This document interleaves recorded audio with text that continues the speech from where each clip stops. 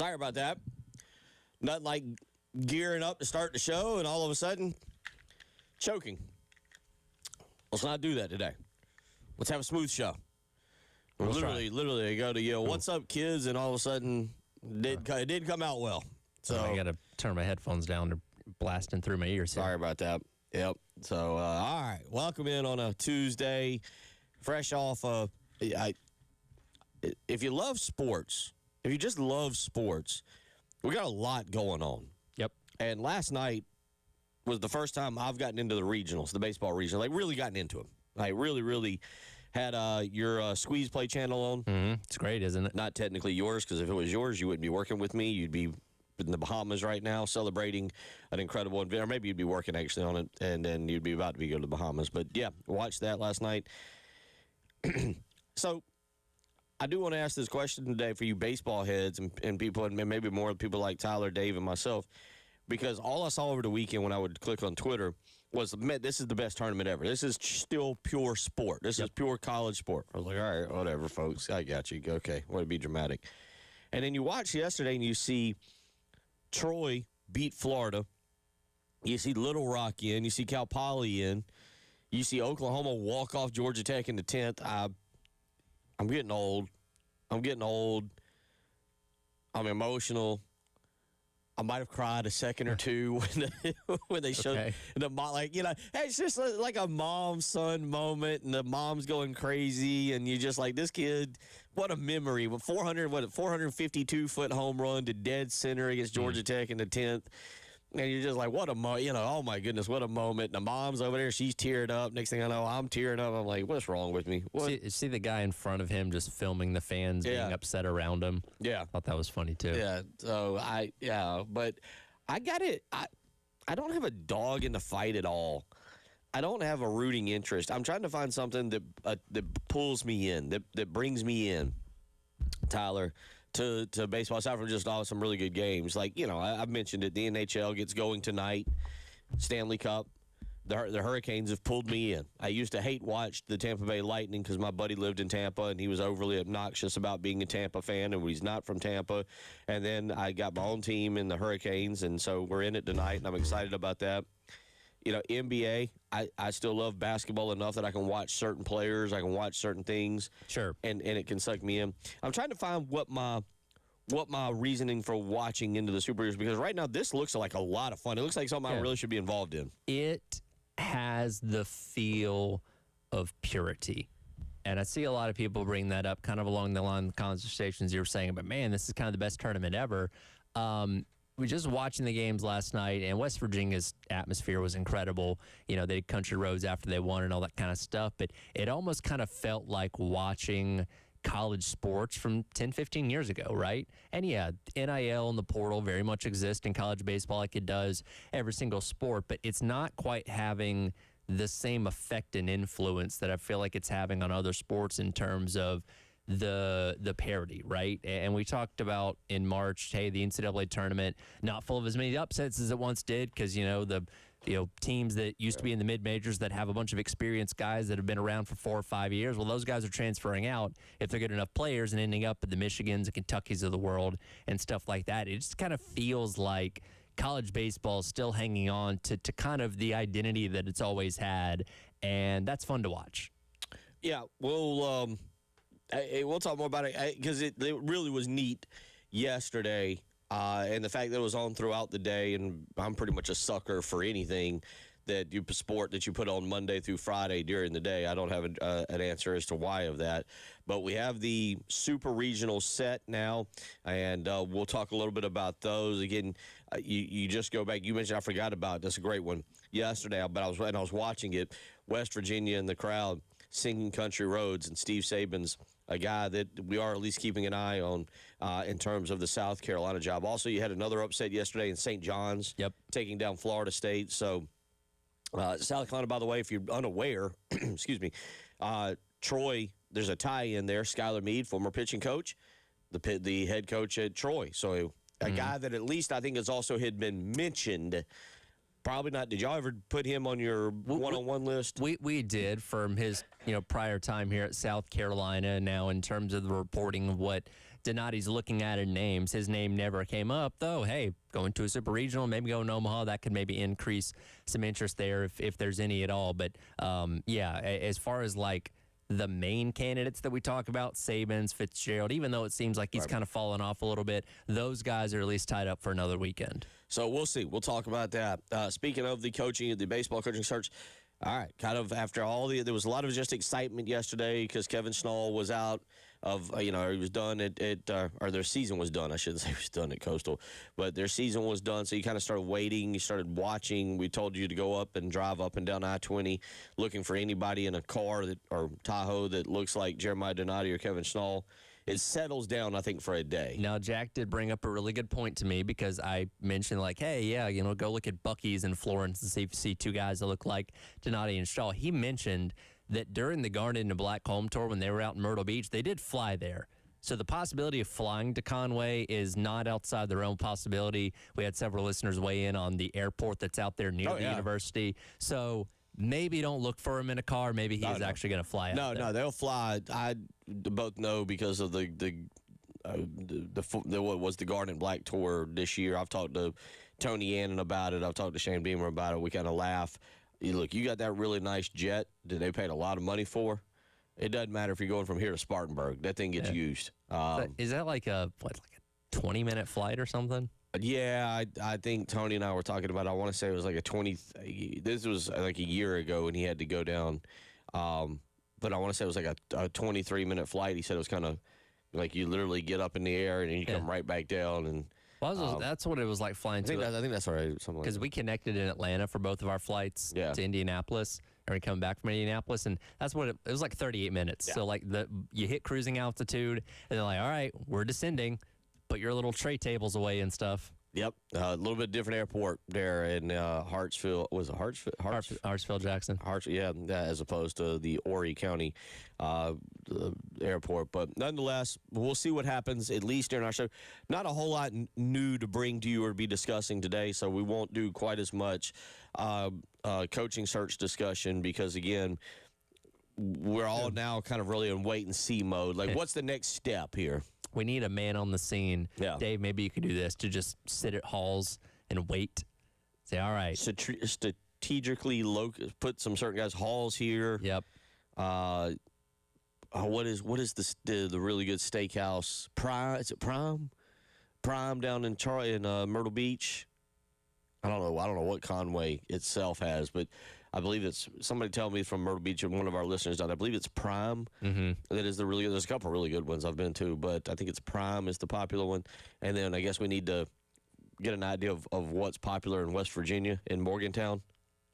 Yeah, it's a great question. I can't answer that. I've never been to West Virginia. We're in the noon hour. I cannot repeat from my very early college days, my just past 21 days.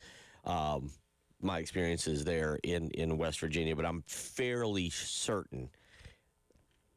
I'm just going to go with fairly certain that is not where they would conduct one of these interviews. Well, I think Jack told me because he drove up there. He had to go to when basketball played at the Greenbrier. There's not a whole lot in West Virginia. No, Snowshoe. That was the one and only. Literally the one. Well, I went back a couple times. I never went skiing. I went with buddies. But the first time I ever went skiing, I watched a friend of mine snap his leg in half. Oh, okay. And, I mean, it was like within the first 24 hours of us being there. And I was like, nope, that's good. I'll sit at the bar. All righty. Yeah. And then they took me to a place of ill repute with a fantastic buffet. And I don't think that's where the interviews happen. That's what I'm saying. So that's all I know about West Virginia. Morgantown seems like a good. I'll be honest. As Austin, my 14-year-old son, gets older, I've looked at just different college towns that look fun. That just, like, man, I want to go kind of experience that. Like Madison, Wisconsin, I don't know why. I would love to go see a Wisconsin game in Madison. Sure, jump around. And just see what it's like. I've heard a lot about Morgantown, and this is going down a whole nother rant that neither of us planned. And it's never going to happen now because college football ADs and coaches are just working us over. I wish South Carolina and West Virginia would go back to a home and home. They did this in the late 80s and the early 90s, and I believe Major Harris came here, quarterback for West Virginia. They were good one year, and South Carolina go up to Morgantown. I'd be all for that little home and home series. Yeah, it's something different. It's a program that's kind of somewhat in line with you with where they sit in their respective conference. And again, it's two fan bases that don't really see each other that I think would be a lot of fun. We're probably never going to get that, unfortunately, unless some things drastically change in college football, but we can dream. Yeah. Anyway, but we'll try and get a man on the scene or a female on the scene there. And if you got that steakhouse down in Myrtle Beach, send that to me. Again, I think it's Prime is the one that everybody. I don't know. Maybe they go to like Planet Hollywood or something like that. Is Maybe that still open maybe they can down do there? fun. I don't know. I haven't been to Myrtle Beach in a long time. Yeah. Whatever the fun thing to do in Myrtle Beach, they got. They go to the Ripley's Museum. Yeah. You know, walk around there, talk about some baseball. Do they still have the NASCAR Speed Park? I once spent an entire day there when I was like 15. That was a lot of fun. But you can go ride some go-karts. I haven't. I'm supposed to go back to Myrtle Beach this weekend of all the crazy things we're discussing for the CCM, the Carolina Country Music Festival, the CCM. Yeah, that's right. And I think it was Jelly Rolls playing on Friday night or Sunday night. And but that last year I went down there for that. We got a good buddy of ours, Rut Spence and Cody, and they're playing down there on Sunday. And so we go down there and check them out. Last year was the first time I've spent time in Myrtle Beach, like where the pavilion was and everything there. I gotta give it a little bit of credit. Like it went way downhill. Oh. It went way. I kind of was like, oh, it's not a bad place. My only thing with Myrtle Beach is like it's so busy. Oh yeah. Right? Like I like beaches where it's like kind of calm and quiet, relaxing. Like there's a lot of things to do in Myrtle Beach, but it's like you're always in a crowd of people. Yeah. And that's not like my main thing when I look for a beach type of setting. I now granted I don't know, but I can't speak for you, but I grew up there. I didn't grow up there, like live there, but like that was our home away from home, and so Myrtle Beach has very fond memories for me growing up. When I was a kid, now I went to Myrtle Beach a couple times, but we always went to Sunset, which is just across the state line. Okay. North, like we would go to Myrtle Beach to do stuff, but like the beach itself, we always went to Sunset. That was a little bit more calm. Okay. All right. Well, we got we'll monitor everything. Who knows? I will say this, joking aside. Who knows? It's 12:12 right now on a Tuesday. By the time we wrap up at 3 o'clock, there could be major news. We are kind of sitting here refreshing Twitter and keeping so. Who knows? But at least as of now, as we sit here, the clock ticks over to 12:13 as we sit here. Not a whole lot to discuss in terms of the coaching search today. We'll also get into some basketball. I had a chance to watch video yesterday of Juan Fernandez. I blanked on his name. I don't have it right in front of me. Like, I can't believe I did that. But anyway, I had a chance to watch video. I want to get into this. Oh, goodness. Yeah. Oh, goodness. What does South Carolina have here? Like, if you were looking for Juan Francisco Fernandez, if you were looking for a reason to draw me back in, you got it. Okay. You got it. He landed it. I watched the video of Juan Francisco Fernandez playing European, Spanish upper La Liga, playing the upper league yesterday, and I went, how did South Carolina get this guy? And I'm not saying he's going to be Luka Doncic or Nikola Jokic or whatever, but we'll get into that a little bit. Also, at least within the last 40 minutes, 30 minutes, I don't know if y'all brought it up on your program, Wes Mitchell was the person I saw to have it first. But Wes Mitchell reporting that Steve Smith will be the next assistant coach for the University of South Carolina under Lamont Paris. I'll get into that. I've known Steve for a long time. I think the world of him. I actually talked to him not too long ago, and I think that's a great hire for a lot of different reasons aside from that he's just my buddy. So we'll get into all of that. 803-404-6100. We'll come back, and we'll get into a little bit of baseball, which is raging on right now. You're listening to The Halftime Show.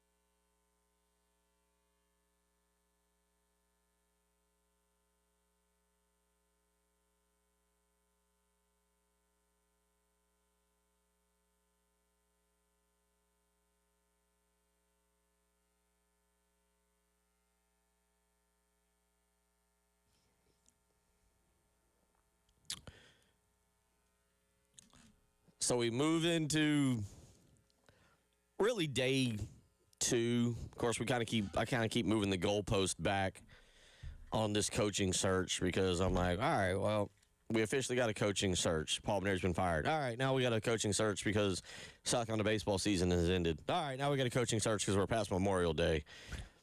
That's my fault. Sorry to all y'all if you keep doing that. If you keep thinking like, boy, Gunner moves the goalpost on the coaching search. But we now know Kevin Schnall is done for the season. Do you expect, we'll get into this for just a few minutes, and there's a lot of other stuff we want to get into today. Do you suspect, if he is the guy, if he is truly the guy, that somewhere in a dark, hidden room in a back alley under cloak and dagger, smoky-filled room, he and Jeremiah Donati are having a meeting at some point this afternoon, to finalize the deal man-to-man? I don't know about specifically today. If you said this week, I would think that's probably pretty reasonable, but because especially now that we know that these other candidates, Saban's kind of has emerged as maybe kind of being that second guy in the last couple of days, knowing that he's tied up. So is Fitzgerald, at least through this upcoming weekend. If Schnall's your guy, if you think he's the best choice, go get him. He's right there. What are you waiting for? Again, all the discussion yesterday was about the players entering the transfer portal. I don't think Jeremiah Donati is sitting on his hands on this going, all right, we're going to give it a few days. My personal opinion, you're right. They're going to meet this week at some point, whether it ends up being Kevin Schnall or not. They're going to talk. My guess, they're getting it done today. Like, get him done today, tomorrow, Wednesday, finalize the contract with him and his agent and everything, and then Thursday have the announcement, and then Friday have the press conference. I mean, I don't know if there's a sense of urgency, and that would be my question to you. When you have had this much time to plan, to plot, to gauge, to do all the things, you're really, in my opinion, I would love to hear Jeremiah Donati's, when he's done, if he's willing to talk about it, kind of his time frame with all this. Yep. Because I would be under the assumption that by now he's down to 2 or 3. He knows their interest. He knows, and Kevin Schnall said it. That's one reason I love Kevin Schnall. Kevin Schnall's honest. He didn't say like, oh, we've had no contact. He said, yeah, my third-party people have had contact with their people. I haven't spoke with them, but there's been talk. Which lets you, and for a second, don't be naive and think like that his people didn't come back and be like, hey, they're offering 1.8. Is that worth you taking it? Mm-hmm. Yes. Okay, I'm going to tell him. I think there's also a part of messaging to Coastal on that as well. And this goes back to when he was asked about this job like a month ago, right? After Maneri had been fired and all that kind of stuff. And Schnall was asked in some weekly presser, and he didn't directly talk about the job, but he just talked about in general, hey, it's crazy that these jobs are open, and, you know, I like the resources that we have here at Coastal and all that kind of stuff. And I think we kind of read between the lines like, hey, this is him saying he's happy where he's at, but you need to keep up with the Joneses when it comes to the resources, the facilities, and all that kind of stuff to continue to have success. And I almost feel like when he, said the other day on another radio program about, well, my representations at least talk to South Carolina, even though I haven't directly, that is, again, kind of positioning yourself like, hey, there's interest here. So you got to make it worth my while to make sure that I'm satisfied to want to stay here at Coastal. If it is Kevin Schnall, and that is obviously because Steve Sabins is still playing, Dan Fitzgerald is still playing, Skylar Meade is still playing, any other names that might be popping up mostly that I think would be of major interest are still playing. But if it is Kevin Schnall, I do think there's an element of grace, of gratitude, of thanks to your alma mater. Like, this isn't just one coach leaving a place he's been coaching at. Right. His heart and soul is into Coastal Carolina. He has been, obviously, we mentioned he played for 4 years there as a catcher. He was an assistant coach for 11 years, left and went to Central Florida for 2, and then came back, and for the last 8 years has been for the 8 more years was the associate head coach, and then for the last 2 has been the head coach. Like, it's not just some dude who's got really no correlation, no tie to Coastal Carolina. There's a lot there. And I think, Tyler, also to your point, you want to thank Coastal, if you're Kevin Schnall, for all that they've done for you. And, I mean, Coastal has put Kevin Schnall on the map. Right. Kevin Schnall didn't put Coastal on the map. Coastal put Kevin Schnall on the map. And so with that in mind, you kind of want to, I think you want to handle this with as much grace and dignity and respect because I don't think, I'm sure there's going to be those fans, but I think the vast majority, if he takes the South Carolina job and leaves Coastal, most are going to be like, yeah, you kind of had to do that. Like, you had to test yourself in the SEC.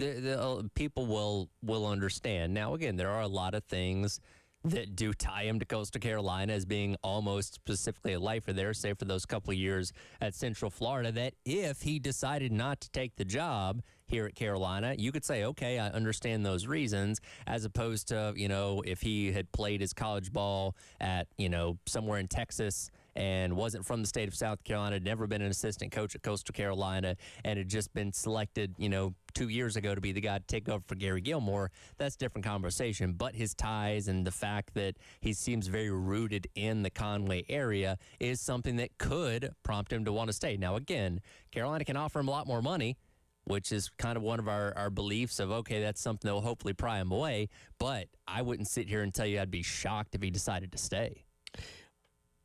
Here's the thing. If he were to turn it, now we assume, I think we're all acting under the assumption label here without any true knowledge. Good job to Jeremiah Donati, at least at this point, for this having some leakage in information, but very little. I'm under the impression they will turn to Steve Sabins. Steve Sabins at West Virginia, y'all did the one-on-one coaching showdown. Yep. He is originally coached at Oklahoma State. His alma mater, we talk about Kevin Schnall being Coastal Carolina. Steve Sabins' alma mater is Emory-Riddle Aeronautical University. Did y'all cover that in your coaching breakdown? I believe we briefly mentioned that. That was not something that we dove too deep into. I don't know if you clicked on it or not. Can you tell me where that school is, by the way? I have not clicked on it. Emory. So he's a Midwestern guy by date. Actually, he played. Actually, I'm looking now at his playing career. He was the first true transfer man. Angelina College, Dayton State, Oklahoma State, and Emory-Riddle. Riddle, something like that. I'm going to go to Midwestern. I'm going to narrow it down to Oklahoma. I'm going to go with Oklahoma on that. So I think I would have to actually get clarification. Apparently, they exist in two places, Daytona Beach and Prescott, Arizona. Oh, I see this. Yes. Both schools have athletic programs. I don't know which one he played that. So he either played in Florida or Arizona. Now, he's from Texas, so maybe the Arizona thing makes a little bit more sense. But if hired here, we need to get some clarification on which of the two schools he played at. I agree. For the record, too, Sabins, much like Schnall, has been a head coach for just 2 years, leading West Virginia to a 44-16 record last year in NCAA Super Regional, and obviously winning yesterday 43. They didn't win 43-15, but as a record this year 43-15, and we'll head to another NCAA Super Regional. So it appears those are the top two, but we are awaiting patiently any news that may come out on Kevin Schnall. So that's a little bit of your baseball head coaching update. Again, we won't get much more into it because right now what we just shared in that one singular segment is about all we got. We're about out of information on that one right now. Yeah, and we'll keep our eyes open. Yeah, we'll refresh Twitter every 2 seconds. 803-404-6100. We'll come back, and we'll actually talk about the baseball side of things, which was the great regionals yesterday. West Virginia's win over Kentucky, Oklahoma's walk-off over Georgia Tech, St. John's upset of Florida State. We'll actually talk about the games that were taking place that were a lot of fun to watch. You're listening to the Halftime Show.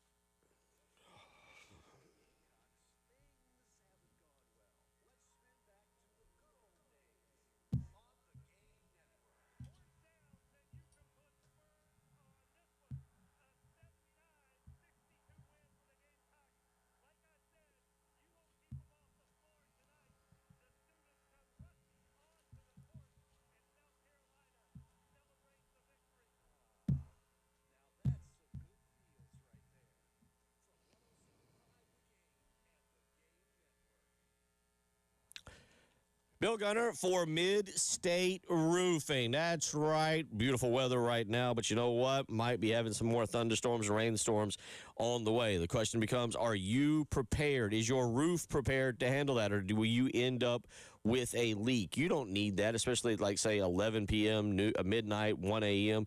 That is not what you need at all. So you need to call the pros at Mid-State Roofing, where for over 30 years they've been the leader in the roofing and waterproofing industry. And I saw it myself personally. They came out to the Gunner household, put on a brand new bonded system that they talked to me about. I'm not going to lie to you. I'm not a roofing expert. They are. They explained everything properly. They explained it perfectly. They made me feel great about my roof. I just didn't know what they were talking about. But they knew what they were doing, and that's why I trust Mid-State Roofing with the Gunner household. You should as well. Give them a phone call, 803-356-1919. That's 803-356-1919.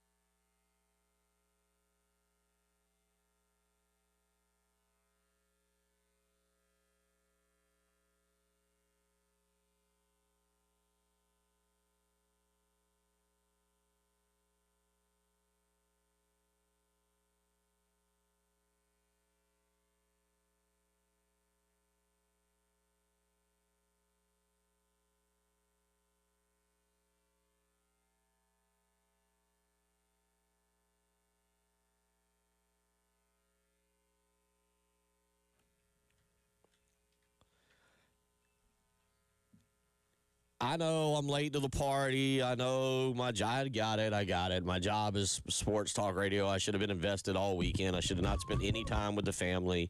I shouldn't have been at my son's AAU games. I should have been glued to the TV. I should have been watching baseball and NBA basketball, and there was no NHL this weekend. I guess it was on Friday night, but I should have been just glued to my TV. But I didn't. I wasn't.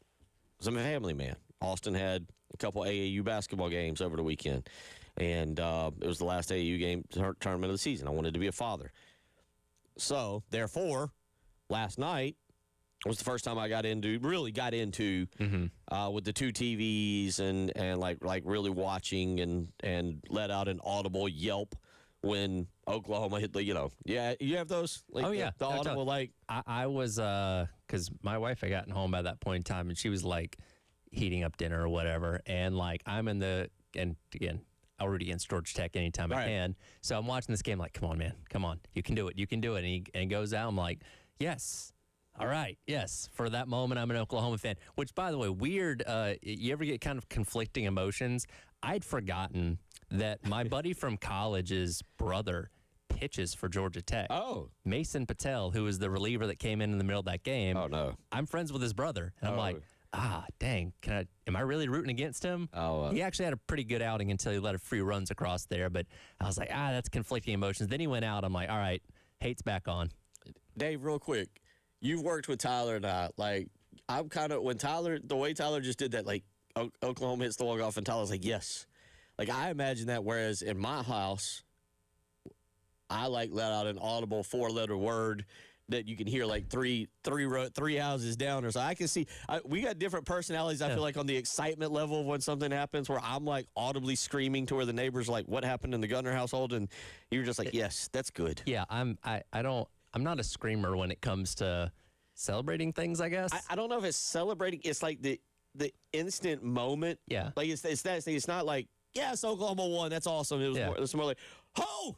That happened. Yeah. Oh. Yeah, I don't go that far. All right. Yeah. I'm a little more reserved. I can be so loud sometimes the neighborhood dogs start barking.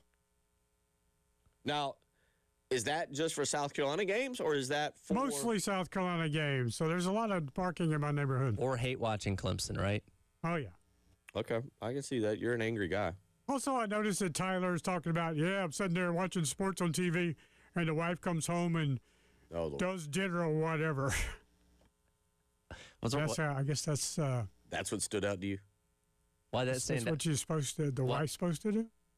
Well, like the food's already cooked. We meal prep. She was just heating it up in the microwave, and I was watching the end of that game while that was happening. No, she's not in there slaving over the stove while I'm just sitting in there with my feet kicked up. If that's the image you were trying to create there. Yeah. Honey, get in there and make me something. I'm watching the sports game, yeah. Ladies, he's single. I'm not a great cook, by the way, anyway, Dave. So if I was cooking, it probably wouldn't be that great. Except for steak. I'm good at steak. I can do steak. Okay. Steak's my thing. You want to reel this one back in, that Bill? Segment. That segment's gone. Where was I going with all of that? Anyway, yesterday was a lot of fun, and that was the opener of it, the Oklahoma Georgia Tech game, and I think you're right. I don't know how to explain it, and maybe somebody out there that's listening, you kind of did a good job. There does seem to be an odd, and maybe it's just because there's upsets, and there's Little Rock, and there's Cal Poly, and there's Troy, and I know they didn't make it, but they won games, Citadel and Upstate, and so forth and so on. And so maybe it's because the underdog is having their day a little bit in this thing. We've talked about it. One side of the bracket is completely drunk and out of control and quirky, and the other side is all chalk and doing what they're supposed to do. I guess, actually a few upsets now. But, yeah, it's really, really interesting to watch this now and be like, because, by the way, I'm a big believer that the actual sports, basketball, football, baseball, when you put them on the television in the sport, it's still great. It is great. Football is great. It is the off-season, and it's the off-season of basketball that is disgusting, and that we're seeing things we don't want to see or knowing things we don't want to know and all of that. But I think the actual sports themselves, when they play the games and they do what we really love, are great. But the excitement and the emotion of baseball has been a little bit different, and it might be coming off of an NCAA tournament where you're right.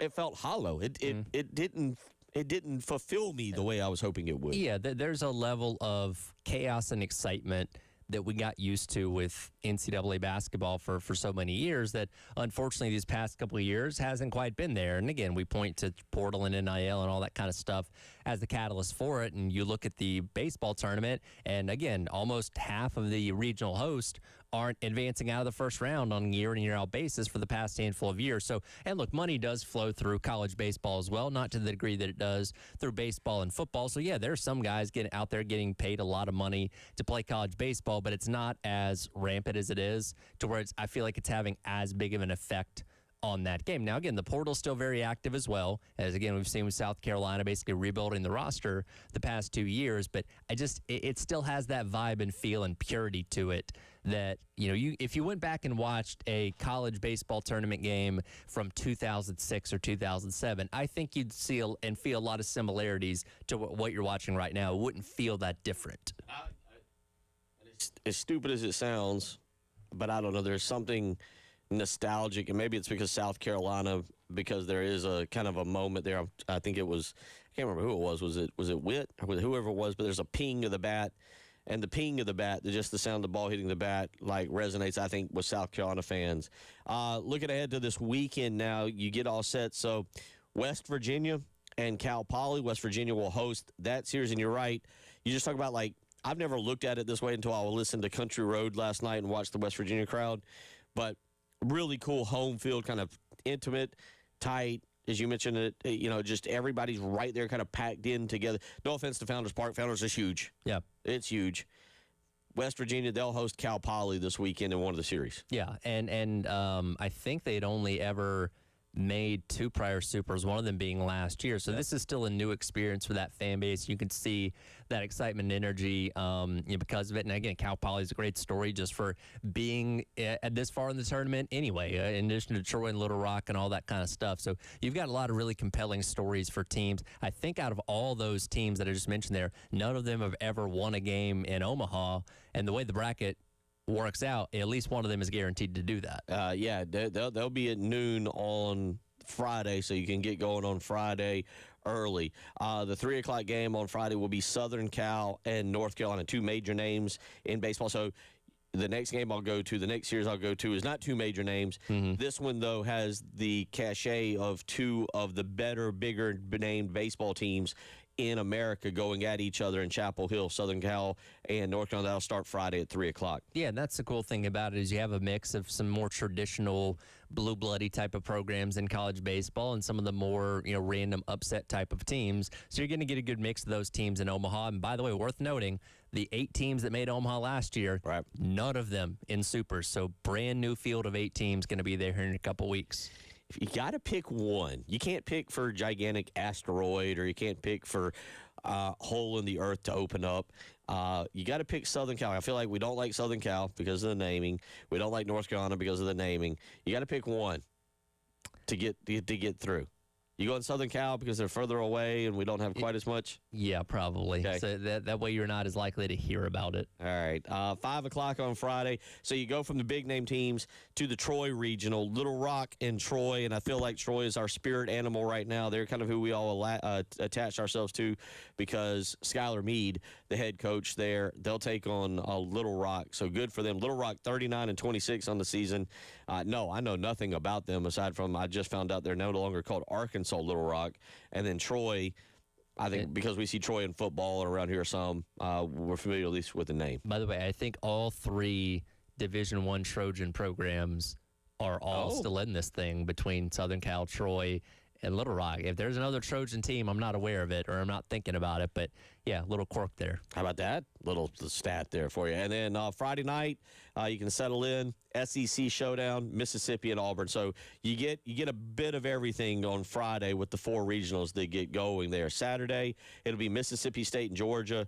Jamie Bradford yesterday saying that's the series. Circle it. Winner of that series wins the College World Series. Yeah, Georgia's the highest remaining seed left as the number 4 overall, so makes a lot of sense. And obviously, Mississippi State has the momentum on their side, and obviously led by a really good coach there in O'Connor that can take them deep into this thing. So yeah, that could be the one that kind of sets the table for ultimately who might be the favorite going into Omaha. Also kind of validates getting rid of a national championship coach in Chris Lamonis to bring in Brian O'Connor. The other games that we just mentioned, they'll keep going on Saturday. Saturday. That'll take us to 6 o'clock. ESPN2, Oklahoma and Kansas, a former Big 12, Big 8 battle, I guess. And then 8 o'clock on Saturday night, Oregon and Texas. And then the very late one, because why not have a game in Alabama starting at 9 o'clock, 8 o'clock their time, St. John's and Alabama. So that's how it'll go. And, of course, the other 4 that I mentioned on Friday will be playing on Saturday as well. 803-404-6100. We'll come back, wrap things up, hour number 1 on the Halftime Show.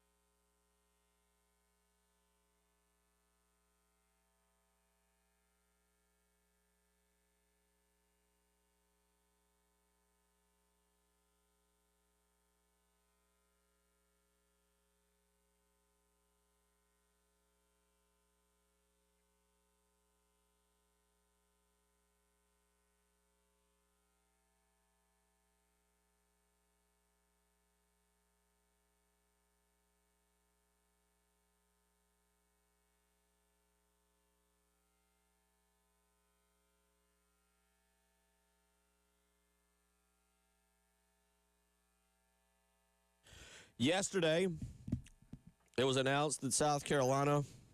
Now, if you'd been following John Whittle in particular, I think Wes Mitchell and Gamecock Central had a lot of the stuff, but I know John Whittle in particular had been all over this from the get-go in terms of South Carolina's bringing in 2 international players because of they were playing professionally. They were playing for their team, and the team that they were playing with did not want it released what they were doing. South Carolina respected their wishes and followed through, but South Carolina has apparently landed 2 international players, and yesterday, one of which was announced, and that was Juan Francisco Fernandez.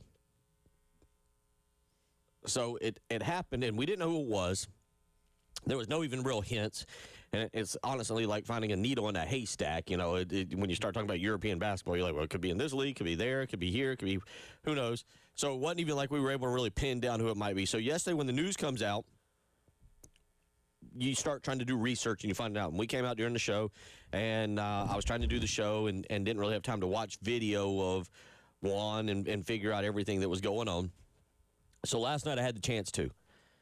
Let me tell you something. If you haven't seen it, and you can go to my Twitter account, @Will, W-I-L, Gunter, G-U-N-T-R, and you can scroll back, and there is what I believe to be an international scout that I retweeted out there who has video of this young man. And there are highlights. And look, my background, how I got into radio, is basketball scouting, and kind of fell rear end backwards into doing radio. I think I'm a good scout. I think I have a good grasp of what a player can and can't do. I'm also very fully aware that I'm watching highlights and not like, like actual games. But I'll tell you this, one of the first things that I start to look at is just fluid movement and just pure skill. How do you pass the ball? How do you shoot the ball? Like, do you have a quirky motion? How do you run up and down the floor? And it instantly jumped out at me that this young man that South Carolina is bringing in is a very fluid basketball player. Like, there's no clunkiness to his game. He's not a 6'10", 6'11", whatever he is. I saw 3 different sizes yesterday by the time the day was over. Mm-hmm. I don't know if you're watching it now. I am. He moves. So, just the first thing in general is, how does he move? How does his body on the court? And I was like, wow. There's a lot of fluid movement there that looks graceful, that looks like he knows what he's doing in basketball. I'm just starting with that. I was like, wow, that's a good pickup. Yeah, and a lot of these are moves towards the basket. We talked about yesterday. Not somebody you're going to look at as being a three-point shooter. So all of his work near the basket. But you're right, a lot of good finesse. Watching him do a pretty clean Euro step there on the highlight I just watched. But yeah, for a guy that size, looks like he's got a lot of that athleticism that you're going to want near the basket. And again, have that physical presence that you've been lacking for the past year or so. Here, actually, there is a clip of him shooting a 3. So not impossible, but not something you're going to look at him as something he's going to be doing on a consistent basis. But again, those moves near the basket, being able to score there is something that you're hoping to see out of him. And again, like you're right, these are highlights. They don't put the bad stuff on these highlight tapes, but what you see is promising. Now, as far as a basketball player, the first highlight I saw yesterday is he takes the ball from the left wing and drives into the middle and kind of gets stuck around the elbow and whips a behind the back pass down the lane. Again, the first thing I'm looking at is just body movement and do they look somewhat graceful? Are they clunky? Then I start to look at the actual basketball skill and go, okay, how does that correlate to what you're doing? Well, the first play I watched, he just dazzles right through it and throws a behind the back Steve Nash-esque pass. And I hate to do this to the kid, but then there's pictures, there's video of him running the break, throwing passes. You're right, I didn't see many videos of him shooting the ball. That's fine. I'll say it again. You want to pull me back in? You want to intrigue me? I am fascinated right now by what South Carolina has somehow landed here in Juan Francisco Fernandez. Well, he's showing you things from a big guy that you haven't had the past couple of years. I don't know if they've ever had this. Or maybe you've never had. Again, you can speak to that better than I can, but this guy's got good athleticism and good skills with the ball in his hand, and that's exciting to watch if that translates over here. Like, I'll be honest, folks, I'm not trying to oversell this guy and tell you, like, hey, South Carolina's an NCAA tournament team now, or look out Kentucky and Auburn and Tennessee, here we come. I will say I am, like, really, really fascinated to see this guy in the Garden Black and how he meshes with everybody. Because yesterday when we learned of this guy, I looked at the numbers and I was like, all right, 14 points, 7 or all right. Well, throw into the fact he ain't a freshman. I mean, I guess he's a freshman, but he ain't. No, he's 23 He's years old. 23. He's 23. Get me to basketball season. I want to see this guy. I want to see what he does. We'll talk more about that, but we'll get into some tortured fan bases. Are you one of those tortured fans? We'll get to the bottom of it.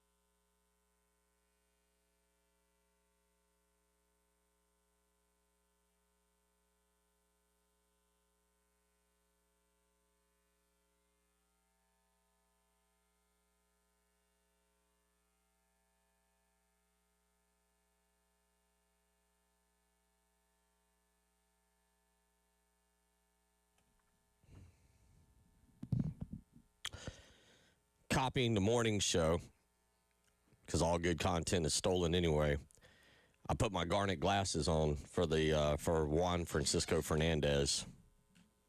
You can look in the live stream. I actually look good. I make these look good. I'll join you. I've seen them on Elijah and Preston, and it's not a good look, but I make these. These are actually, of course, I'm looking through garnet. Holy, I know, red, yeah. that, man. Yeah. Yeah. I think mine are fogging up too. I'm not real sure what's happening here.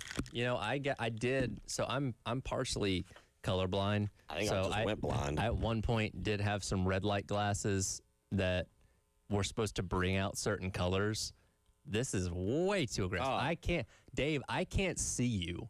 Like, I legitimately, okay, barely, but like looking through that glass with these on is like, I can't see the TVs. Like, this is crazy. Mine are fogged up.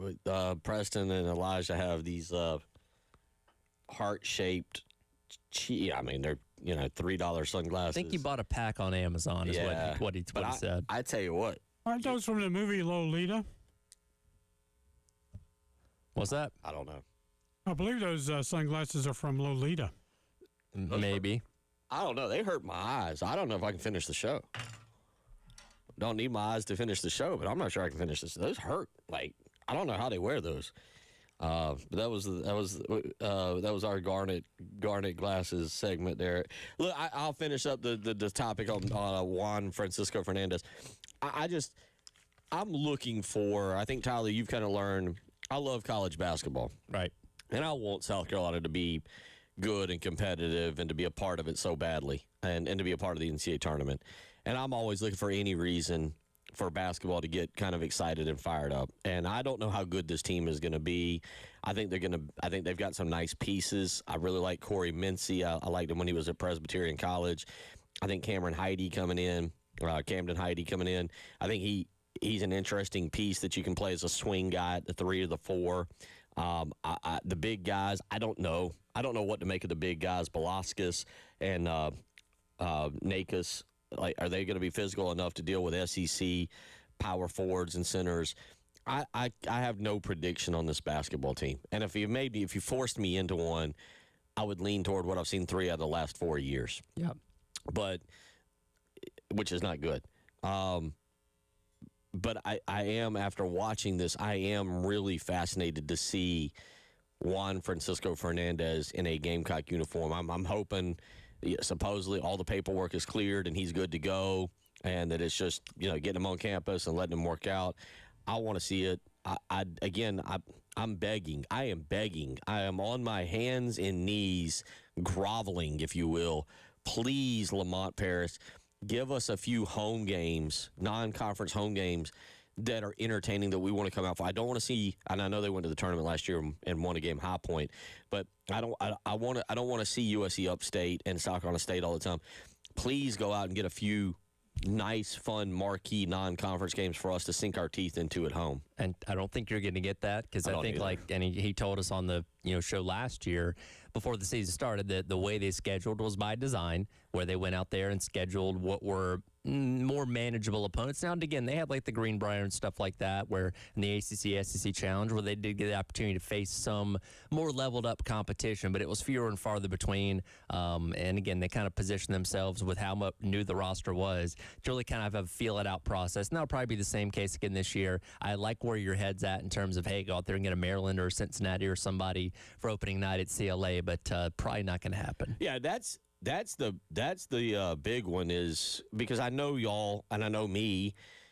Like, if you go, and I get it, they're not going to do it, and so I'm yelling at a cloud. I may as well just go out and stand on Gervais Street and yell at a cloud, right?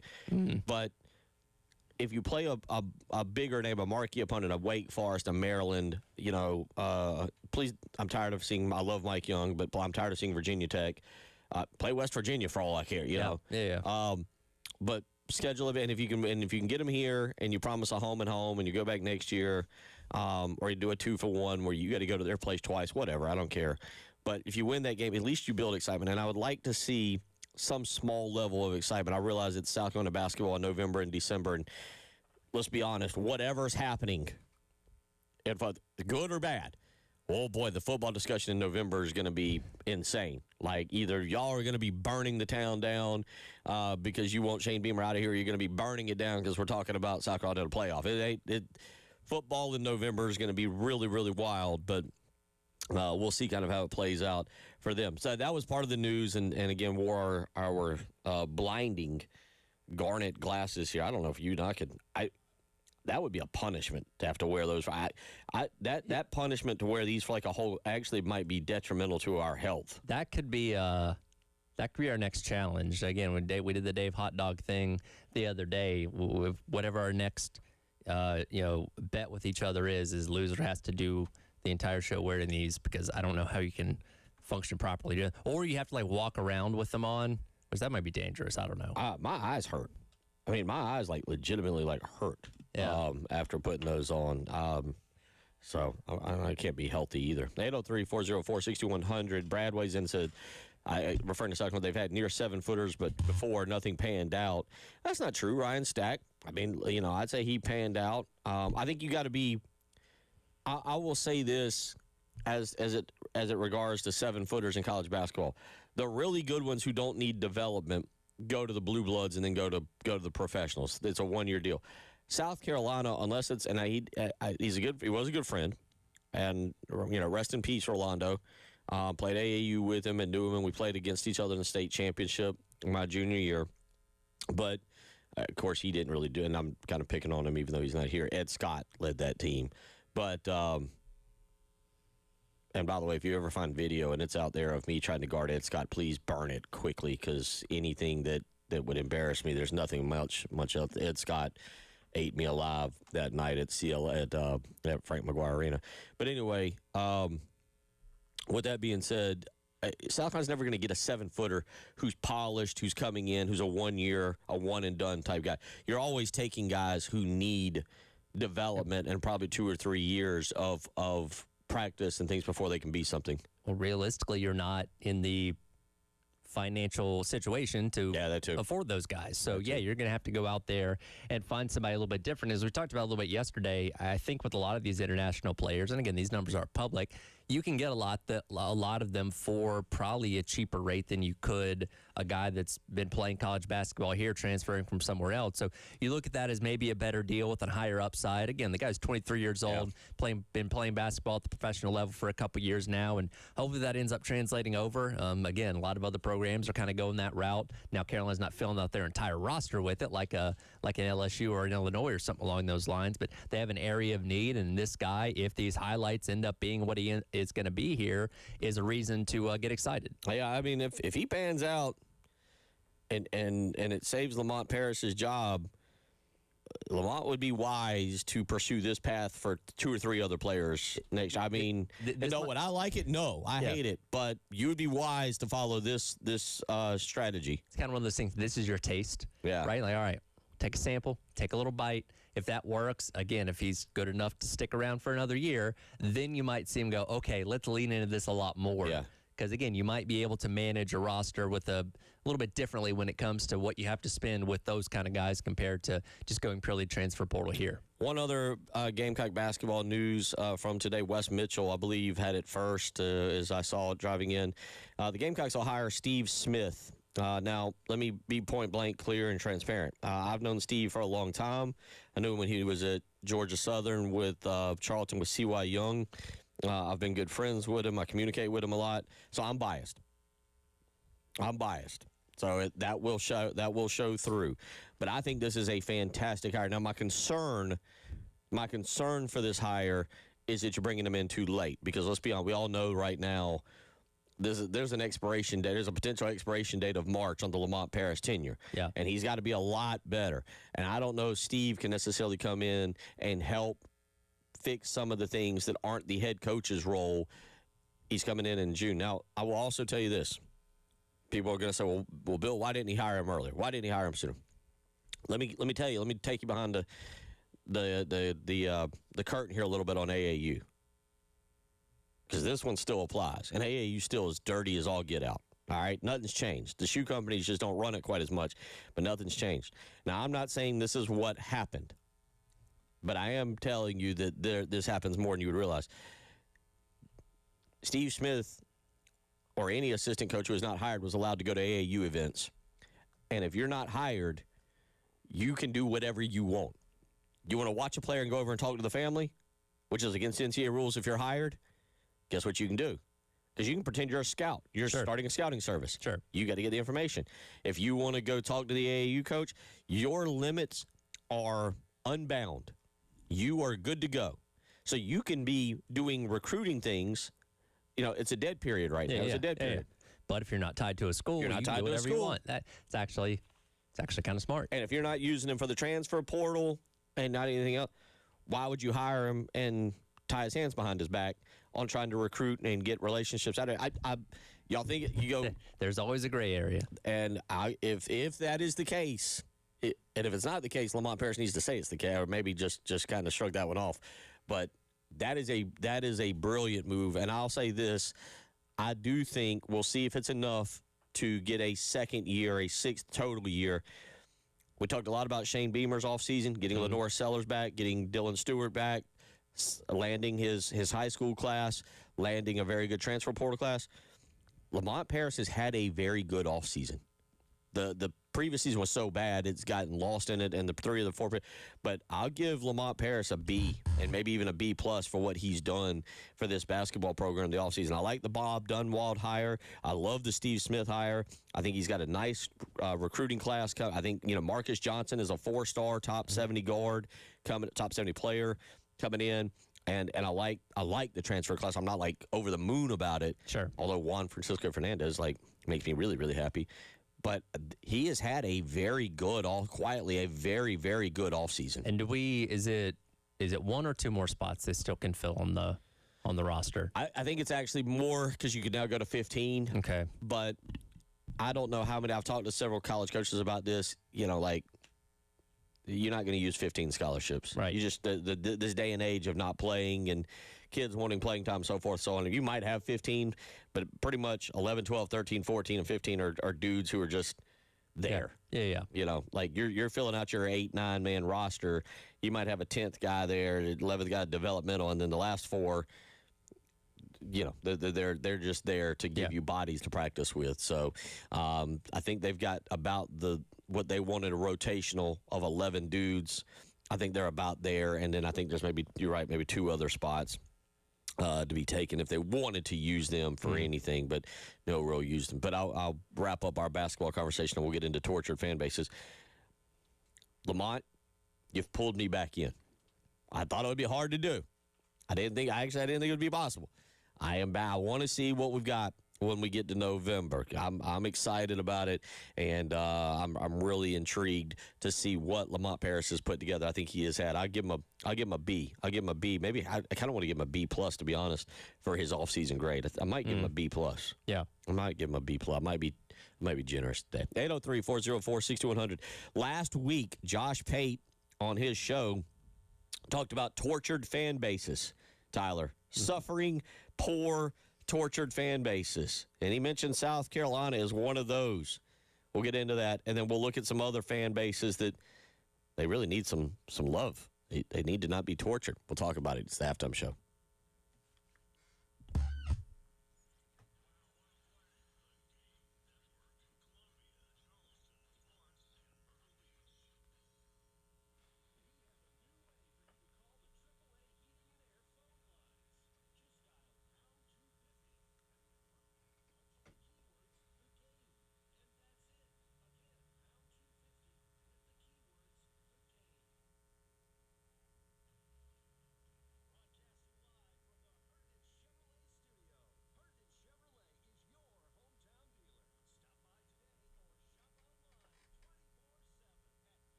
It's all right here for our friends over at Canty Foundation Specialists. I remind you all the time, but you always need to be on the lookout for things around your home that are a little bit off. Things like cracks in your exterior brick, cracks in and above windows and door frames, doors and windows that might be sticking, uneven or bouncy floors, or cracks over your garage door. If you notice any of these problems with your home, you could have serious foundation issues. That's our friends over at Canty Foundation Specialist come in. Go online to schedule your appointment today at cantycanfixit.com. They'll send a professional out to your home to evaluate those foundation issues and get them fixed right so you and your family can live worry-free going forward. Again, do not hesitate. These conditions will only get worse. Go online to cantycanfixit.com. Let our friends over at Canty Foundation Specialist help you out with your home's foundation issues.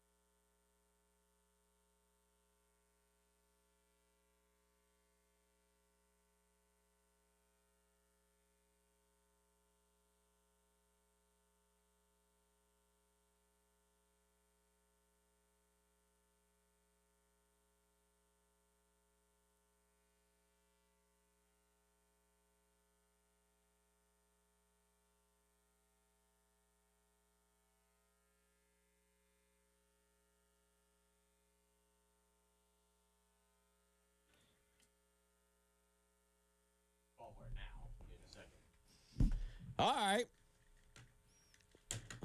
Can't speak for Tyler. I'm still trying to recover from putting on these glasses. Y'all think I'm being a big baby and everything. I'm telling you, my eyes hurt. I don't know how they do that. It was drastic when I put them on. That's for sure. They do it once a week. I don't know how they do it, but now we know what they deal with. Yeah. Well, good luck to them doing that. They're laying around everywhere around here. They must have been like a nickel for 10. 803-404-6100. So are you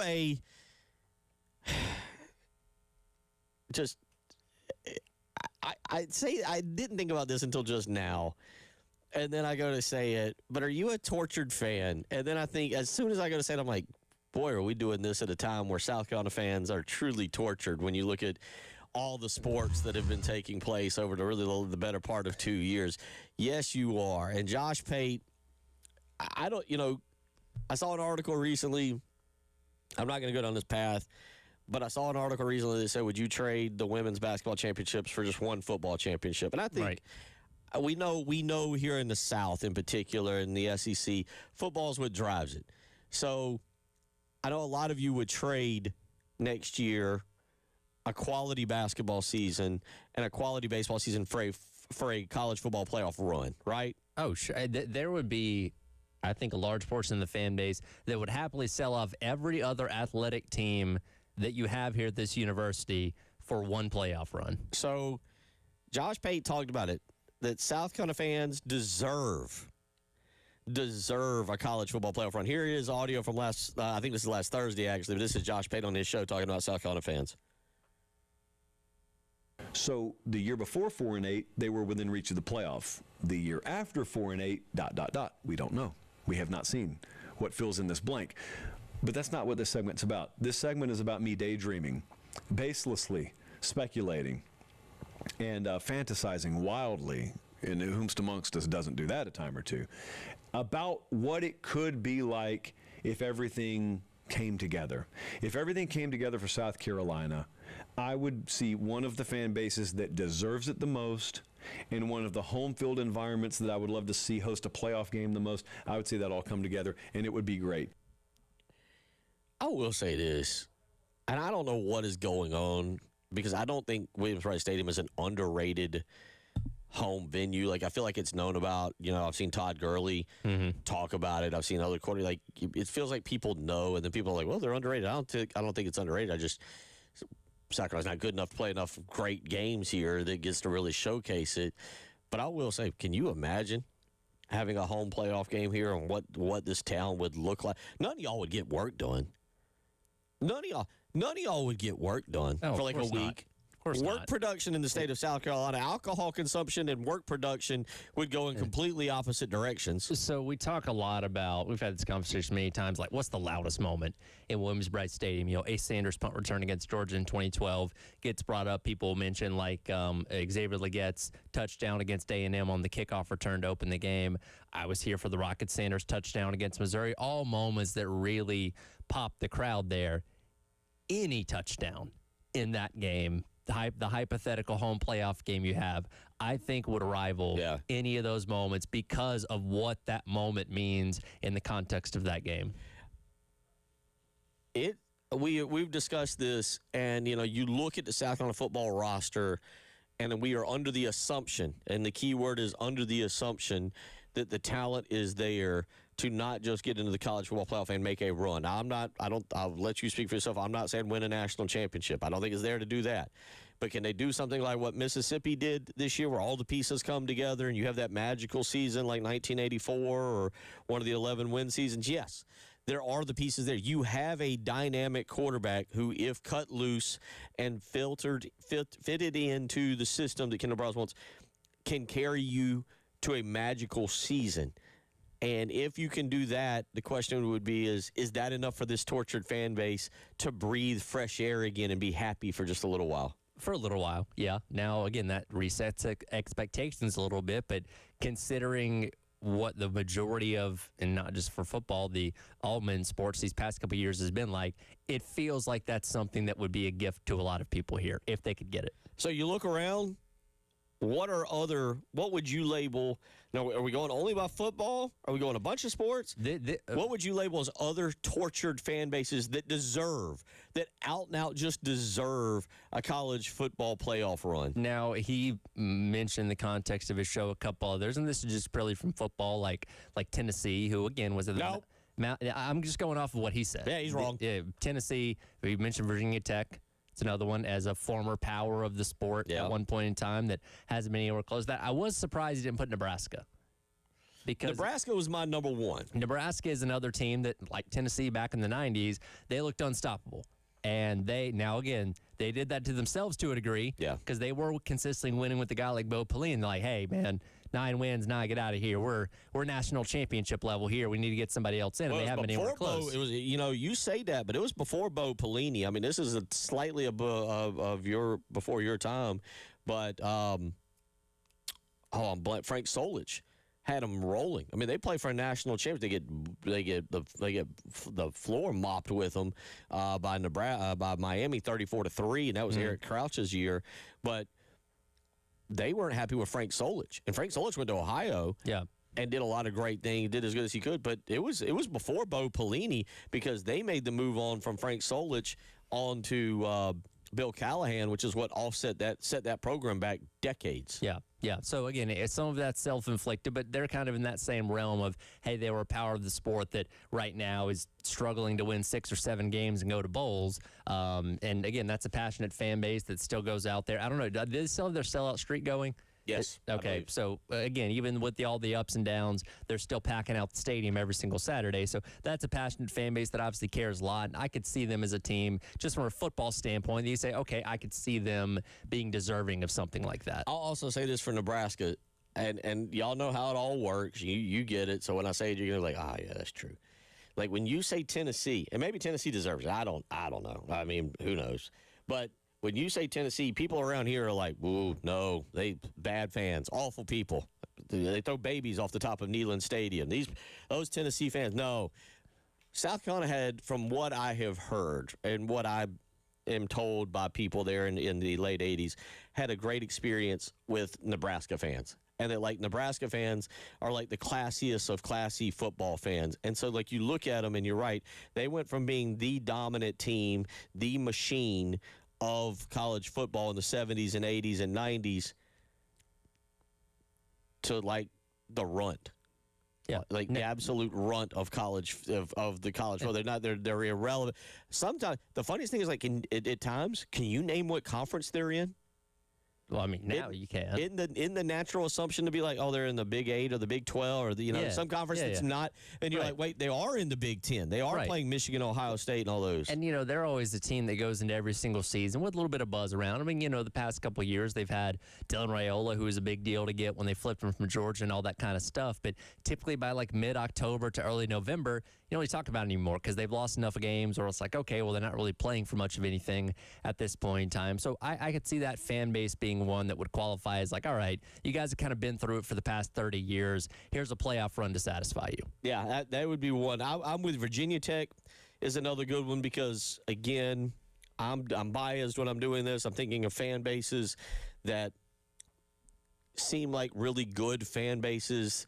And you're right, Virginia Tech under Frank Beamer, they had the huge run that coincided that was capped by Michael Vick, but then they brought in several other good players. Tyrod Taylor, I think it was Kevin Jones was the running back. Like, Virginia Tech really from about 95, 96 to about 2004, 2005, that's when they were really peaking out under Frank Beamer and becoming a nationally known program. And then it's kind of going back to now. They're looking. We'll see what James Franklin can do. But I'm with you. That fan base, and up there, that's another one that we'll never get to see. And I've heard my dad has told stories about trips to Blacksburg in the fall, and they were phenomenal in the 80s. You older Gamecocks, you might agree with that.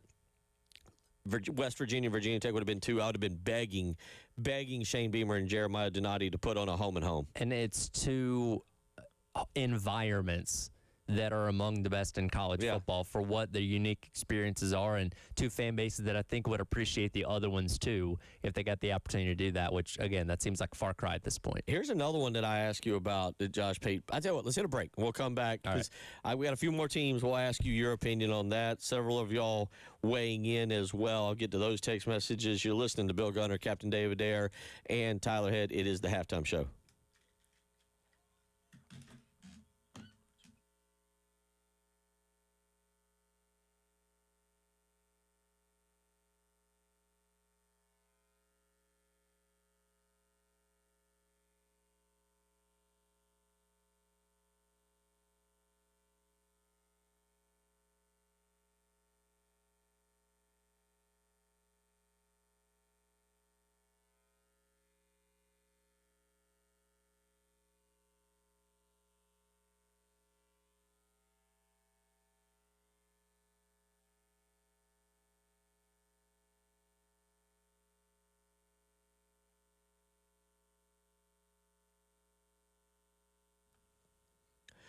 Bill Gunner for Mid-State Roofing. Let me ask you, have you thought about your roof today? You haven't, have you? No, you haven't. Did you think about your roof this week? I know it's Tuesday. No, you haven't. Well, at Mid-State Roofing, they have. They think about your roof 24 hours a day, 7 days a week. They're on it. I get it. Right now, you got a lot going on. It's the beginning of June. You're thinking about summer vacation. The kids are out of school. What camps you got to get them to. But that roof of yours protects your home. Maybe it protects your business. It is vital to your everyday standard of living. And if it has a leak and you've got things being ruined in the attic and then creeping down into the house, you've got a major issue. So call Mid-State Roofing and be proactive. Get somebody out to the house today for a maintenance contract. 803-356-1919. Call the group that thinks about your roof 24 hours a day, 7 days a week. That's why they'll take your phone call any hour, any time, any day. They're ready for you. 803-356-1919.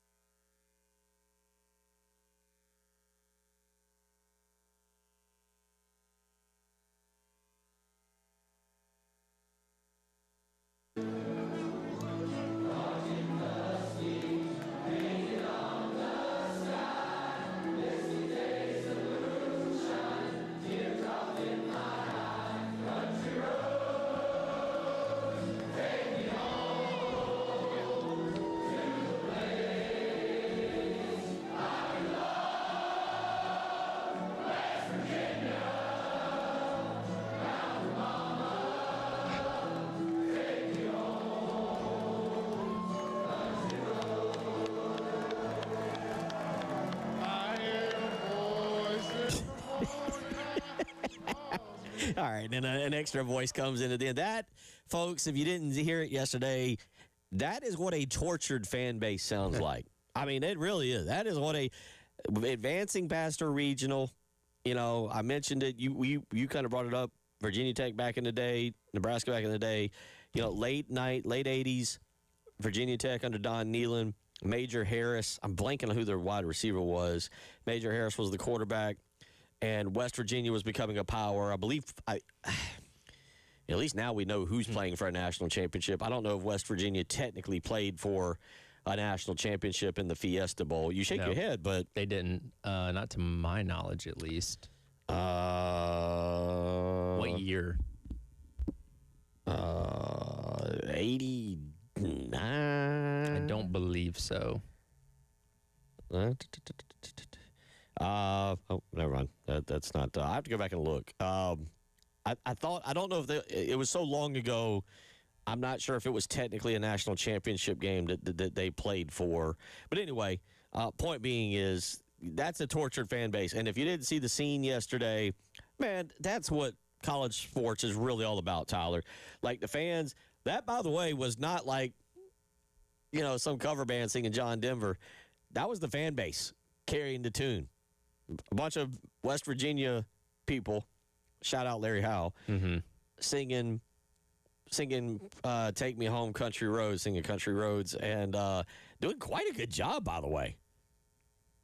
Yeah, it sounded good. It's in unison. They do that after not every event, only games that they win. Right. I think it's cool because it makes it more special. Again, something you have to obviously earn. But no, that was cool to see that whole environment last night. Throughout the entire weekend, for the bits that I watched of the West Virginia regional out there, that fan base was hot the entire time. And again, it culminated with them walking that one off last night. So, Steve Saban's obviously got that program in a good place and very successful through his first 2 seasons there.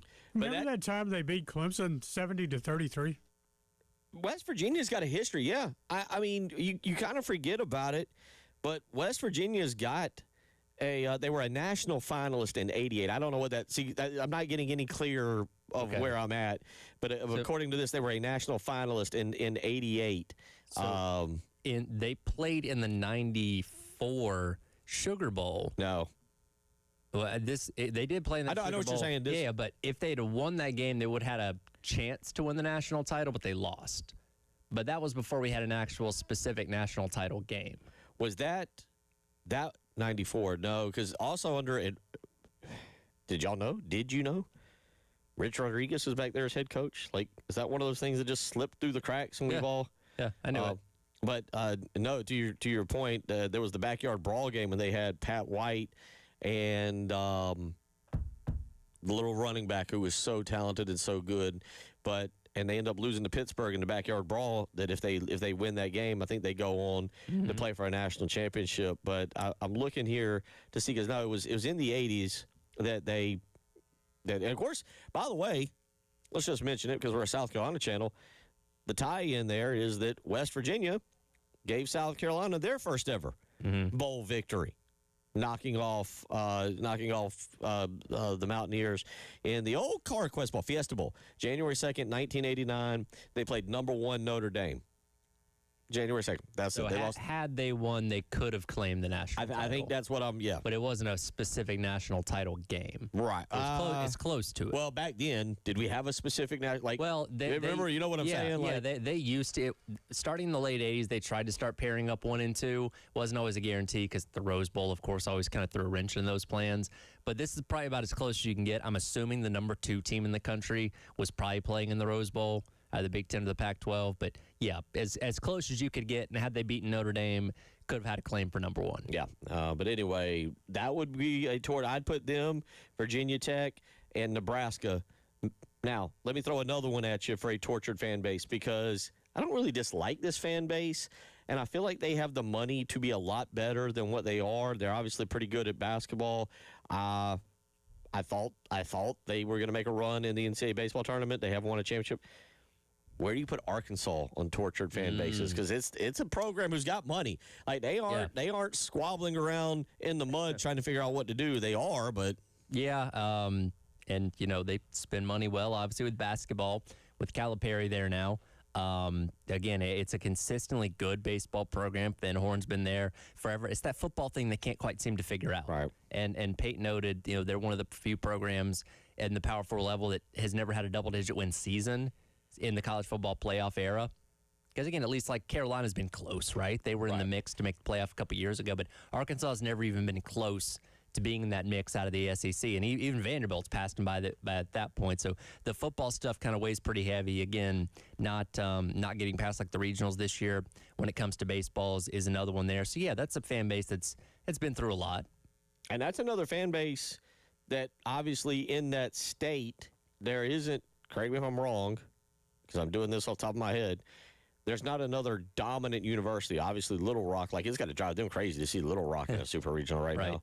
But you don't have another dominant. You got Arkansas State, you got Little Rock, you got a bunch of the smaller schools.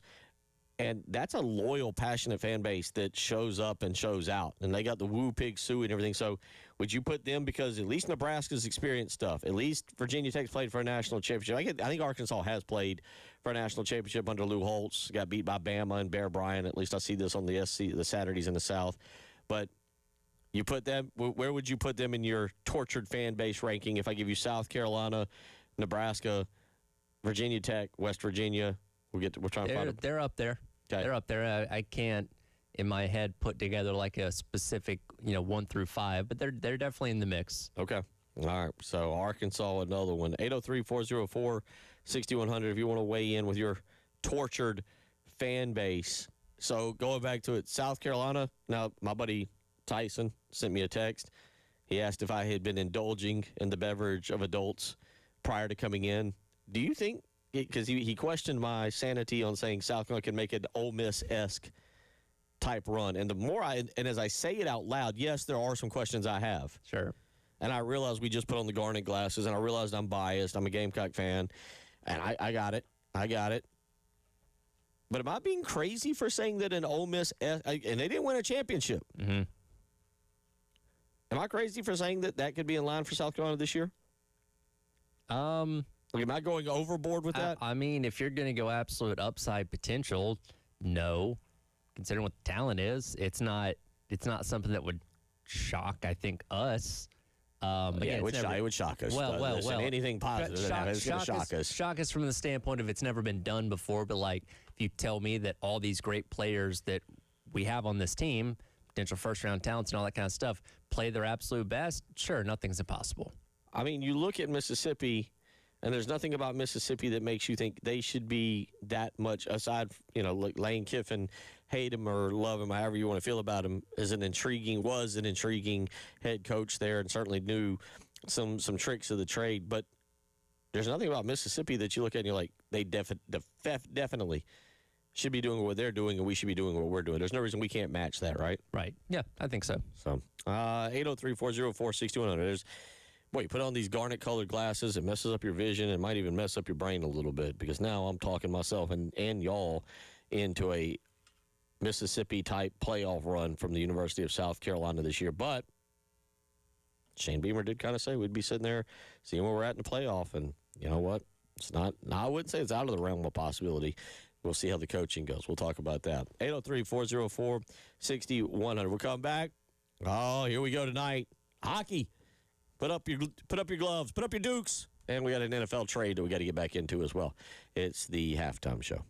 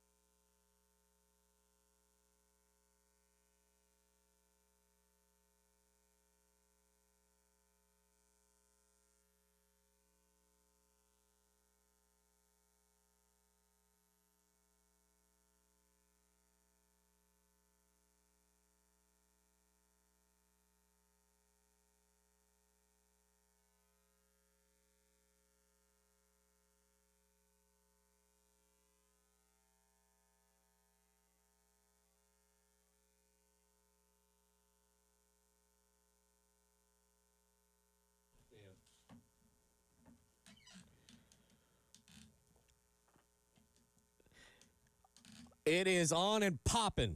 Are the kids still saying that? It's on and popping? We still saying that? We still using that? Just the older people? I'm going to guess no. No? Okay. Oh, well, 44 will get to you. It's on and popping tonight.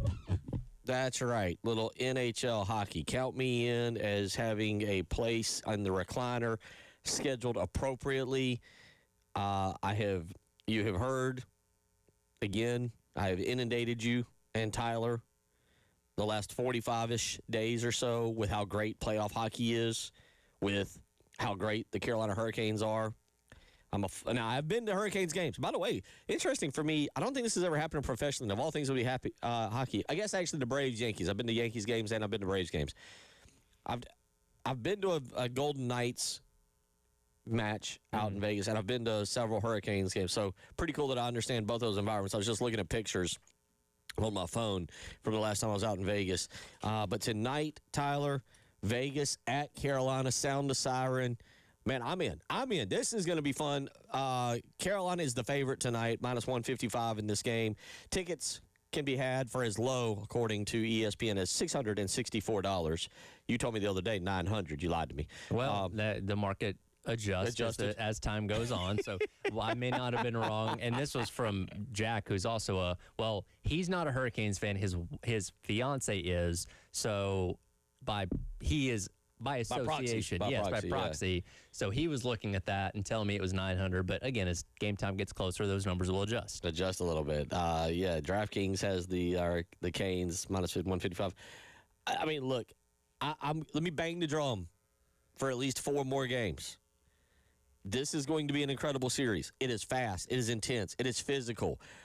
There is emotion to it. Playoff beards are involved. People are banging on glass. Everything we love about sport takes place in a hockey match, especially and I know it's a 4-game series, but a winner take all. I will contend. You want a hot take? And this might not be such a hot take. Best sports moment of the year so far. Best sports moment. USA goal over hockey in USA goal over hockey. USA goal over Canada in Olympic hockey. Oh, no doubt. Yeah? Yeah, no doubt. That was the absolute best. Tonight you won't get Olympic hockey, but you're going to get a lot of emotion, a lot of fun. I'm all in on the Canes. All in on the Canes. I might have to just drive up and come up. By the way, Thursday it does tell me $786. Okay. Tickets is low according to ESPN. You getting in it on this? You buying in at all? I mean, I will happily watch from home. I know that, but 8 o'clock, yeah. I'll watch. I don't know what sporting events drive Tyler had to say, all right, I'm in my chair at 7:45. I might have a snack. I might have a plate of wings. I might have a beverage. I might have something, but I'm in at 7:45 to watch. Yeah, hockey is one of the professional sports that I just don't have a team I root for. I guess by association, I could go with the Canes just because of the proximity, but God, the Hawks went away, I think, in 08 or 09. The Thrashers, sorry. Sometimes you wish the Hawks would go away. But maybe sometimes. But for most of my life, I've never really had a hockey team that really pulls me in. So my interest in hockey is just as a non-biased observer, I guess. But I always like to check out the Stanley Cup playoffs, particularly the Stanley Cup finals, because you're right. Out of the intensity of championships, there's perhaps none more intense than what you have in the Stanley Cup Finals. I mean, I got to get you into hockey. We gotta make a push for some free swag, and the Gamecock, the Cock hockey team, the Gamecock hockey team, they've got maybe the best uniforms of all the uniforms at this university. I don't know if they're going to Nike too. I would assume so, but I don't know how that works. But yeah, tonight 8 o'clock puck drop time, Vegas and Carolina. Carolina's gotten here with Freddie Anderson playing goalie, and he is, I jokingly said this, but it's true, he's essentially been an octopus during the last few weeks. Arms, legs, sticks, feet, ankles, everything, just all over the place, protecting the goal. You look at it, and what he did coming in, he kind of held everything together after that opening loss to the Canadians where they gave up 6 goals. He gives up 2 in Game 2, 2 in Game 3, shutout in Game 4, and then Game 5 holds them to 1 late, meaningless goal against the Flyers in that sweep, 0-2-1-2. He has been absolutely fantastic throughout the playoffs, and they're going to need Freddie Anderson to continue to stand on his head, which is an actual hockey term, to be ready for to win themselves their first, I guess their second Stanley Cup. Yeah, no, it's been, 20 years since they last played for one? All of a sudden, 06, 07. Yeah. Something like that. So anyway, but that's gonna be a lot of fun, and then that'll lead us into tomorrow night, Knicks Spurs, and I'm gonna go with you're more invested in the Knicks Spurs than you are in the hockey. Yeah, and again, I'll watch both. Obviously, and I like the fact that they have them on alternating nights, so you're not going to get in that crossover. At least to start with, I don't think they'll cross over as it goes along. But it's been pretty fun to follow the NBA, playoffs over the past couple weeks, and you do have a fresh matchup, and not fresh overall, but fresh for the first time in a while between the Spurs and the Knicks, and get to see a new team become a champion. Yeah, 05-06 was the Stanley Cup. We were off by a year there for the Hurricanes. I'm interested in that series because the Knicks have stars, right? The Knicks have stars, but the Knicks don't have stars like we relate to in the common NBA sense that are just like Jalen Brunson's really good. Yeah, and I think if you're a hoop head, you're like, oh yeah, he's good. Whereas they don't have stars that transcend basketball. Right. They don't have a Wemby. Yeah. I don't think they have an SGA. They don't have guys that would be of that ilk. All right, hour 3 on the way. J.C. Sherbert set to join us at 2:15. It is the halftime show.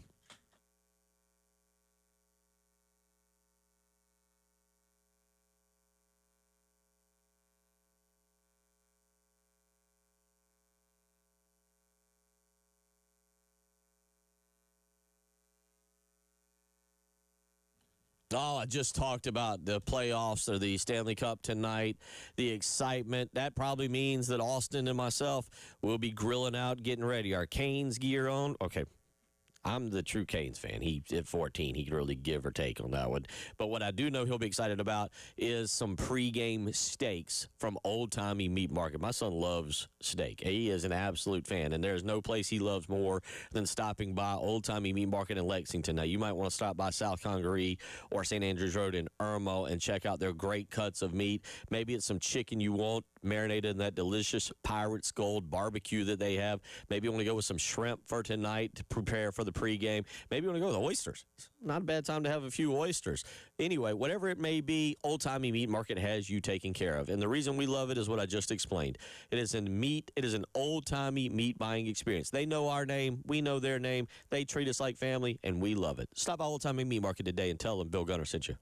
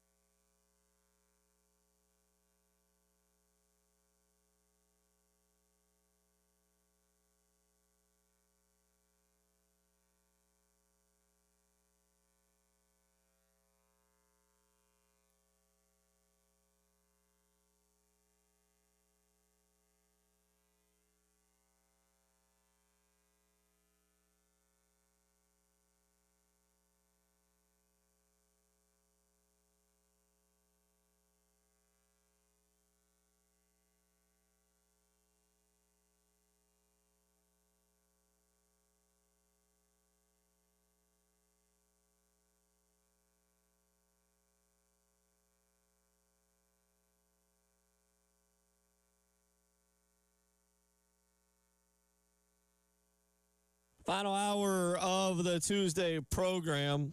We'll have a Talking Tuesday with J.C. Sherbert coming up in about 15 minutes. He'll join us as football recruiting kicks back into high gear this coming weekend for South Carolina. It'll be the start of the June official visits, and it was a time back in the day when June was camp season, really camp season, and you would go out and we would monitor all the camps and see the prospects coming through. Well, now you have to do that.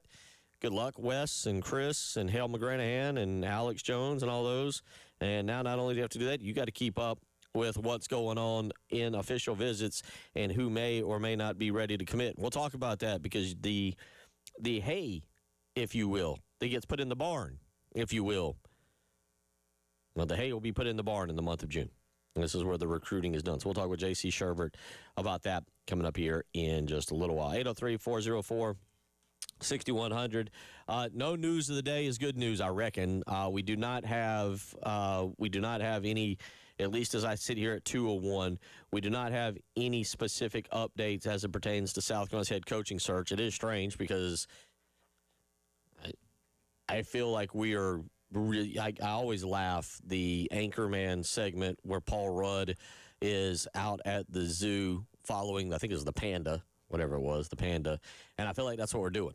We're on coaching search watch 2026. Play some dramatic music with that. And so we're essentially refreshing Twitter or Gamecock Central or Gamecocks 247 on a consistent basis, looking to see the latest update and to see where things stand, because you assume that Jeremiah Donati has been working on this since the end of March.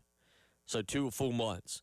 You assume, and Kevin Schnall actually kind of, he openly said it, that South Carolina had spoke with his representatives. And again, that wasn't a one-way. I can tell you this, Kevin Schnall, at least as of making those comments, had not spoke with South Carolina, but that is not a one-way conversation. That conversation goes to representatives, who goes back to Kevin Schnall and goes, hey, they want you for their job. 5 years, I don't know, was it 3, 4, 5, 6, 5 years, $7 million, whatever the number is, you get the point. Bad, trying to do math on live radio is just a poor, poor decision on anybody's part, let alone mine. And then Kevin Schnall goes, I like that idea. I'm going to see what Coastal wants to do, but I like what you got.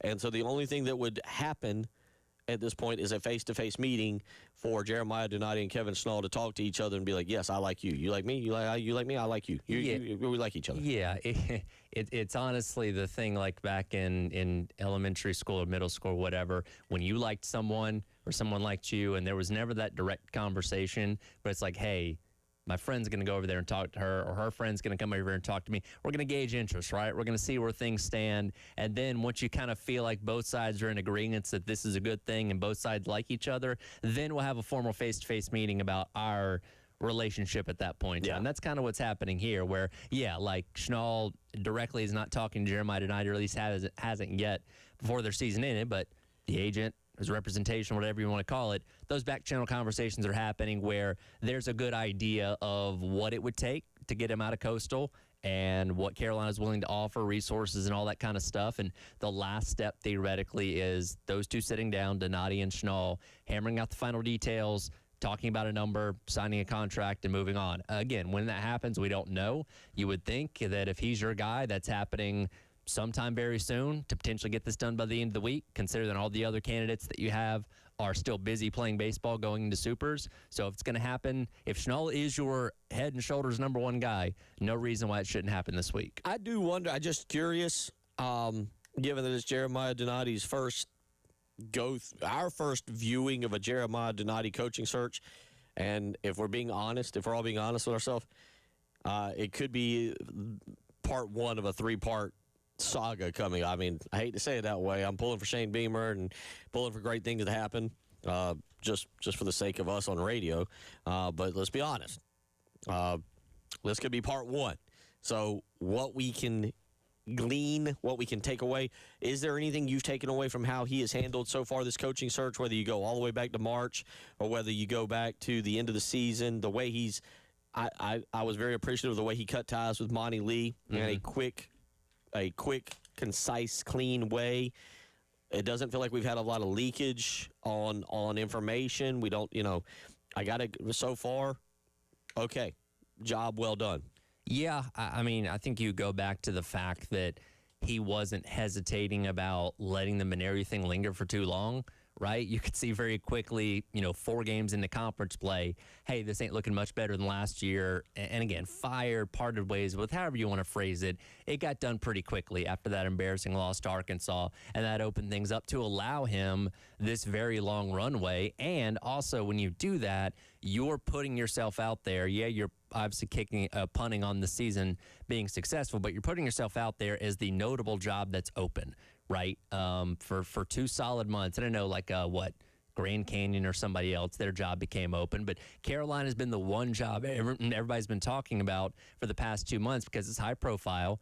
They have the opportunity to go out there and hire a big name, and it's the one that, as Coastal season was coming to a close, West Virginia's, Kansas, whoever, everybody's talking about because of how big of a job that is. And it's been the one that's been open for 2 months that allows that interest and those conversations to build up. So it allowed South Carolina to put itself kind of at the forefront and the middle of the conversation about what the offseason of the coaching carousel was going to look like. And you're regarded as the best job available. Now, does that translate to you getting the best hire? We'll obviously see. But everything up to this point, I think, has gone well. Based on, now again, Donati's not let us know a lot of information specifically from his end. We're going off of what we hear and what's being reported and stuff like that. But, I mean, I think it's gone well so far. Obviously, he's got to land the plane and make the hire, but we anticipate that's going to be good whenever that does happen. You don't want adversity to strike. Let's be honest. You don't want to find out what Jeremiah Donati is made of here. You want this to be quick, concise, clean.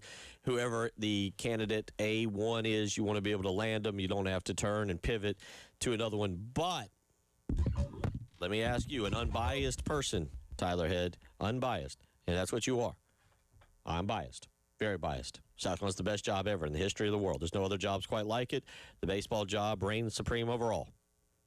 But there's an article from Hale, Florida, Hale, Hail, Florida.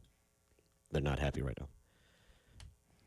Titled, Florida baseball is drifting further from the version of Kevin O'Sullivan that was once built. Florida has failed to make it out of the regionals 5 of the past 7 seasons. There are rumors that Florida could open up, that just the marriage between Florida and Kevin O'Sullivan is time for a change. Just due for a change. Kevin O'Sullivan's still a good coach.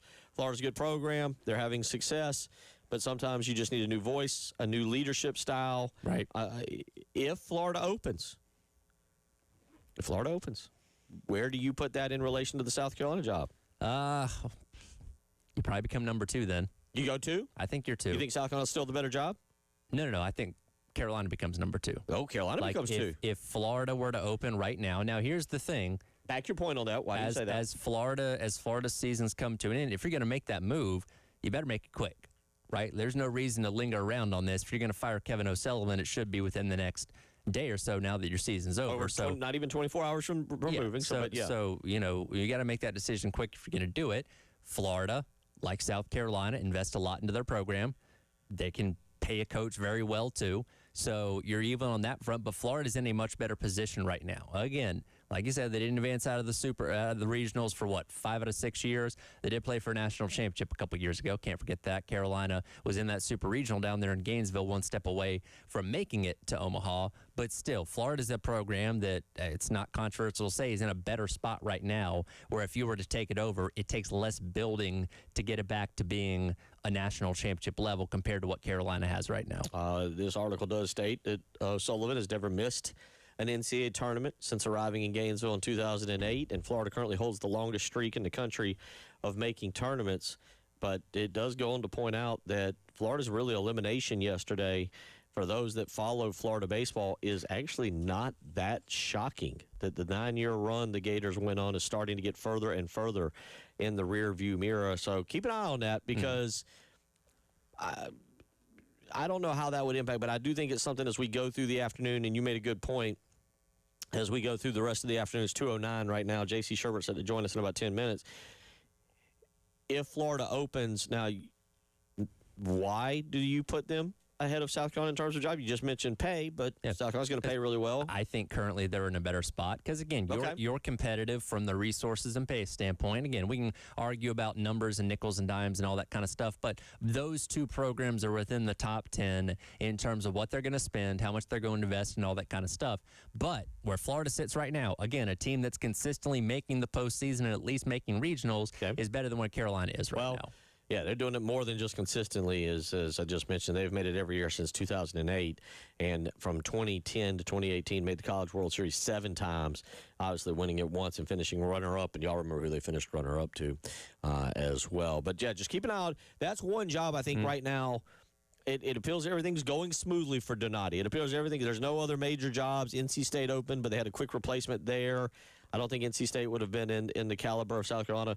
But everything has gone smoothly for this coaching search to land the person that you would deem your lead candidate. But if Florida does make a move, let's say, within the next 36 hours. That would throw a wrench in the plans a little bit, for sure. So we'll continue to monitor that. Other news around today, South Carolina basketball hires Steve Smith.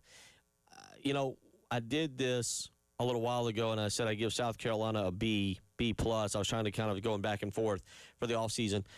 After typing it out on Twitter and really laying everything out, I'm going B+ for the offseason for Lamont Paris. I love the coaching. I think they're upgrades. Steve Smith and Bob Dunwall Jr. I think they're upgrades over Eddie Shannon and Will Bailey. And then you add Sam Decker in there as well. But I think those are coaching upgrades. I really like Corey Mincy coming in the transfer portal. I think that's really good. I also am wildly intrigued by Davion Hannah, a guy who was good enough to go to Alabama, got injured, got caught up in the minutes crunch there. That's a guy that comes in, and you talk about Hannah and Juan Francisco Fernandez, two guys with a little more, and Francisco Fernandez has a level of athleticism that, again, I didn't anticipate seeing in his videos. Yeah, through the highlights, there's exciting things about him that can give you an opportunity to be excited about what he can bring to the table here. Again, the assistant hires, we don't talk about assistant hires quite as much in basketball as opposed to like football where you're hiring coordinators and stuff like that. But somebody like Smith, who, again, has ties to the state, was looked at has been looked at as a really good recruiter and developer over his time at respective stops, which do include Clemson, the upstate, and some of the success they've had in years past. You can see the pathway where that could be something that could be positive for Carolina. But again, like everything else with this program, it's wait and see. But for what this offseason has been, I think there's reason to be optimistic on what Paris has done. He's just got to go out there and make it happen on the court now. I agree. And again, so I like the player. I mean, could they brought in one more difference maker or two? Yes. I'm not trying to tell you all that this is the group that turns it around. They're going back to the NCAA tournament. But I like Hannah. I like Mincy. Then you throw in a top 60 player in Marcus Johnson coming in at the point guard position as a recruit. I like him. I mentioned Juan Francisco Fernandez. We did a report on him earlier.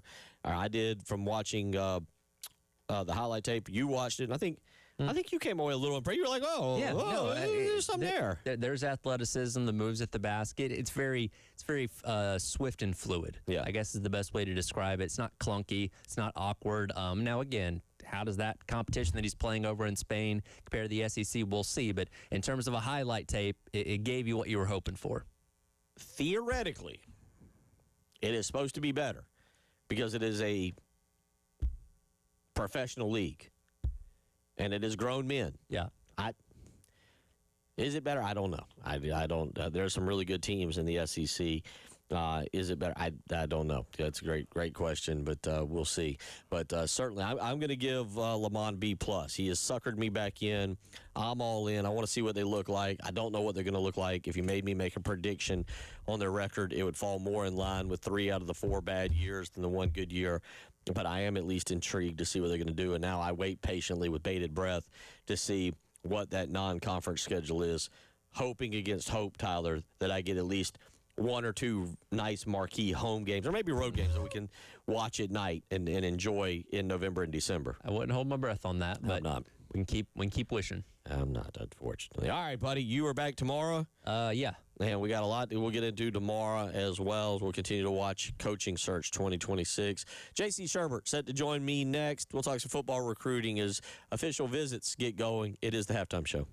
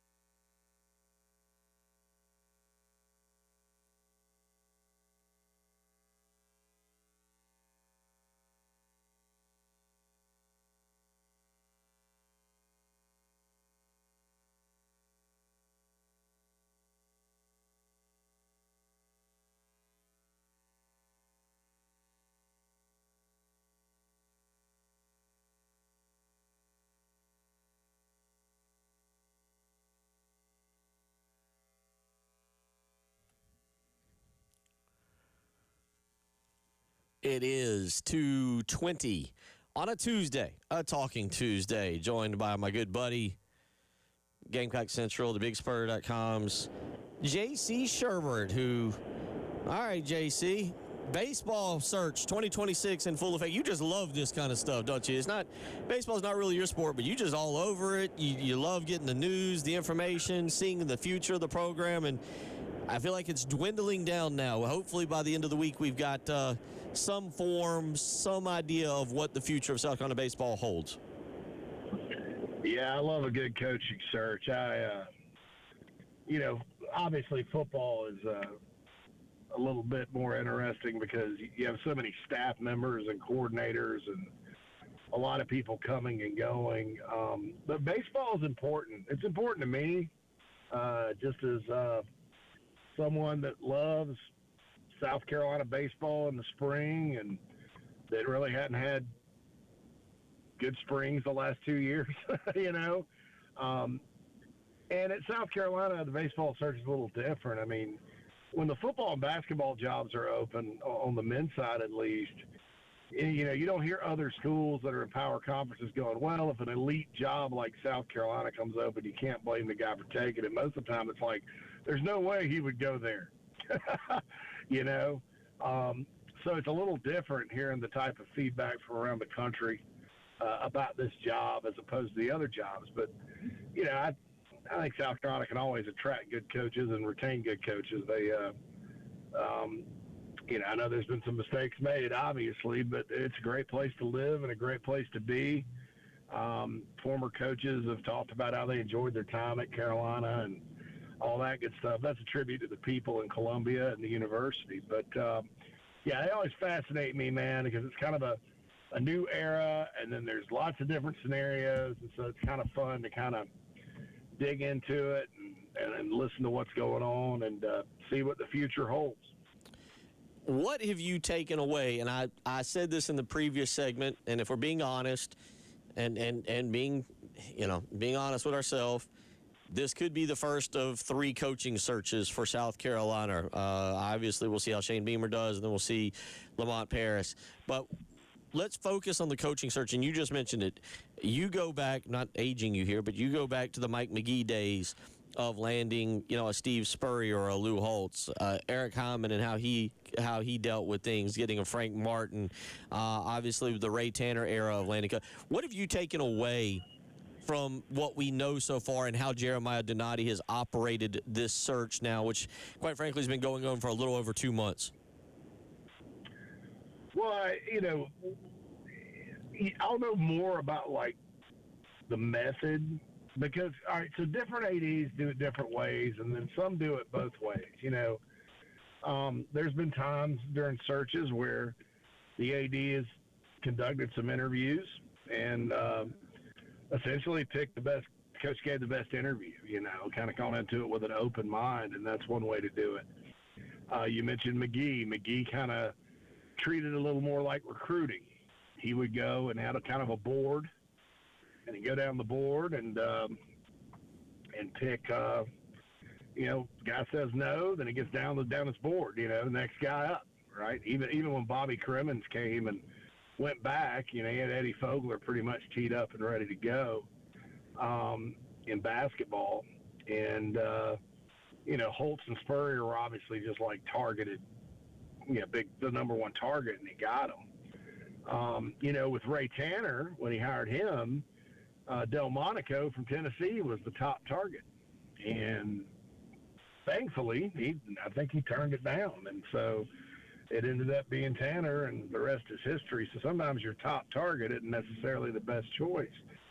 And so there's all different ways to do it. And until, if there's a coach named in the next 48 hours, that kind of tells us, well, there was a target list, and he went down and got a guy pretty early that he wanted.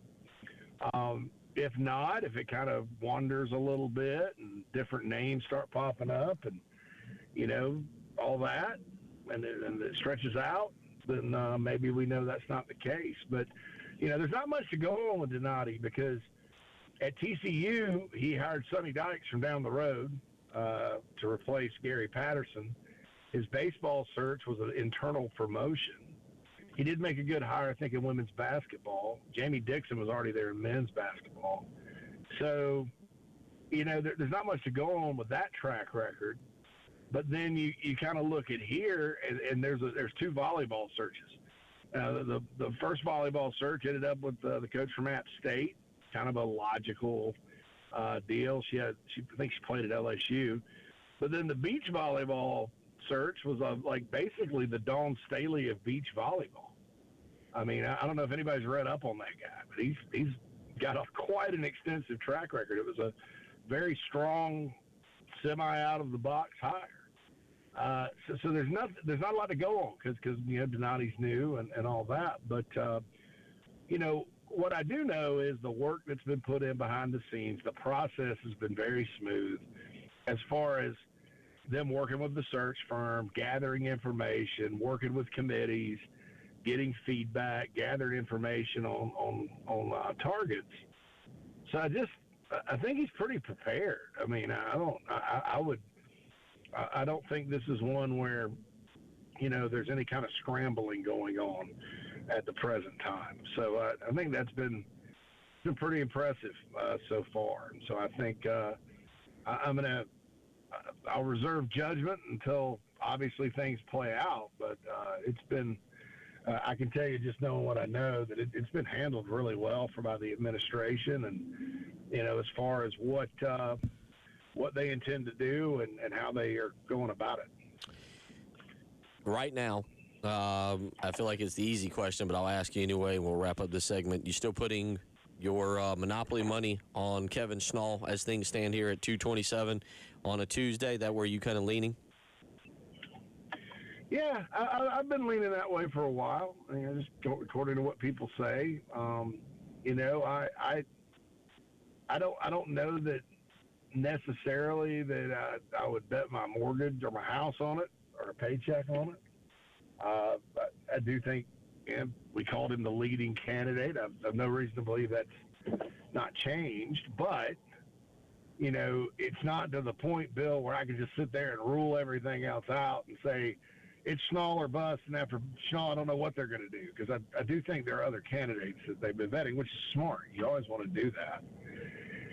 And so, I don't know necessarily that, that's where it will land. But if I were trying to put odds on it, I'd definitely have Schnall at the top of the board. We'll come back and we'll get into recruiting. South Carolina has 6 visitors that we know of this coming weekend, and one of them is a big visitor. Literally big visitor. I'll let JC explain and why I'm really intrigued by what is taking place with a particular player coming in this weekend. And as JC likes to call him and his buddy Ryan Bartow, defensive line heaven. What does it mean? We'll tell you about that when we come back. It's the Halftime Show.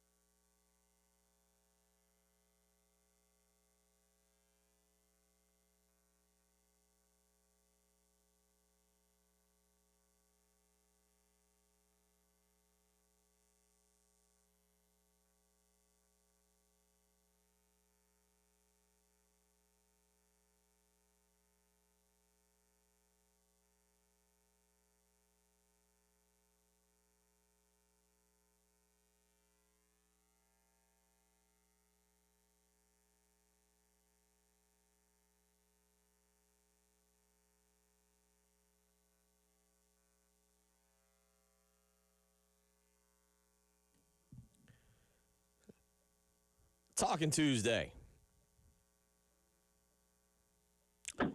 A week from today, I'm doing the math. A week from today, I'll be in Charlotte at Bank of America Stadium for a little Post Malone. Post Malone and Jelly Roll, JC. I've seen last year at the country, no, was it last year? No.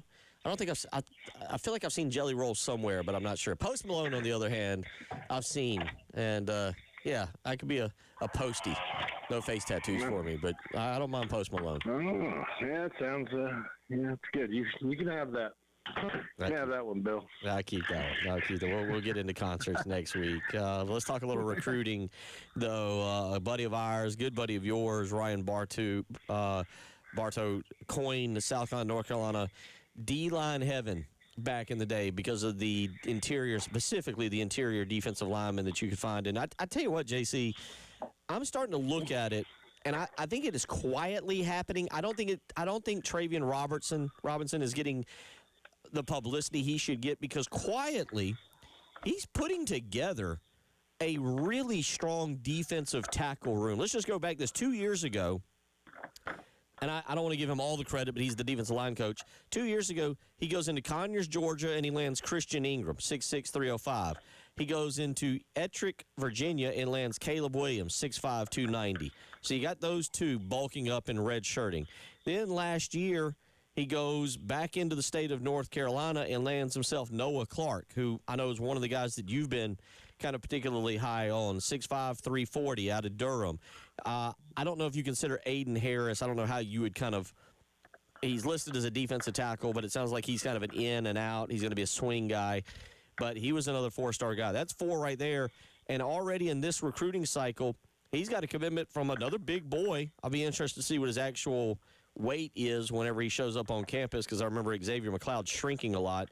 But John Archer is another nice defensive tackle. And JC, this week, another four-star prospect out of Charlotte, Nate Kaba, comes on campus, 6'4", 300 pounds. This is a nice little run of high school defensive linemen that Travian Robertson's on. Yeah, I mean, some folks, got a little impatient with him. And people have to understand these days there's a lot more to recruiting than just – coach comes in, goes out, and he's this massive recruiter that goes and signs a bunch of guys. There's money factors. There's, the fact that it's so early now. You're fighting against other coaches that have 3-year relationships. Travian did not get here until like June, because Lindsay had left to go to LSU late. And I think it's just going to take some time with the high school recruiting. If you look at Travian's portal recruiting, though, and the other part of it is, for a long time before this era, assistant coaches were the ones going out and doing a lot of heavy lifting stuff. Now it's much more of a collaborative effort with the personnel department, guys like Darren Usher and his team that really handle a lot of the recruiting, too. So you got to give them credit as well. It's not just up to a coach anymore.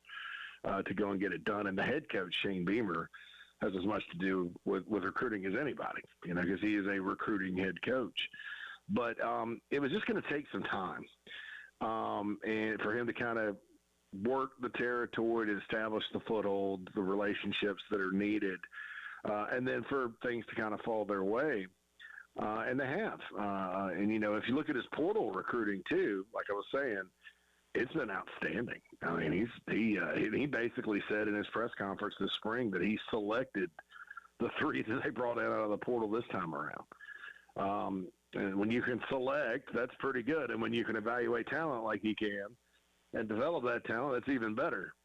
I'd be a little worried if some people were just selecting, but not him, and really not anybody on the staff right now. But, yeah, he can relate to kids. I mean, he's not going to be for everybody because he's a demanding coach. There's going to be I think the guys like Tonka and Boogie and TJ, I think because they didn't have spring practice with him, I think it took them the better part of 2023 to get used to that coaching style.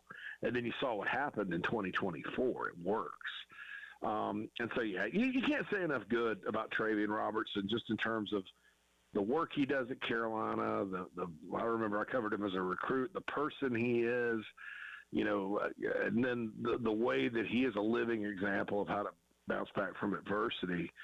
And all that stuff resonates with a chunk of young people these days. So things are going well. His home state of North Carolina, you mentioned John Archer. Love John Archer. He's from Eastern North Carolina, which is a little bit harder to recruit because it takes a long time to get around in the car up there. But this kid's from Fayetteville. Travian, of course, is from Laurinburg. And so it's another big get from D-line heaven. And then the kid coming in this weekend's from Charlotte.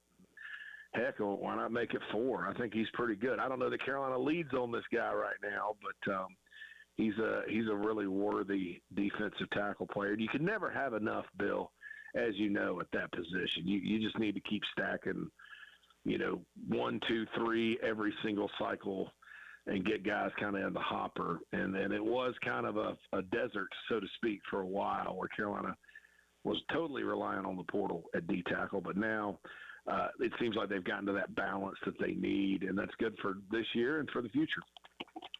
I think you could make the case this is the deepest we've ever seen. Now, I don't know if it's the most talented. That's a totally different word. But in terms of potential, that scary word there that you have possibilities to be something, but you haven't done anything. This might be the best-looking defensive tackle room South Carolina has presented in a long time because, again, you just mentioned the transfer portal. Here comes Kelby Collins. Gabriel Brownlow-Dindy is back for year number 2 and is a guy that you're really excited. I think we're all really excited to see his development. Tomiwa, whatever. Duro Jaye. Yep. He comes in, and, I mean, that's 3. You just mentioned it. That's 3 guys right there that have proven production at the high level. You're waiting to see what Jordan Thomas does, which is maybe the most fascinating of all of them at 6'5", 310. And then you've got Troy Pikes, who came in from Georgia Southern last year and was a big-time portal guy. And it looked like, and you can speak to this, it looked like at the end of last year, Troy Pikes was starting to find himself and come along. Yeah, remember Troy he was a portal window 2 edition over the summer, and he got some good reps in there, but really everybody remembers the play he made in the Clemson game, and he did look good in that game. But obviously Georgia and Ohio State wanted him, and Carolina got him, and he was a good depth piece last year and probably will contend. He and Tomiwa and Kelby, they basically play like one bigger, ideally, not all the time, but ideally there's one bigger tackle. I think Clayton White said they call it the nose, and the other one's called, I think, the 3 technique. But one's kind of more of a Tonka Hemingway type guy, and the ideal one on the other side's a little bit bigger.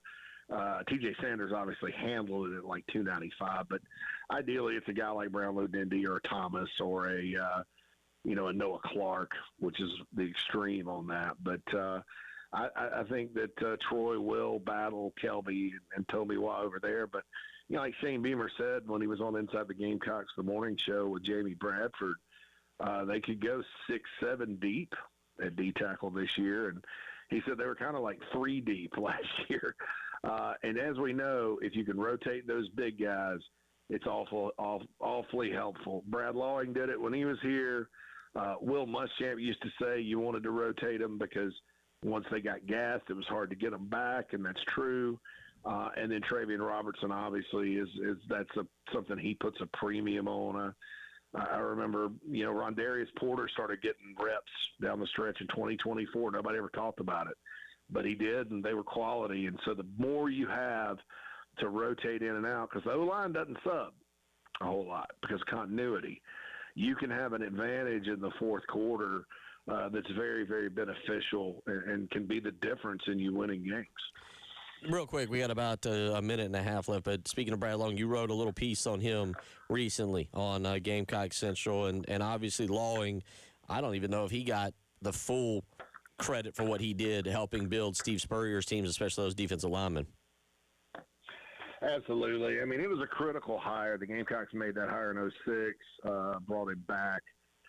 I think Tyro Nix had the D-line the first year. Then they switched him to linebackers and brought in Lawing. And it was just, he was part of that ascension, and part of recruiting everybody, Clowney, Cliff Matthews, Travian Robertson, Lottie Azaboy, Melvin Ingram. I mean, yeah, the list goes on and on and on. And, of course, he is from North Carolina and had some ties up there as well. And a guy that just really was great at developing talent, also spotting talent. I told the story about John Abraham and how he found him at Lamar. Now, Clemson knew about him too, so they beat Clemson on him, and he ends up being, playing 14 years in the NFL and being one of the leading sackers in the history of the NFL. And so, people forget Brad was here. He came with Sparky Woods from App State back in '89. Lasted that whole tenure, then stayed with Brad Scott for that whole tenure. Went to Michigan State with I almost said Steve Saban's, man, baseball's on my mind. Yeah. With Nick Saban. Stayed there under Williams, came back, was in North Carolina for a little while, and then Spurrier brought him back. Yeah. So he's one to remember, man. We've lost too many good Gamecocks lately, quite frankly, and he passed, I think, in 2023. Yep. And right. Everybody misses him. We'll hit a break, come back, wrap everything up with J.C. Sherbert. It's the Halftime Show.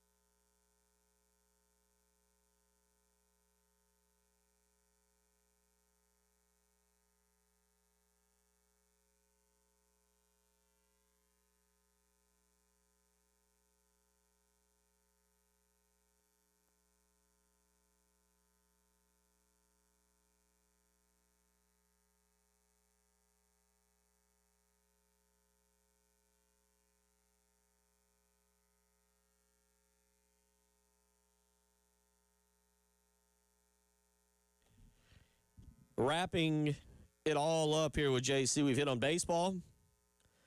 We've hit on football recruiting. JC, let's do a little basketball for a second. I know you're tied up in a baseball coaching search. Football recruiting is hot and heavy. I thought about it earlier today, and I saw the video, the scouting video of Juan Francisco Fernandez. I feel like there's a I'll get to that. I have to come back to that later. But I'm impressed, JC, and I'll be honest.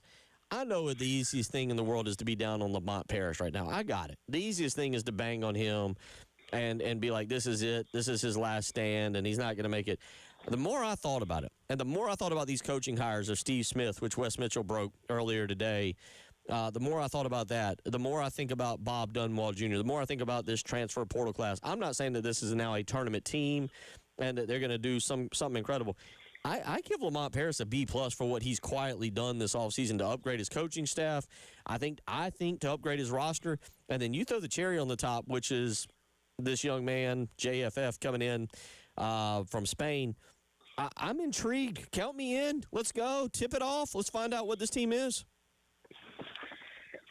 This is one that, you sort of look at because the rest of the portal guys they brought in, you got, Mincy. Okay. I like Mincy. Probably should have thought about taking him out of PC last year. But is he a point guard? So there's questions. Now, I'm not questioning the decision. I'm just saying that's a legit question. Blakeney's more of a defensive guy. Davion Hanna is very talented. Can he get back from his injury and be a guy in the backcourt? Alexis, the guy from Wisconsin, very talented player. But he's young and he's got to take a next step. So you got all these guys that have potential, of course. Camden Heide, obviously, he's got some experience, but is he ready to go be a starter? That kind of thing. There's not a lot of questions about Juan Fernandez. He's quite good and kind of just a different cat from what I saw on his film. Big 6'11" guy that can handle the ball. He can pass, can shoot. Not really a three-point bomber, but, real nice player. And at 6'11", 220. And, he's 24 years old, and this is a step down in competition. Yeah. From what they said. It was a really good pro league that he played in over in Europe. So, more power to Lamont Paris for getting this guy. Everybody was kind of looking when the portal forced open with South Carolina. Who's the superstar? Who's the go-to guy? Well, if you're looking for a go-to guy, this is probably going to be it this year. Well, I don't know. I mean, I think truthfully, while Juan Fernandez has shown more, you watch those clips and the talent competition, I think there's more questions about him than any of them because I wonder how he's going to translate to the college game and fit into Lamont Paris's system. And you watch those videos. I'll be honest, I watched those videos of him last night, and I was like, how in the world did South Carolina get this guy? I think somebody yesterday, one of the insiders put out that North Carolina had discovered him and was trying to get involved. I don't know what that means nowadays, to be honest. I think you and I have had this discussion about football. Like, when you got an offer from Nick Saban at Alabama, that meant something. I don't know if it means the same with Kalen DeBoer in Alabama, but I am intrigued to see that.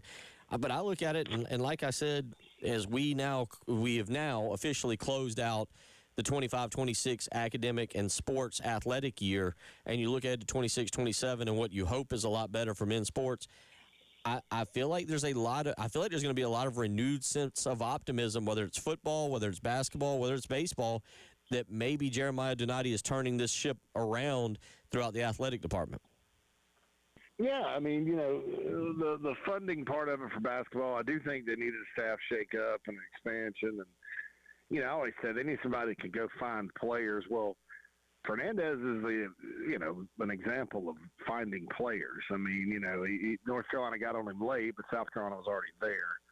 I mean, we've known he was coming behind the scenes for about a month. Right. So that's it just, there's a reason that they kind of wanted to keep it quiet, obviously, but he that's good. It's paying off. Increased funding is paying off. I think with football, if you want some encouragement, just go look at the roster. And then if you want some other encouragement, just go look at in the media guide and see the guy's name above offensive coordinator. I think that alone fixes a lot of issues Carolina had. And then baseball is going to be a new day. So we'll see what happens. JC, always appreciate it, buddy. A lot of good insight there over the last 45 minutes. Look forward to catching up with you next week. Thanks, brother. Good to be with you. See you, man. All right. JC Sherbert, Gamecock Central, thebigspur.com. We'll come back. We'll do it all again tomorrow, hopefully celebrating a Game 1 victory. Sound the siren, folks. The Canes are playing tonight. It's the Stanley Cup. I know some of you others are excited, too. Y'all have a good day.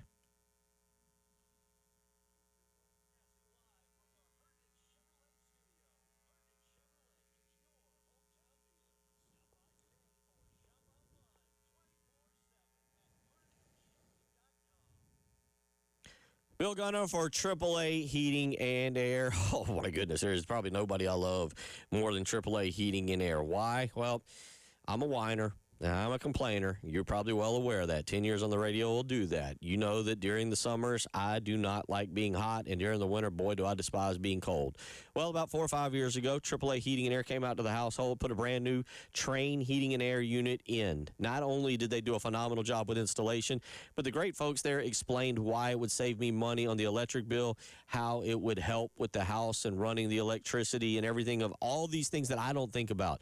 And they were phenomenal doing it, and they'll do it for you. I'm not a celebrity. I'm a nobody, and they did it for me. They'll take care of you. Just give them a phone call or visit them on the web. Call AAAtoday.com. Again, that's call AAAtoday.com. 15-year parts and labor warranty, no interest or payments for 15 months, and guaranteed financing. Why wouldn't you? Call AAA Heating and Air today.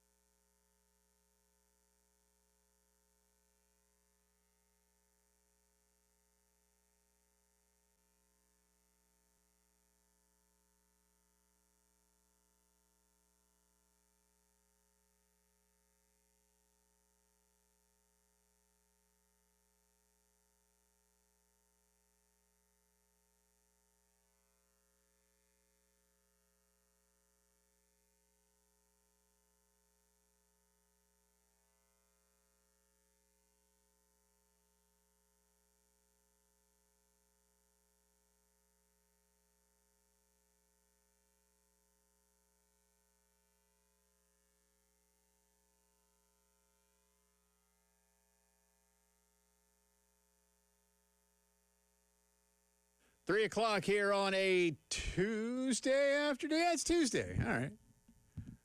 I don't know why I don't know what day it is anymore half the time. Is it because I'm getting old or? Brain fog. It just doesn't matter? Brain fog. All right. One of the first signs. Okay. Or again, I'm just going to go with it just doesn't matter. It's a day. Maybe we'll just have Dr. Dan and the staff come in and do a live examination. It's a day that ends in Y, and we're here. That's about it. Yeah, so there you go. Welcome aboard. Lots to get to on today's program. Alongside Terry Ford, I'm Jay Phillips. Jack Veltri will join us coming up bottom of the hour. He's a regular around these parts, but he'll give us the very latest on what's going on, not only with the Gamecock baseball search, which has most people's attention, but even more baseball portal activity. And as you might imagine, right now it's only those who are entering the portal from the Gamecock baseball program. I don't anticipate any entries into the program from the portal until a new coach is Yeah, usually it helps to have a coach. Yeah. I mean, I think that, I would imagine, and I don't want to put words in anybody's mouth, and I don't want Stuart to call me and go, hey, whoa, hold on. But I would imagine that Stuart Lake might be able to contact a few kids, or at least be able as a program representative and just say, I hey, guess he could. sit tight, hold tight, or how you doing? I'm Stuart, and I've been around a while, and I'm a good dude. You think that's going to work? Hi. Yeah. I've been around a while. I've been a good dude. I'm a good dude. Hey, I'd love to play for you. Well, it's not that he's going to recruit. Just like, No. hey, how you doing? Because He's like an ambassador. That's all. oh, he's an ambassador. Yeah. Like the ambassador. Well, that would be a cool title. Gamecock baseball ambassador? Hello, my name's Stuart. I'm the baseball ambassador. Well, I don't think Stuart would talk like that. But he should just for this, because it makes you sound more ambassador-y, doesn't it? But we, Like if you sound like you or me, you don't sound very ambassador-y. If you talk like this, I think all ambassadors have the monocle in their eye socket. They have the smoking jacket. The monocle. It's not 1890, man. Are you sure about that? Yeah, it's all right. Little monocle? Yeah. I think an ambassador would have a monocle. I don't even think Mr. Peanut wears his monocle anymore, does he? He was an ambassador. Yes, ambassador of good taste. Anyway, So, what's going on the here? University of South Carolina Athletics Hall of Fame class is, in fact, let me before I do anything else, I don't want to step on anybody's toes, and we're going to read some of these names in a little bit. Brad Muller is going to join us later on, but I want to make sure, because I told him, I will be, to be full disclosure, they sent me the list a little while ago. And it is embargoed until 3 p.m. But I think that it's really embargoed until they release it on their own. And and I'm checking right now, and I don't know that they've released it as of yet. So I was told that it would be released at 3 p.m. But it's 3:03, so they may be just a few minutes behind, which is fine. But as soon as they release it, because sometimes we just break the news. Yeah. But I don't like to. I don't want to do that without their permission. I don't want to do that. But Brad Muller is part of this. Brad kind of took over the role that our dear friend Tommy Moody had with the Letterman's Association in helping out with Hall of Fame classes. And Brad will be joining us at 4 to give us more detail on this. I will tell you. He's actually going to be here, right? He's going to come in. Coming in here? Yeah. So we got to clean up a little bit. You better clean that mess up over there. That's a pigsty. Who comes in? I mean, I have my one little corner here, and I'm at the end of the day. So by the time I get here, the place is already a mess. Well, again, Elijah, most of the stuff he has sticks in his beard, so it really doesn't get anywhere. And, Chris West and Jack, I mean, they don't really do much in there either. I'd probably blame it on Gunner. Okay. Let's go Gunner. I don't even know. Yeah, Gunner sounds right. Yeah, this is blame Gunner. But Brad will be with us coming up at 4. Upsets abound, as I said on my Twitter show post today. I mean, way to go, Skylar Meade and Troy. How about that guy? If I saw correctly, and I need to verify this. Now, it was from the great Mike Bianchi, who is a longtime sports columnist and radio host in Orlando. And Mike is a good dude. Mike put out today as one of the topics on his show that it is the first time. So I'm going to believe him until I can fully verify it. I'm going to give him the benefit of the doubt, Terry Ford, because he's good at what he does. It's the first time since 1999 and the change in format of the NCAA baseball tournament. The first time that a team from the state of Florida is not in the Super Regional. How about that? Because Florida got beat by Troy. Yeah. But FSU got beat as a Miami host. got beat. Florida was a host. Miami was Central in Gainesville. Florida got knocked out. Central Florida was in, and they're out. And I don't. I think there were a couple others from Florida, but I could be. I think the Marlins got beat early. So it's that's and he says it's NIL. In his tweet, he said it's because of NIL. Now, I don't know about that. I don't either. I don't think Troy out NIL'd Florida. You don't think? And you know what? Troy beat the crap out of Florida yesterday. Whooped them. Yeah. That thing was not close. I just don't. I think Florida was kind of like, eh. Right. Well, and usually, look, O'Sullivan's a guy. Once this whole tournament gets going, and Florida gets a little momentum, O'Sullivan does some damage. And the fact that they got stopped before they could get the momentum going by Troy, I don't think that was NIL, friend. Yeah. I don't think that's transfer portal operating budgets there. No. So, but the field is set. There are 7 schools from the Southeastern Conference that have advanced into the Supers, obviously with 16 schools and I guess 12 of them going, so 5 didn't make it in. We have 2 all-SEC Super Regional affairs, so the conference guaranteed at least 2 participants in Omaha next week. Those 2, by the way, that are head-to-head are in Mississippi State going to Georgia, and Mississippi will be at Auburn. Mm-hmm. So, tell you what, Milwaukee made it 2-2 last night. The Plains got pretty quiet for a while. Yeah. And then Auburn broke away late. But yeah. Yeah, Milwaukee, they scared the bleep out of everybody. Well, good for them, and it it's was good for them. It's fun to see things like that. As I said, I just didn't anticipate that they were going to be able to get over that hump again. I was rooting for it, but I knew it wasn't going to happen. I got no issue whatsoever in rooting for if your team's not in it, go have fun with it, if you will. I mean, to me, I thought the Brewers could find a way to take out all. Well, one of our super regionals, and we just mentioned Troy. It's Arkansas Little Rock going to Troy. I mean, one of those 2 schools is going to the College World Series, man. You know what's interesting about it is, like with Skylar Meade, the head coach of Troy, obviously was here for a bit. 2 years ago when the job opened in South Carolina, Skylar was the up-and-coming guy at Troy, and they had made the tournament a couple times or whatever. Then in these last 2 seasons, then Troy missed the tournament. Right. And so his name kind of pushed to the side a little bit in this, this version of the coaching search. And now how ironic, Skylar Meade could be in Omaha.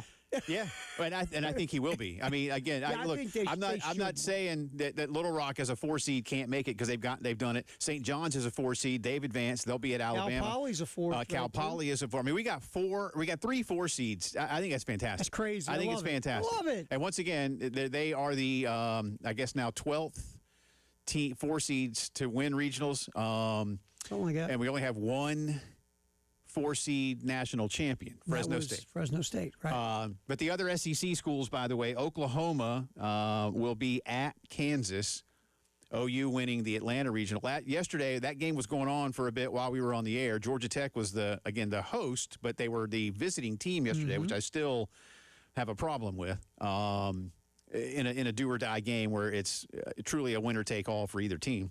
Then Tech should have been the home team. By the way, Oklahoma won on a walk-off. Yes. And Mom, did you see that on ESPN? Mom was in the Mom surprised the kid by coming to the game. He didn't know she was there. That was cool. It was pretty cool. He was like, that was good stuff. Oklahoma will be at Kansas, and Oregon will travel to Austin to take on Texas, and St. John's, as I just mentioned, will be at Alabama. And then the other 2 all-SEC affairs, Mississippi at Auburn, Mississippi State at Georgia. By the way, Georgia, the top seed left in this tournament, gets to play Saturday morning at 11 o'clock. Woohoo! Which I guess is kind of nice because it won't be too hot. Yeah, it should be but a little cooler still. 11 a.m. See, everybody's different. And remember, Saturday's the day where all 8 supers will be playing. Now, some people in this world are more morning people than others.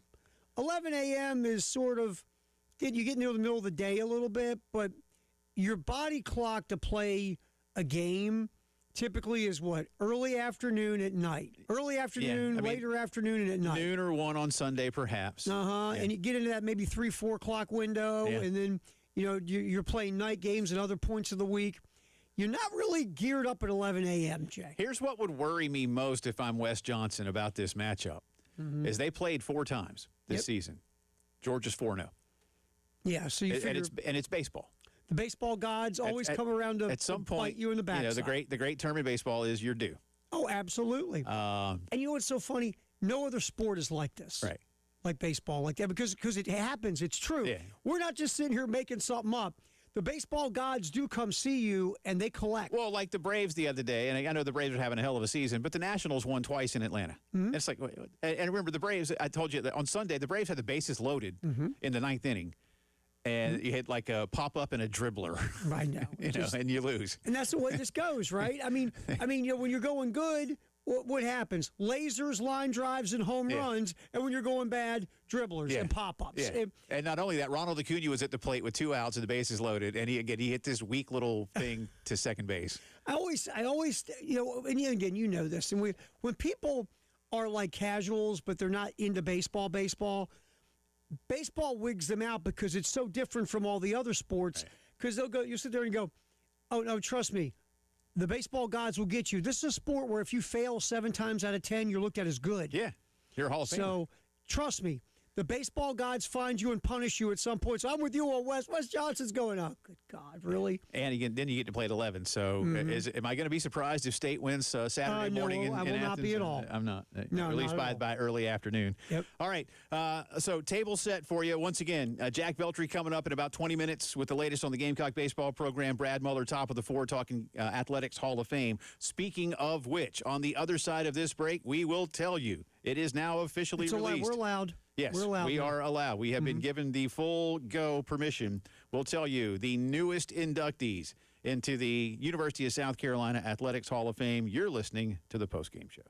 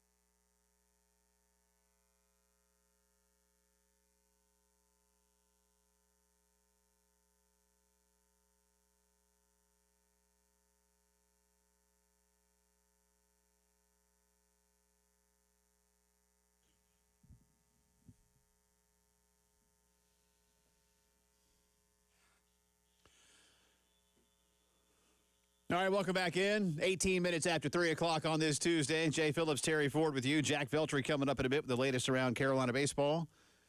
And Brad Muller will join us. Brad, not only the voice of Carolina women's basketball, he's a bigwig over at the athletics department. It's kind of a high roller now. Yeah. Now, Brad does a great job.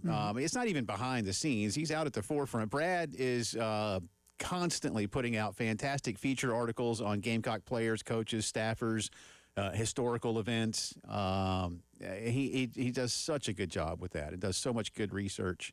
And it was an excellent pick. And he's going to be with us to talk about the Hall of Fame. Again, he basically took over the role that our dear friend Tommy Moody had when it comes to the Hall of Fame. And again, doing that research, having those meetings, putting out these press releases that let you know who's in. And so let's, without further ado, jump right in with the 2026 class for the University of South Carolina Athletics Hall of Fame. We will start with Steve Spurrier. Congratulations to the Gamecocks' all-time winningest coach.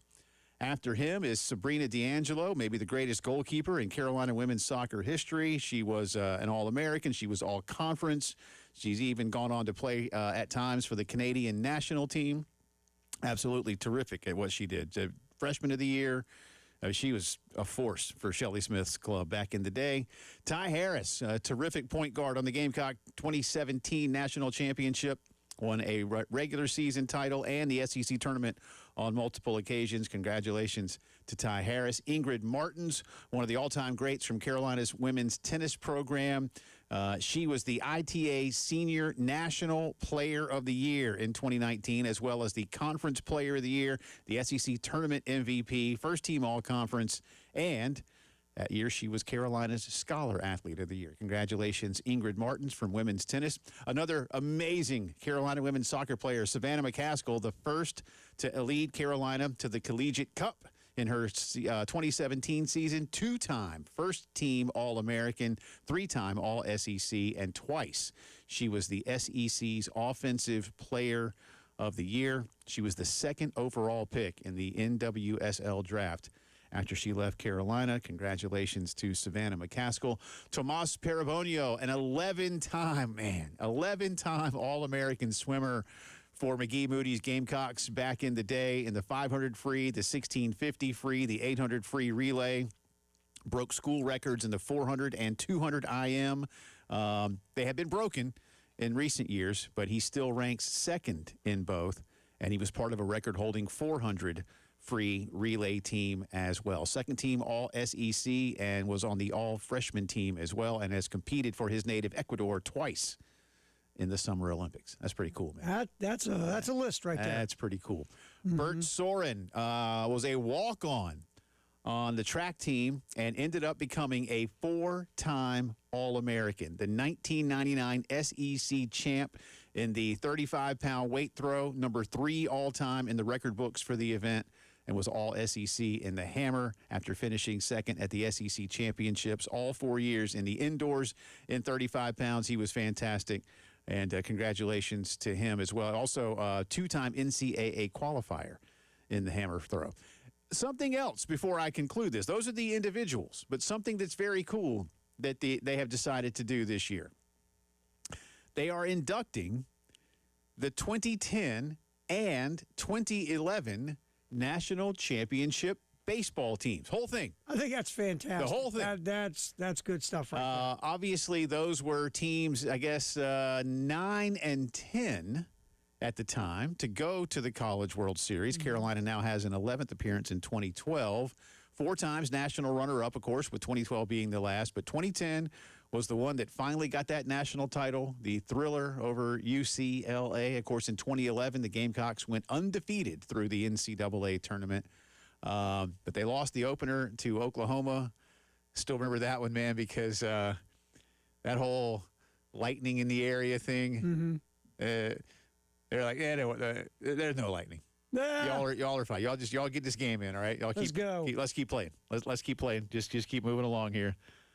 It's like David Odom telling Randolph Childress back in '94, you don't have the flu. No, you're good. You're fine. No, I really don't. No. You're Randolph. You don't have the flu. You're fine. Okay. Yeah, there's no lightning in the area, Gamecocks. Y'all just keep playing baseball. Keep going. Your metal bats are not conductors of natural electricity. You'll be fine. And, of course, 2010 was the final at Rosenblatt, and 2011 the first at TD Ameritrade Park. Coach Tanner has a great story about that, Terry, that the morning the boys were leaving after they had won the national championship, he had the bus driver make a slight detour on the way to the airport as construction was being finished. Because, Rosenblatt was a few miles out of town, out of downtown at least, right by the zoo. And the new park is smack there at the edge of downtown, not too far from the river. And Ray just had them just drive by. Just y'all take a look at that.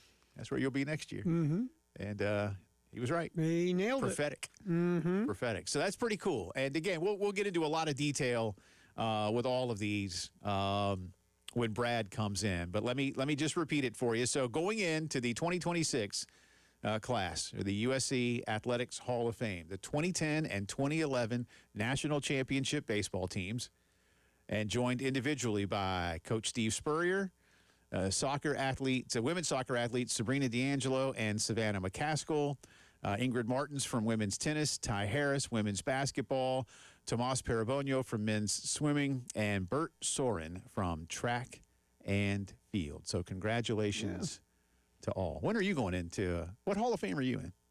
The Baltimore County Penitentiary Hall of Fame. Oh, that's a good one. Yeah. BCP. Yeah, that's a good one. Yeah. Baltimore County When Penitentiary was your induction? 1997, I believe. So you were out of school at least. I was, usually you had a 10-year waiting. You had to wait 10 years. They waived mine because that's good. That's solid, man. Everybody, Congrats. I don't like to brag. I had a special run. Well, good for you, man. Yeah. Good for you. You got nice. What's the plaque look like? I'm assuming a mugshot. Yeah, you have your orange jumps on. Yeah, absolutely. Pretty good number. Yes. A three-time parolee. Yeah. Terry. They've named all the conjugal visit rooms after me. Oh, no, now see, we didn't need to go there. Well, I mean, I want to talk about. Terry was first picked up as an 11-year-old, That's right outside of Woolworths. Woolworths. God. Well, you're old enough. They still had Woolworths back then. I remember I was a little kid. I remember they had Woolworths. Yeah, for a little bit, and then they shut her down. Yeah. The old school department store. Yeah. Yeah, whenever for the first Only time. knows because we had two here in town, and we had one. That's where I used to get all my baseball cards and go to the luncheonette Woolworths. place and get a grilled cheese. I was going to say they had the cool little diner thing. Yeah, I think it was great, man. Yeah, let's see, it was Woolworths and Murphy's. They had a Murphy's. You were picked up outside of Murphy's one time, I'm sure. Oh, absolutely. I was picked up out there. Thought I made it out, too, before the little security guy got me. I say, Feeling pretty good. Terry was one of the first to be caught on closed-circuit camera. Never forget the first time we brought old little Terry in here. I knew he was going to be something special. We're going to see him a lot. We knew it right away. That twinkle in that boy's eye. And that little that shiv he was carrying at age 12. Well, I'm sure your parents are proud. Yeah. Never forget the first time he stabbed a man. No, we're not going that far. It's just a few misdemeanors. That's right. Just a few. That's all. That's all. Just some childlike fun. No felonies here.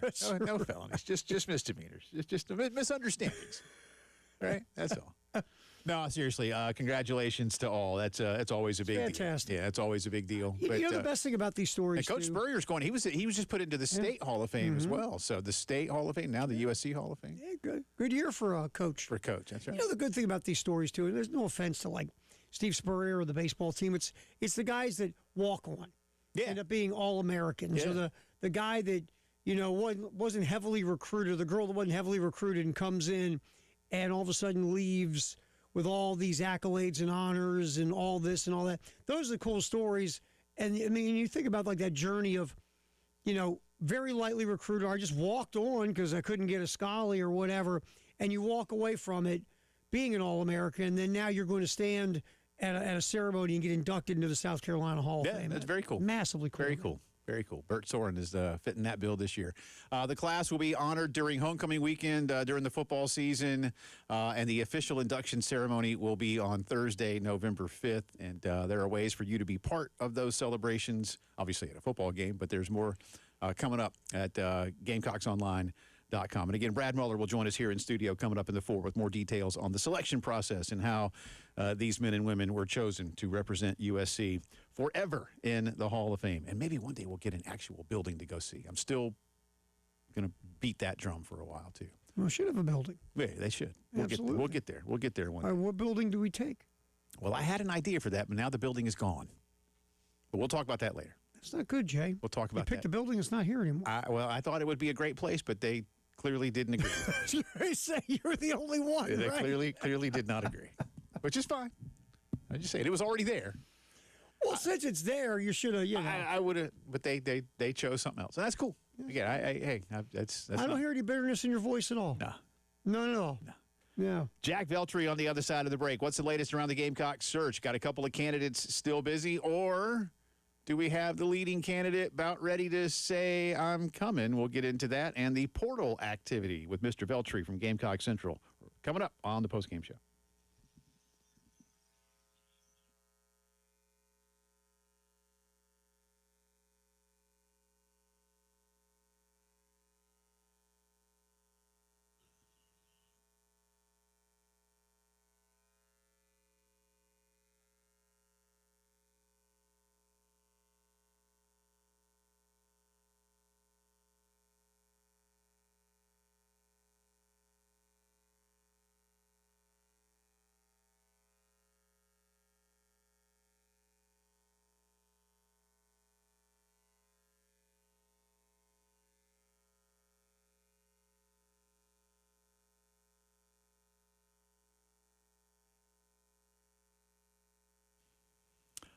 Love telling you about our friends at Integrated Media, all they can do for you inside your home to make life a whole lot easier, a whole lot more fun, whether it's home theater or maybe more secure with home security systems, including lights, cameras, the alarm system, everything controlled from one app, plus your thermostat. They can do that for you, too, and so much more to make your home smarter, more efficient, safer, and, again, more enjoyable. And without going into a lot of detail right this second, I'm just going to tell you, I was talking to Michael Geddes of Integrated Media just today, and Columbia and Midlands area business owners, those of you who like to connect with people around town, around the state, around the world, they are getting ready to make that a whole lot easier and better for you. Can't wait to share more details on that in the coming days and weeks. Whatever you need in home theater and perhaps even with business communication, 803-948-8327. Nobody better than Integrated Media.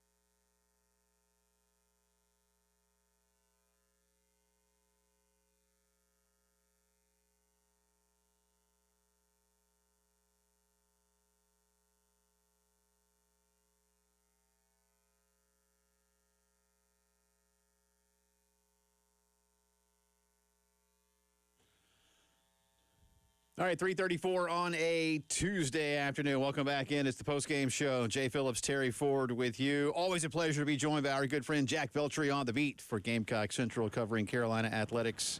And, of course, a regular part of what we do pretty much every day on these very airwaves. Appreciate him giving us some extra time. And I guess he's getting ready to pump out a piece on the Hall of Fame as well. Jack, are you in any halls of fame from your youth or anything? Terry, you mentioned that he's in the Baltimore Penal System Hall of Fame after several run-ins with the laws as a youth.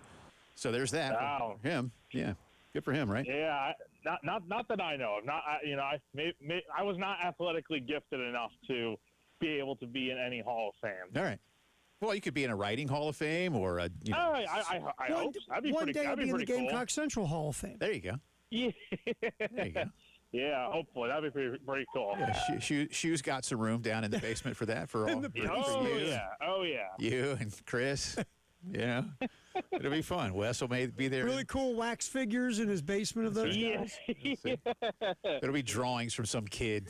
You know, this is Jack Veltri. Anyway, all right. Let's start with the big. There's no big news, but let's start with at least the big story that you and everybody else is covering, and that is the baseball search. We know Kevin Schnall is done. We know he's back in Conway meeting with his team for exit interviews. We know Steve Sabins is on his way to the Super Regionals. They'll be.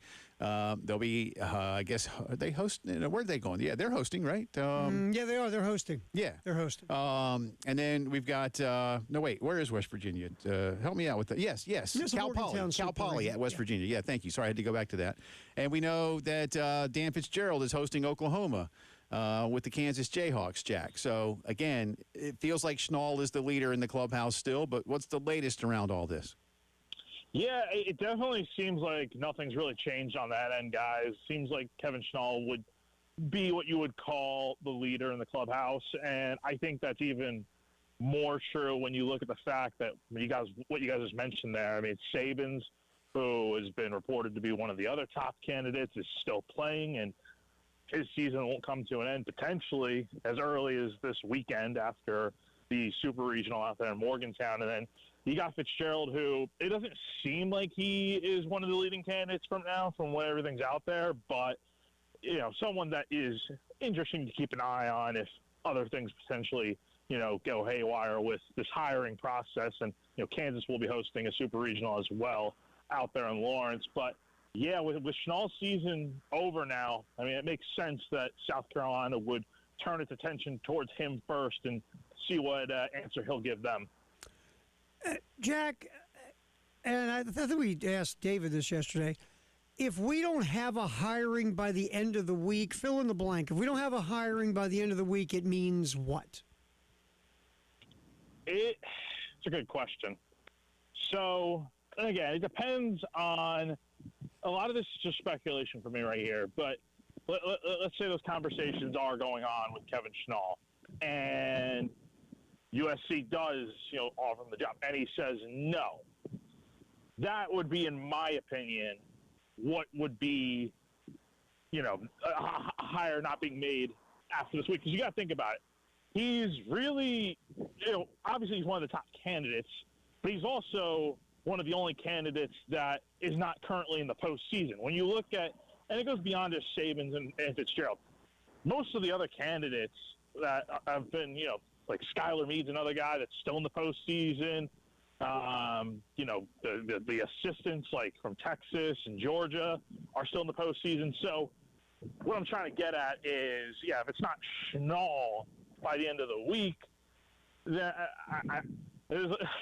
it's a very good question, Terry. Yeah, I'm trying to figure out the best way to answer it here. Well, I think, Jack, to go, and I don't mean to interrupt you, but because I was going to ask you something similar, so I'll just kind of let you take the train of thought from where you were to where you can go next. And we talked about this, Terry and I, yesterday. If you're Jeremiah Donati and you have a heavy interest in Steve Sabins or Dan Fitzgerald or potentially, say, a Rob Vaughn of Alabama, and you at least know that in some way that interest is reciprocated, is it your responsibility to wait and speak with them at the risk of maybe looking like you're not as interested in Kevin Schnall? I know it's a rhetorical question primarily, but I think that's where a lot of this kind of conversation kind of fits in right now, because it does seem as if interest from others is genuine, but their responsibility lies elsewhere in the present day. Yeah, and apologies for going off the rails there with my last question. You know, it's a very simple yet compounded question, because there's so many different factors that could happen with why a hire is not made by the end of the week. But as far as, like, yeah, that's a good question there, Jay. And the way I look at it is, you know, those other guys are still going to be playing this weekend and whatnot. And, you know, if South Carolina is all in on Schnall, then that's the direction they should be going here.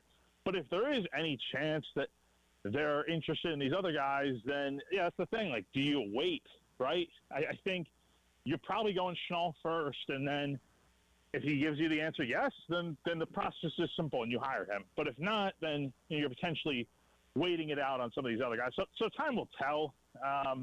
You know, I think this process is going to, if it is going to be Schnall, I feel like things are going to play out sooner rather than later. Like if you don't get an answer by the end of this week, then that kind of tells me that things aren't exactly going well. Mm-hmm. But we'll see if that's the case.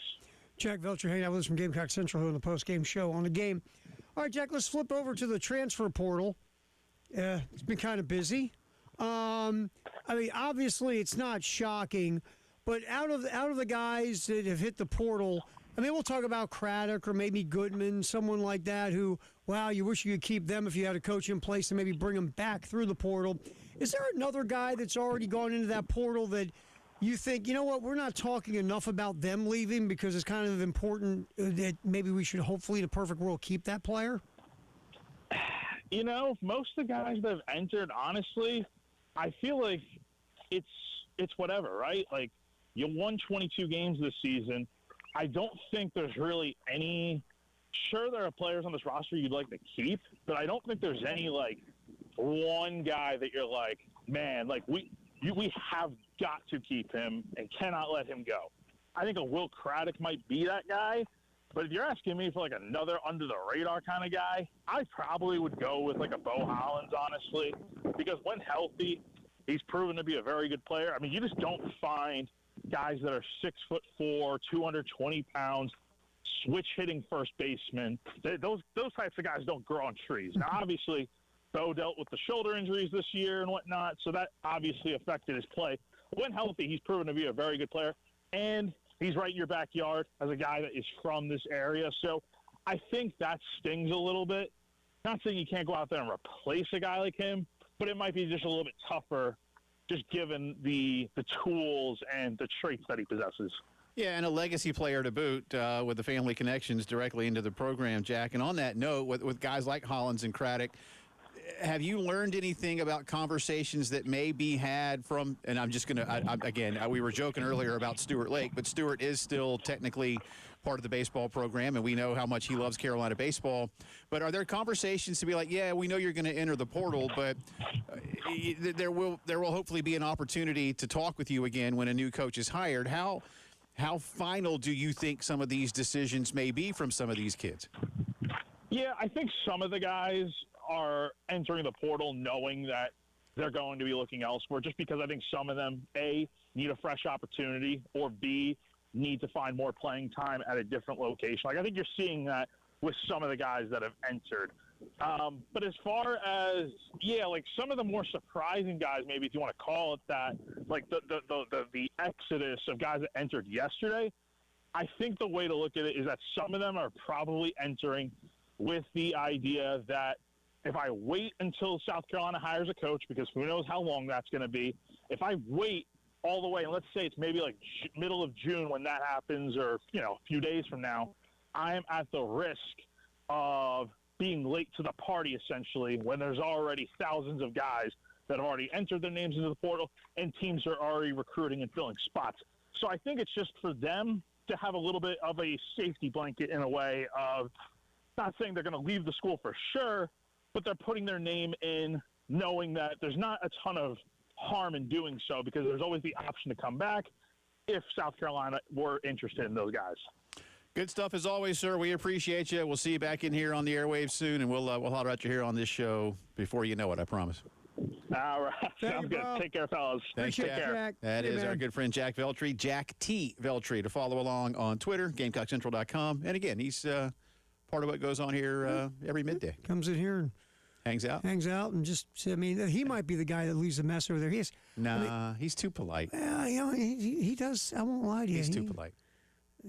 He cleans up after There's a little hygiene thing going on. No, he cleans up after himself. he honestly. Yeah, he does. It's not him.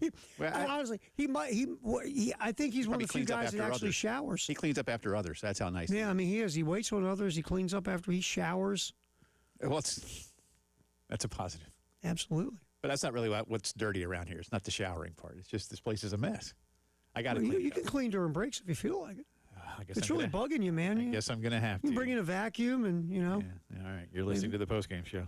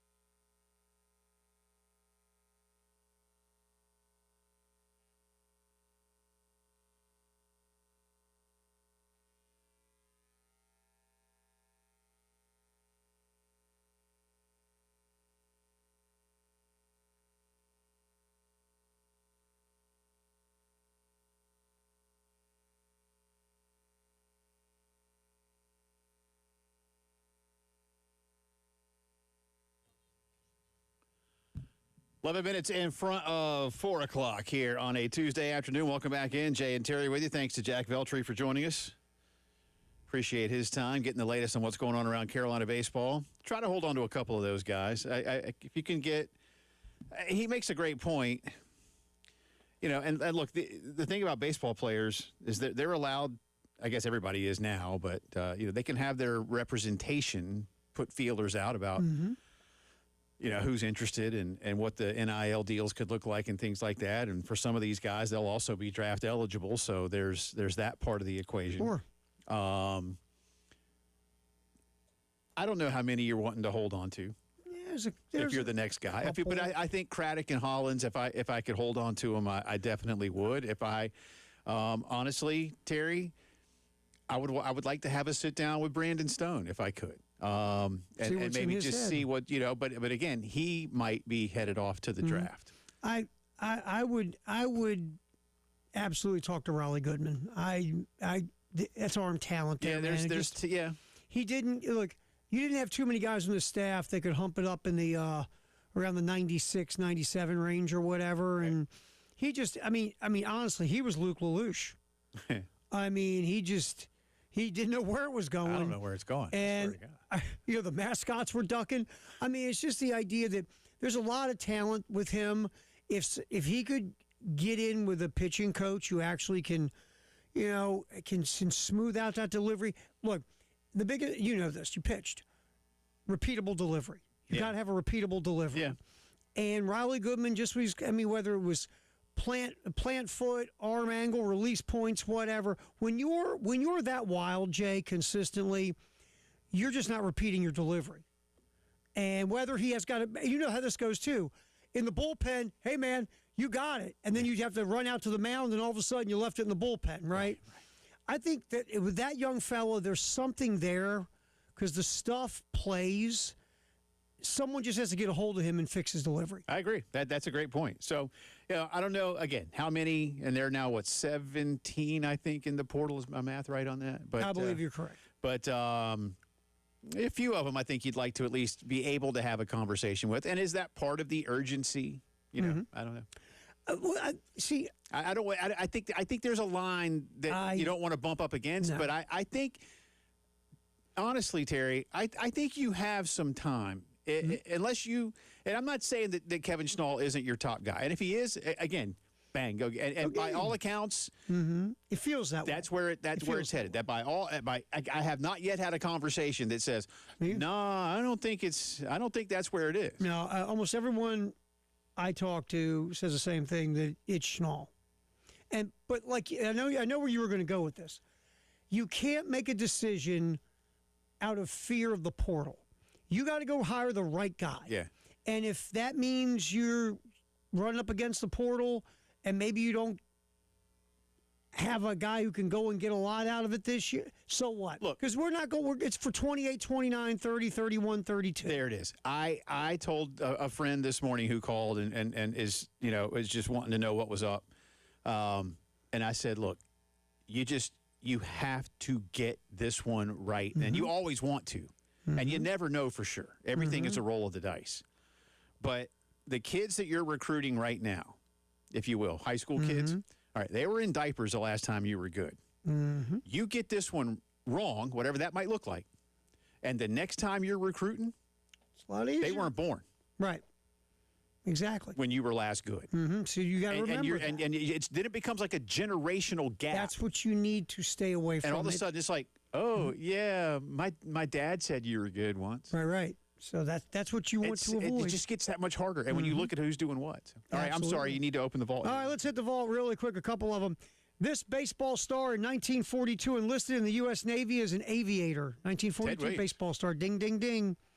Ding, ding, what ding. The numbers would have been like, man. Glad he served his country, and he was proud to do it. But if he would have not had those years, God knows how many records he would own. Yeah. If you look at it. But he's okay with it. But he's okay with it because he did it twice, by the way. Yeah, man. He's okay with it. He did it twice. He's okay. Man was a hammer. He was. 1991, this family finished 1-2-3 racing family at the Miller 200 at the Wisconsin State Fairground Park. The family. 1-2-3. I'm going to go Bodines. Andretti's.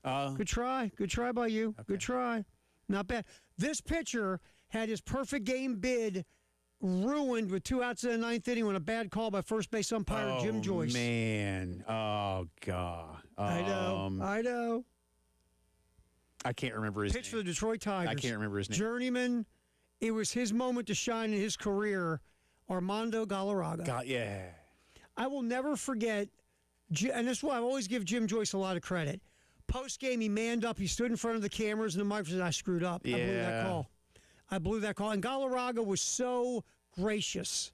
A lot of people would have killed Jim Joyce. Well, it was a terrible call. But you know what? It was brutally terrible bad. call. It was brutally bad. One of the worst calls. It's right up there with the call in the World Series by Don Denkinger. Yeah. Awful. Brad Muller coming up with the Hall of Fame.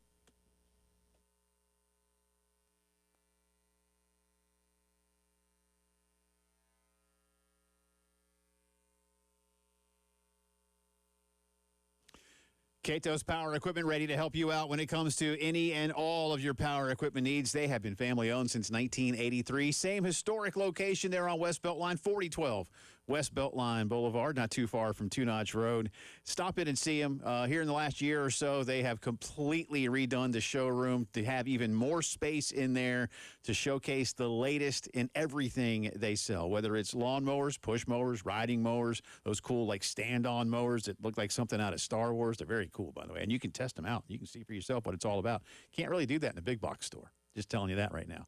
Chainsaws, blowers, trimmers, edgers, you name it. I mean, tree pruners, they got everything for you inside of Kato's Power Equipment, and an amazing service department to keep everything running tip-top. Whether you do it for yourself, whether you do it for a living, these are the people to see. I love what they've done for me and my family. You will too. 4012 West Beltline Boulevard, and always online at katospowerequipment.com.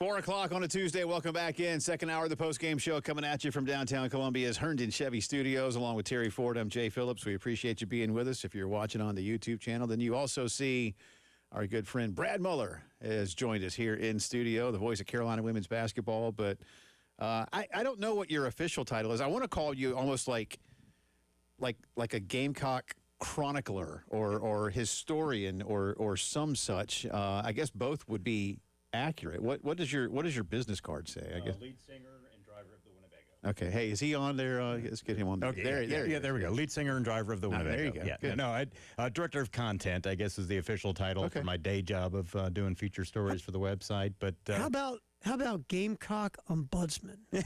That's good. Other duties as assigned is great. Hey, I'm just happy to still be working. I will be honest. I am impressed that Terry Ford knows what an ombudsman is. I did. And I heard that word today and just threw it out. I don't know what the hell it means. Was that close, He Jay? saw a sign when he was driving into work. That's yeah. I think what Brad does, you could put that in. I remember when I worked for the governor.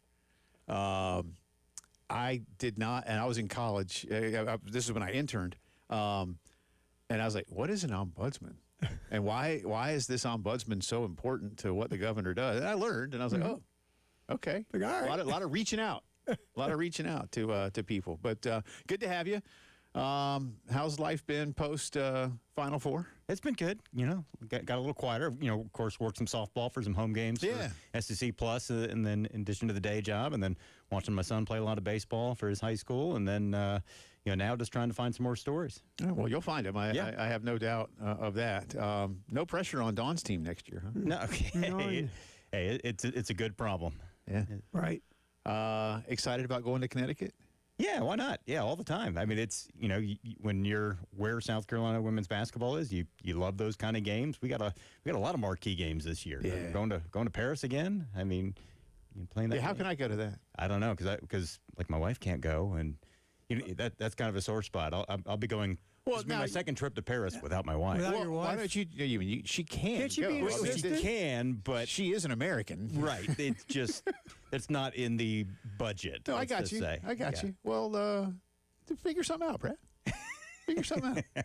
You'll make it happen. As I like to say, we're pulling for you. I mean, obviously you have support staff. Me? No. I'm a department of one. I was going to say, the guy who does the play-by-play, the analyzing, cutting up the halftime highlights, doing everything. Yeah, he is the staff. I think Catherine Muller deserves a trip for the job she did. What was the story, like down in the Bahamas or somewhere?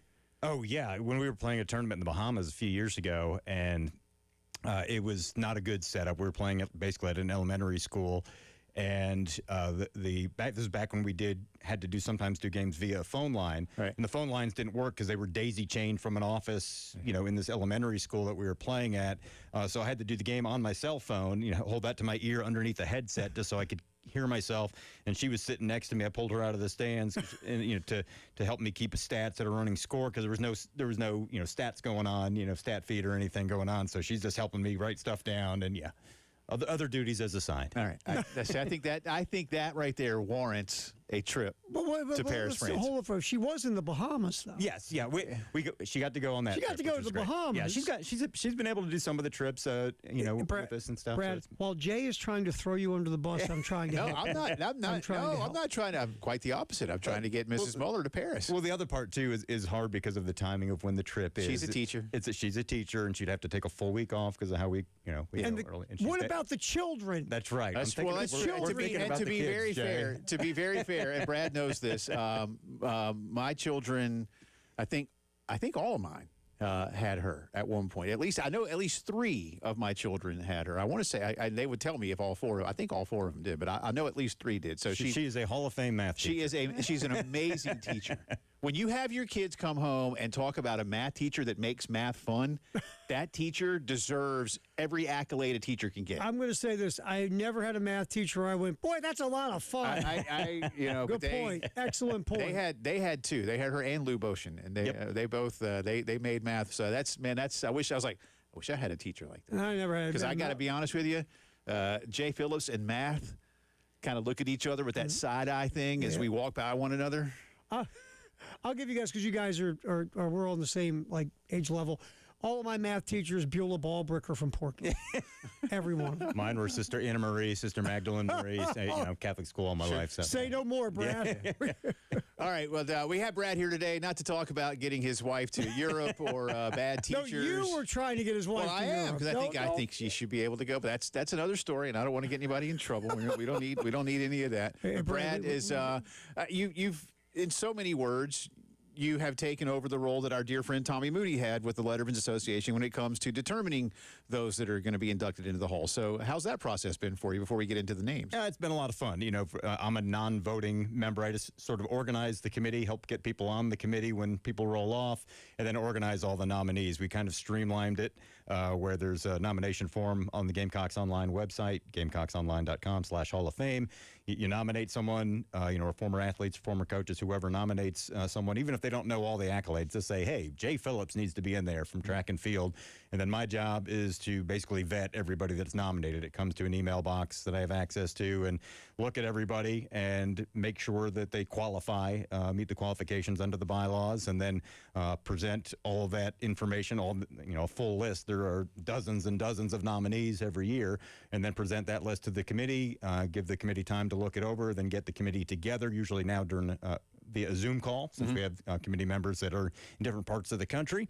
Set up those meetings, they discuss, they vote, and then we go back and we go through our process of then vetting the people that they voted on to make sure there's nothing else that we don't know about, right. and then we release it. And that's what we were able to do today after notifying all the inductees. Well, I'll be honest with you, full disclosure, and I can say this now, but and I never steered anybody in any way, but Tommy would sometimes come to me as we did, show in this room together for so many years.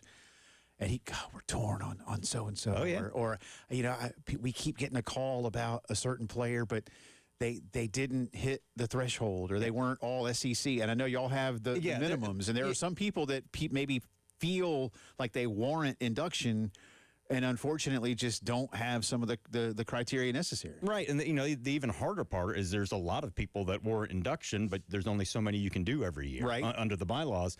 For example, this year you have the 7 individuals, and for the first time the 2 teams, which is a fun story, and we'll talk about that. But you can only have a total of 9 individuals, 8 former student athletes, 1 former coach or special circumstance. So so you're limited, and so every year there's some really obviously qualified folks that aren't going to get in this year. Doesn't mean they won't get in, but that's the fun part with me being in those meetings. Again, I don't get a vote. I just sit there and tabulate, but to hear the discussions of why they want this person in, this year, what have you, and then there's some very good people that were brought to the table by the committee that didn't get in this year, but they might get in next year.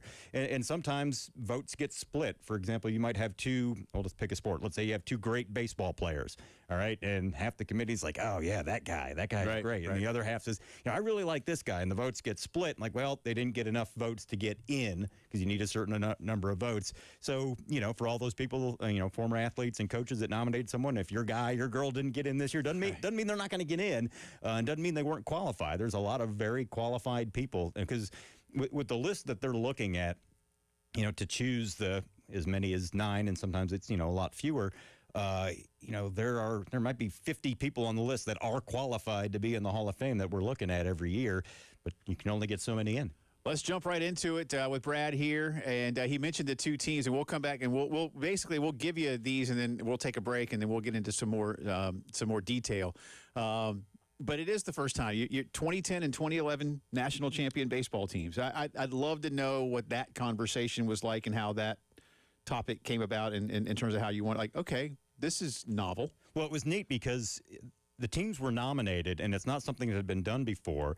And when it happened, there's nothing in the bylaws that says a team cannot be in the Hall of Fame. We just all found that it was interesting that this hadn't been done before. Like, wow, we don't have teams in our Hall of Fame. Why not? I don't know. Nobody really thought of it. Nobody thought to nominate a team, but there was nothing in our bylaws that said they couldn't be. And so we said, yeah, we can vote on this. Now, what was that like? Did you have to go through Yeah. Fortunately, the bylaws aren't that, it's not like War and Peace. Fortunately, the Association of Lettermen did a very good job with their bylaws, and I went through it, and we all agreed, there's nothing in there that says they can't. Now, fast forward past that, they did update their bylaws to clarify that, yes, teams can be. Okay. So that is now in the bylaws that they can be, but there was nothing that said they couldn't. And then it worked out perfectly that those were the teams that were the 10 and 11 baseball teams that were actually nominated because, unfortunately for them, during COVID, we missed their anniversary year to celebrate, because 2020-21 would have been their 10-year anniversaries. And we never got to do the stuff that we normally do, the athletics department likes to do in 10 and 25-year increments to celebrate, certain teams. And we couldn't do it because we were COVIDed out, right? And so those guys never got to come back and have their moment in the sun. And it works out perfectly. Hey, this is 2026, and it works out. If you put both teams in, it's kind of the 15, year anniversary, and it's perfect that was the team that was nominated.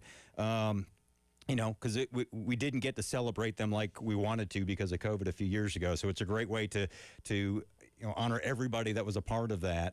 And in fact, I sat in with the call when Coach Tanner, Ray Tanner, did basically like a Teams call, a Zoom call with everybody from those two teams. We were invited to talk about to let them know, hey, you guys as teams are going into the Hall of Fame, and that was cool. That's cool. That was fun. Yeah.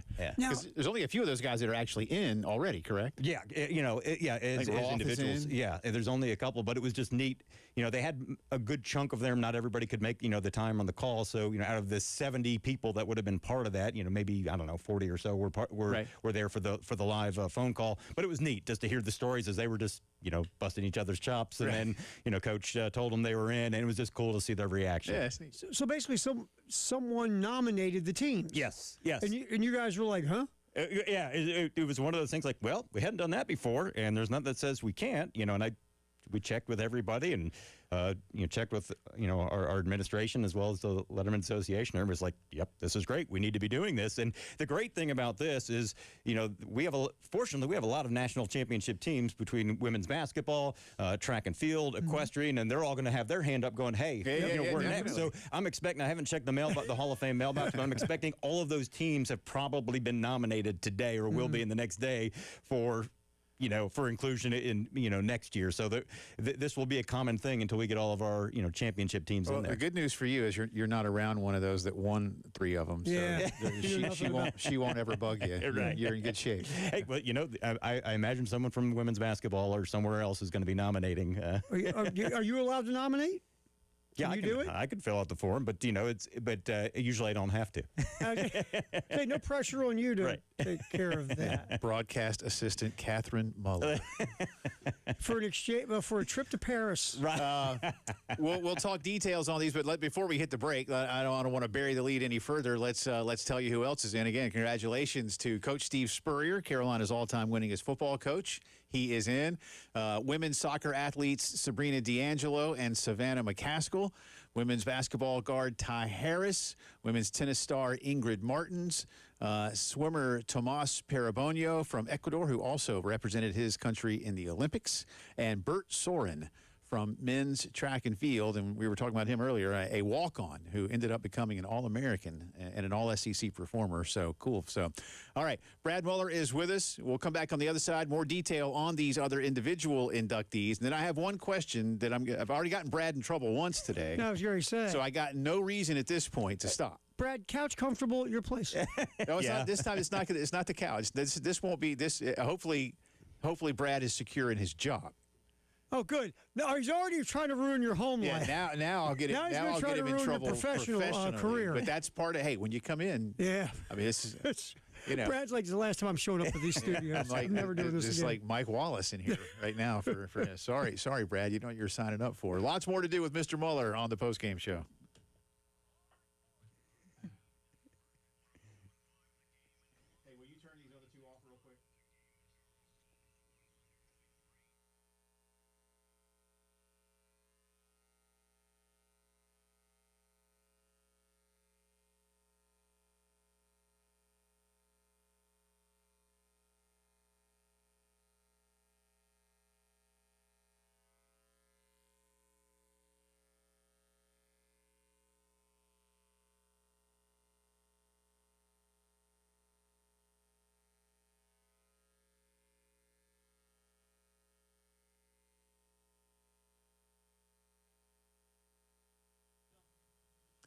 Love telling you about our friends at the British Bulldog Pub. Active weekend just a couple of days ago. Got a USA game coming up this weekend, and before you know it, the world assembles across North America for the biggest soccer tournament on the planet. But whether it's that, whether it's going to be a bunch of games from Omaha, or looking ahead to the coming football season, no better place to enjoy your favorite teams and the action than the British Bulldog Pub. Plus, you get the knowledge of knowing they have an amazing beer selection out there. Dozens and dozens of beers on tap, plus bottles and cans from all over the world. And the menu that is absolutely fantastic with their hand-breaded fish and chips, hand-cut fries. Again, the Tower of London burger, one of my favorites, the chicken, bacon, and leek pasty. The food is outstanding at the British Bulldog Pub. Big fan, been going there for years. Love what they can do for you. Go enjoy your favorite team. Go enjoy your favorite meal and your favorite brew at the British Bulldog Pub, Bauer Parkway in Harbison.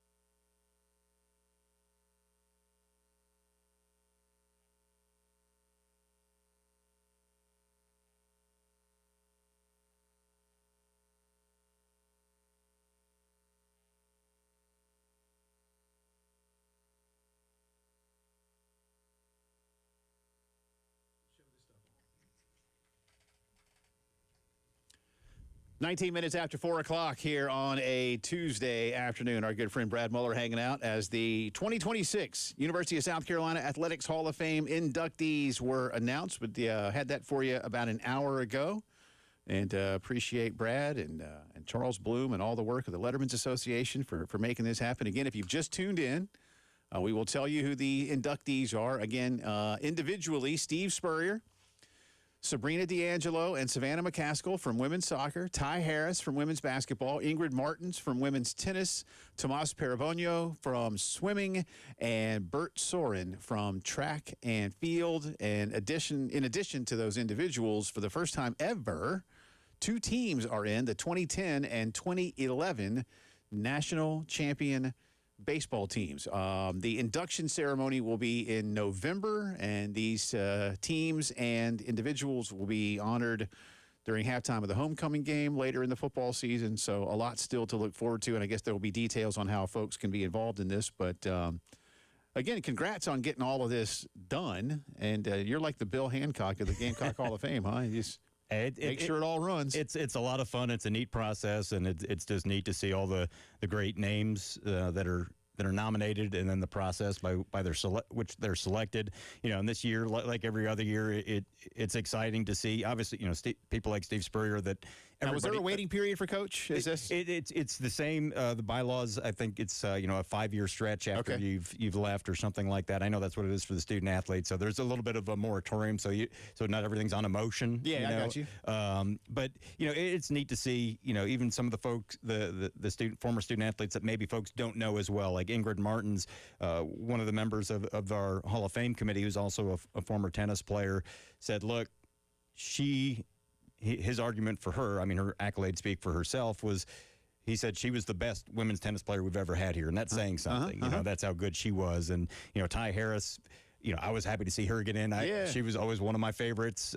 She was tremendous. She was the engine that helped, make that first championship team go. And then, I got to call the games of a couple of the soccer players. I was happy that they got in with Savannah McCaskill and Sabrina D'Angelo. Sabrina. They both were, but, Sabrina was. Yeah, she was good. She was something else, man. And Savannah, she just had a motor that never stopped. She could score. She was a dynamo. And Thomas, with all the All-American honors. And then, with Bert Soren, just, as you mentioned, guy was a walk-on. Yeah. And he became an All-American. To me, that's one of the greatest stories. He was a walk-on, now he's a Hall of Famer. And I just think that's great.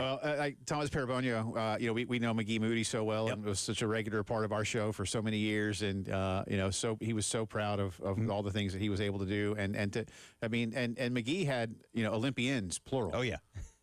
Which is cool. Yep. And so I think that's neat. You mentioned to us there are limitations in terms of how many can go in. So give or take, and I don't want you to name names, obviously, but about how many were vetted before you finally got to this? How many are still, in that pipeline? Well, I think the list that we considered this year, minus the 2 teams, right. The 10 and 11 national championship teams, in terms of individuals, there's probably about 50 or so or more that were considered this year, that were on the list, that had been nominated. And, it was hard. There were some that were almost unanimous from the get-go, which was kind of neat. And, there was a lot of others that, again, votes just get split when you have a committee that all of them were obviously qualified. There was nobody on the list that wasn't qualified. That's the neat thing. And there's always going to be somebody that's upset.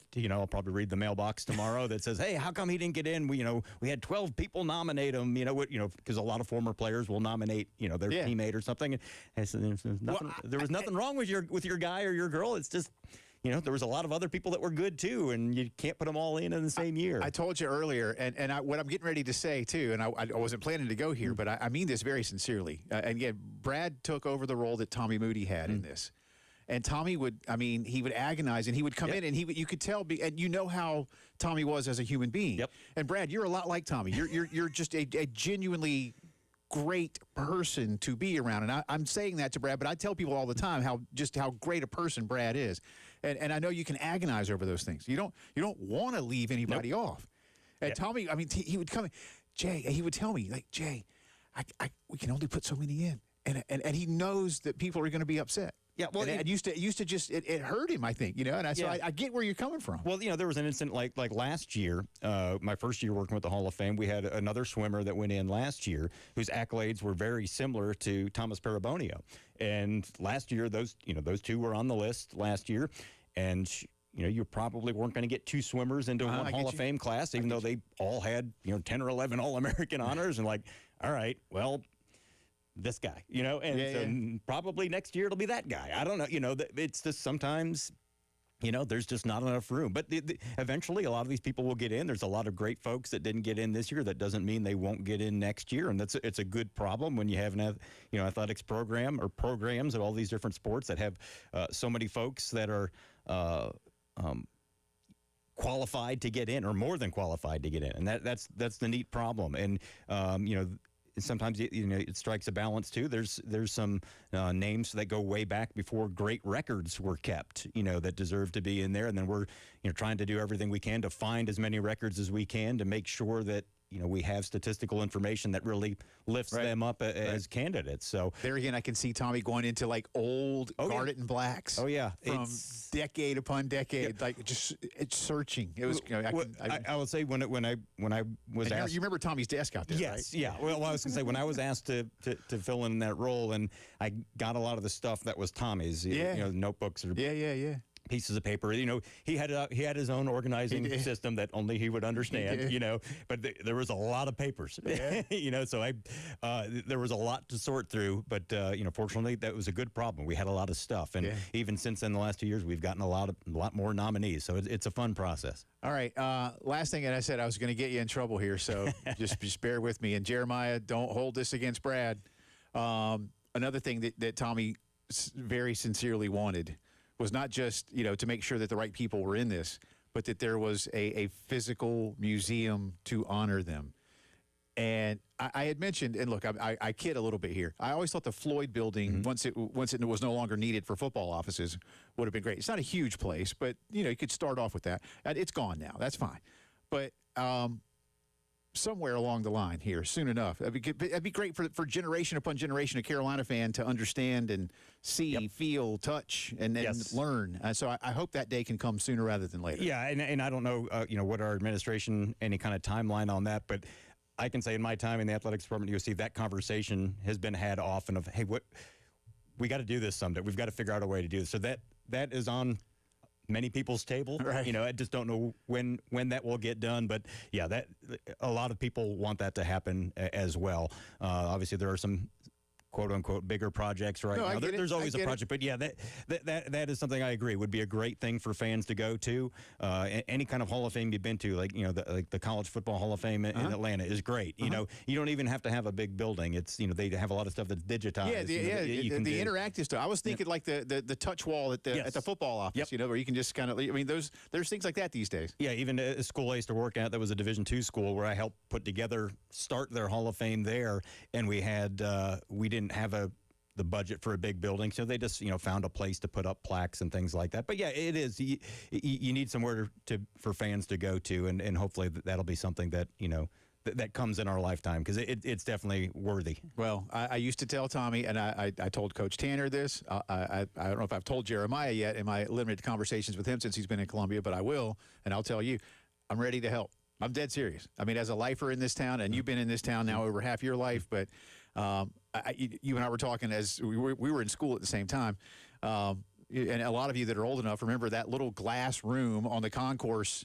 at the old Coliseum. Yep. I wouldn't call it a museum, but it was neat. I would go in there so many game days, and you can only go in on a game day, because they you couldn't go in there when Van Halen was in town. But it had a football from when Carolina went to Austin and beat Texas, or it had a net from a tournament somewhere, or pictures of a couple of it was cool. It was a cool place to just, and again, it was what, Brad, a couple hundred square feet, right? It wasn't big, but it was at least a place to go see something like that. Now I want something. So I'm ready to to help. I think a lot of people, want that too. So I think that would get a lot of support. Hopefully that's something we can do. Hopefully sometime in the near future we're talking about that, or you're talking about that with the bosses. I'm ready. I'm ready to help. So okay. And if Charles Bloom is listening right now, Charles, just put that on your radar. Yep. It's gonna be the first one you call for. Oh, don't worry. That's right. Great to see you once again. Congratulations to the 2010 and 2011 national champion baseball teams, to Coach Steve Spurrier, to Sabrina D'Angelo and Savannah McCaskill from women's soccer, to Ty Harris from women's basketball, Ingrid Martins from women's tennis, Thomas Paravonio from swimming, and Bert Soren from track and field. They are the newest members of the USC Athletics Hall of Fame, and once again, the ceremony to induct them will be November the 5th. That's a Thursday, and they'll be honored during homecoming weekend during the football season. And you can see these names and get more on each of these inductees right now at GamecocksOnline.com with more details on Hall of Fame festivities later in the fall. Appreciate you, man. Great to see you. Oh, thanks so much. Great seeing you. Great to see you back here. Thank you. I appreciate that very much. It is nice to be back and nice to be seen. He's Brad Muller, SC Brad92 to follow on Twitter and catch what he does at Gamecocks Online with the Gamecocks and the athletic department all the time. Lots more to do on the postgame show.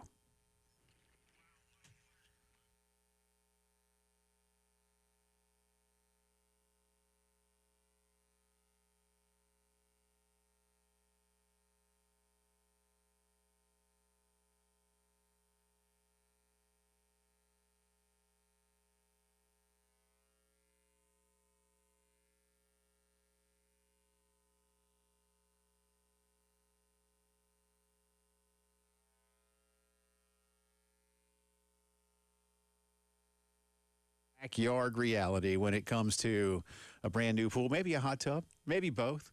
Hey, whatever kind of pool you might want to have. Listen, you want to get a little, just a little something to wade in when it's hot outside? They can do that for you. You want something really cool and resort-like? They can do that for you. All the trimmings and trappings, yep, they can do that for you. Or maybe you already have a pool. Then let the experts at Griffin come over. Maybe it's a vinyl pool. Maybe that liner looking a little old and worn out and faded by the sun and the chemicals. How about a new vinyl liner that completely transforms your pool? Or maybe that pump and filter system not getting the job done. That water's a little cloudy and dirty. Time for something new and more efficient. They can do that for you, too. And when you stop into the showroom on North Lake Drive, all of the chemicals and everything else, plus big green eggs and all the accessories to make outdoor life a whole lot more fun. Whatever you want in the backyard, Griffin Pools and Spas makes it happen. Check them out online at griffinpoolsandspas.com.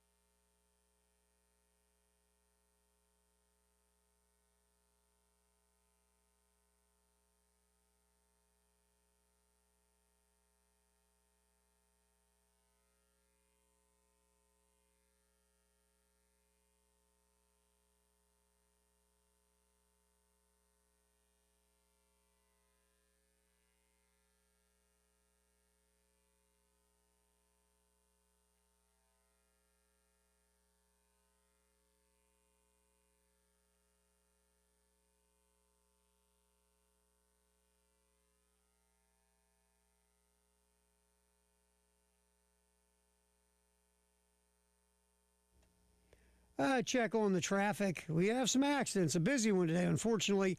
Atlas Road at Shop Road, Charleston Highway at Rolling Meadows, also I-77 northbound at Shop Road, Kennerly Road at Sweet Thorn, Lake Carolina Boulevard at Hardscrabble, Park Lane Road at Springcrest Drive, Two Notch Road at North Grampian Hills Road.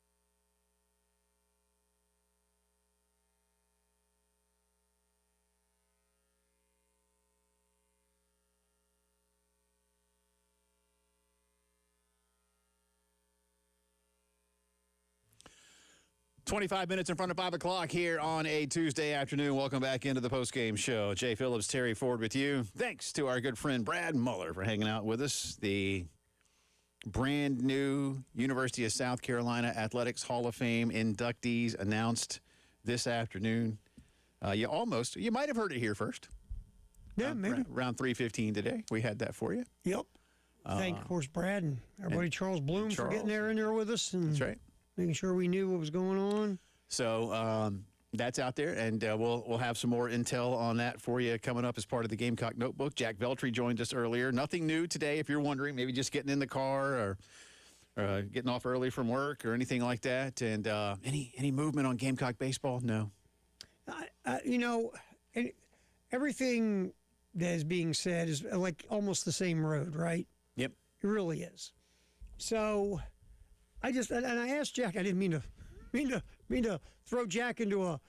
Oh no, you meant to. Well, I kind of did. You did.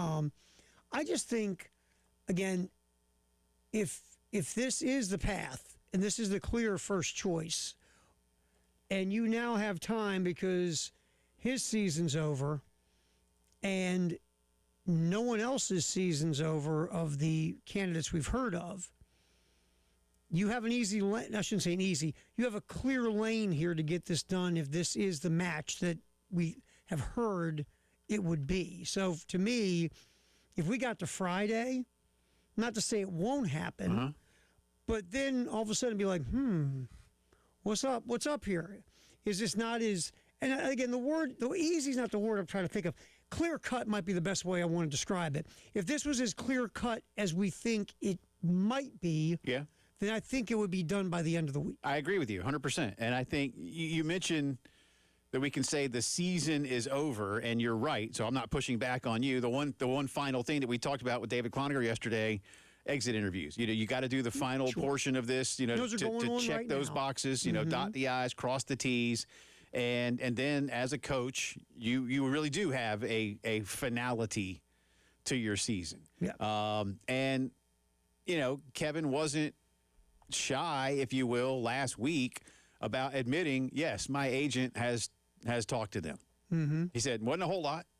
And how much it was, what's a whole lot? What's a little? I don't know. Right. I could. Who does it really even matter? Right. Yes, my agent has talked with them. Because look, this is kind of what makes this very compelling is the idea that Kevin Schnall has been talked about as being almost from the get-go, right? As soon as this thing started. I think within about an hour or two, I'm not even kidding, of Paul Maneri being let go. We knew that day.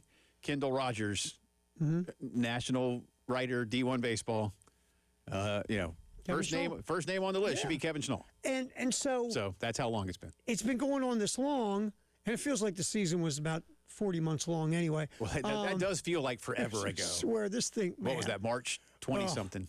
Felt like just, jeez. So I'm just like, I'm thinking to myself, it started then, and the conversations have been out there, and look, let's all get in the real world.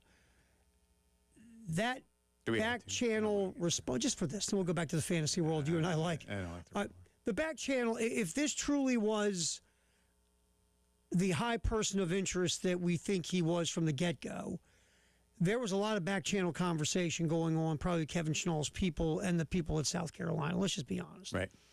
So if all that's been going on since the middle of baseball season, roughly, was it the middle, Jay, or not even the middle? It was the second weekend of conference play, right? Because the Arkansas beatdown is when. I think that was the second weekend of conference play. So it's been going on since then. Let's double check. So you would think, since this dance has been probably going on in some way, shape, or form, by the time Coastal got eliminated over the weekend, a lot of things have been put on the table from both sides. Right. That's why I'm thinking if this truly is the clear path, it should be done by the end of the week. And if it's not, I'm not saying it's over. I'm just saying maybe the path isn't as clear as we think. Oh, it could be either side. Yeah. Too, that's what I'm saying. What you got? Yeah, second weekend of conference. Oh It was four conference games. Mother of God, are you serious? It was the night after the fourth conference game. If I'm telling you that this past season, and It just, I mean, it felt like, what do you think? It felt like 2 years? It feels like a long time It ago, really man. felt like a long time Yeah. ago. So I guess what I'm That saying was is that game 22-6. You Yep, lost that was it, on right there. Friday night, March 20th. Yep, that was it. And by the way, It wasn't that close. it wasn't that close. So anyway, I just feel like with all that time and all the ways these things play themselves out in the real world, everybody should have a pretty clear idea where everybody's at, right? Mm-hmm. That's why I've asked the question about by the end of this week. And it feels like Kevin Schnall is going to be the guy. Nobody knows for 100% sure. So if he's not the guy by the end of the week, are we, to our point we're talking about, if you're Jeremiah Donati and you are thinking of others possibly who are still in this thing, and Kevin Schnall isn't far and away your guy, then you're probably taking a pause. But the flip side is if you're Kevin Schnall, you would say this, look, fellas, like my dad would say, poop or get off the pot. Yeah, because I got a baseball program and that's to run. that's where this gets interesting because and I keep coming back to it. And anything I'm saying here isn't about an individual candidate. It's about the magnitude of the moment. Yes. Because I don't want to be hyperbolic, but I don't think we can be this time around. There has not been y'all. I would say this is a more crucial hire than when June Reigns was gone and Ray Tanner took his place. Because the program had kind of slipped down some at the end but of June back Reigns. then, and look, I mean, like I say, that was 30 years ago. Let's not forget that. Right. But back then, Carolina took it seriously, and LSU was in the midst of doing great things, and Georgia had won a title 5 or 6 years earlier. Tennessee had just gone to a World Series, I think, with Todd Helton. But SEC baseball was not SEC baseball. Right. I mean, you took it seriously, and Clemson took it seriously, and again, a couple of schools. But again, even Tennessee, they had Todd Helton. Yeah. I don't think they were going like, hey, let's be good at baseball. They were like, damn, Todd Hilton's good. Well, remember this, Todd Hilton was a football player. Yeah. It was one of those things, right? It was like, this guy, he plays baseball too? Yeah, okay. right. All right. But I'm really kind of not kidding. Like, they had Todd Hilton. I mean, Todd Hilton had a pretty nice major league career, too. So, now everybody, like you like to say, everybody save Missouri is taking this very seriously. And as we speak, you have 7 of 16 schools that are in the Supers, and 2 more were in games they lost last night to be here. I mean, you got close, if you will, to having 9 of 16 in the Sweet 16 of baseball. Think about this. Alabama, who, roughly 5-6 years ago didn't know what a baseball looked Didn't like. know they had a baseball team. And now they're in the Supers. Yeah. Auburn's kind of the same And they way. paid money to get the coach they got. Yeah. He's not getting like $12 an hour. No. So, I mean, besides Missouri, everybody is in Got all some the way, golden shape, flake or form, chips man. he can eat, man. Could you see? All the golden flake he can eat. So that's why Sour this is cream so and onion, important. barbecue, the rippled ones. I love the rippled ones. He's got Ripple ones are like next drawer. just I thinking of love those it. Pat Dye commercials. That's why I love golden flake potato chips. Love ripples. Thank you, Coach. Love the ripples. So Anyway. I think you're right is how important this is. And you can't get it wrong. And if you got to wait to get the right guy, you wait to get the right guy. Now, if Kevin Schnall's the right guy, get him. Right. But if you've got another guy, And does Kevin Schnall understand that? And does Kevin Schnall want to or does Kevin say, all right, if I'm not your guy, like you said, if I'm not your guy, hey, that's cool. I'm okay more here. power to you. Yeah, I'm doing good, and he's going to get a raise. absolutely. No matter I what. can, if not, I mean, let's put it this way. Kevin Schnall, in the next couple of weeks, from one employer or another, is now going to be a 7-figure coach. You know what's going to get swole? His bank account. Yeah. Absolutely. So, yeah. But this is where, again, this thing gets interesting to me is as the week goes along, and it's not like a right answer, wrong answer. It's just where is this thing going as the week goes along? I hear you. All right, but no movement as of yet. We're certainly keeping our ear and eye and nose to the grindstone, or whatever else we got to keep down there to see what's going on. Doesn't sound painful. Yeah, sorry, it does actually. Jay or nay coming up.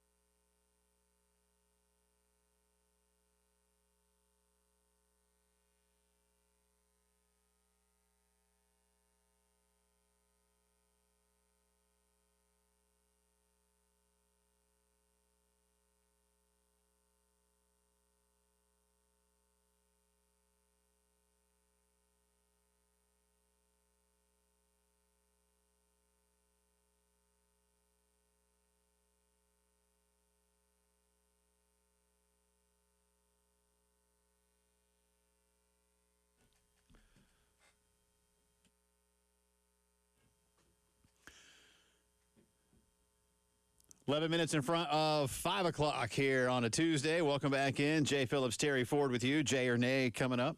Tomorrow on the program, our good friend Seth Emerson on the SEC beat for The Athletic, the former Gamecock beat writer, and left Columbia, covered Georgia for many years for the AJC and The Athletic, now covering the whole conference, whole thing, except Missouri. Because, I mean, No, I'm kidding, Missouri people. Seth has written an article about you at some point, I'm sure. probably not. No, he has. Eli has said something that Seth has covered. Yeah, probably Missouri football. I guarantee you. Maybe Missouri basketball every now and then. He pretty much does football. Just football? Yeah, Seth is pretty much just football. Well, yeah, I mean, Eli probably said something or a couple years ago when they had that 10-win team. No, he's Probably wrote something he's about covered. it. But Seth will be with us tomorrow. He was down in Destin last week covering the meetings. And Have you written anything about Mississippi State since Coach Leach passed? I know Coach Leach is on the Hall of Fame ballot. He should be. Well, that criteria. I know they had to tweak it just enough to make sure. So I hope he gets in. He should. Look, that guy won in Lubbock, Texas, Pullman, Washington, Starkville, Mississippi. Yeah. Let's talk about that for a minute. And wrote a cool book. Yeah, I mean, great pirate, great wedding, marriage advice. Man, he was. I told you, Haney and I got him on the show one time down in Hoover, and he patrol Radio Row and just. I mean, he was like the anti every other coach. Yeah. He's like, what's up?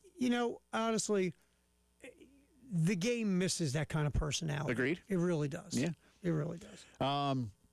This isn't quite the same as a Hall of Fame before we do Jay or Nay, but did you see that the great Idris Elba, who we were talking about a couple weeks ago, was knighted today by the king? So he is now Sir Idris Elba. You should be. You've cool, never man. watched the show Luther. I'm telling you, watch Luther. Idris Elba absolutely. I have not seen Luther. Now, again, I know The Wire, and he was good in The Wire. that was acting. Mm-hmm. You think? Probably don't get knighted for. You don't think you get knighted for The Wire? For the performance, not for the the portrayal. Well, in Baltimore, that's royalty. I don't know if you know that or not. Where I'm from, that's royalty. They're in the Hall of Fame year. Yeah, they're in the Hall of Fame with me. Baltimore Correctional Hall of Fame. Exactly. And you get knighted. Yeah. I'm Sir Terry Ford. That's good, man. I'm proud of you. I'm proud of you. I can see the pride you have on your face. Yeah, I am. That's a big deal, Again, we were talking about that earlier, Terry. Mm-hmm. Yeah, young Ford had 14 misdemeanors as a 12-year-old. And the first to be caught on closed circuit camera. Absolutely. Yeah, good for you. All right, son, empty those pants. We know what you stole. All right, little Jay or Nay real quick.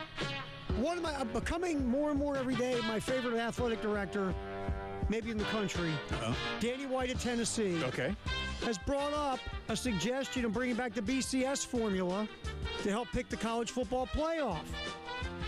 He says, basically, I think a hybrid of having a human element with some kind of data is pretty clear. Everyone knows what the inputs are, because that could inspire us to build our schedules and build them smarter. Basically, bring back the formula so that way we have a criteria and we don't have the think system from a committee. Just saying. Jay or Nay?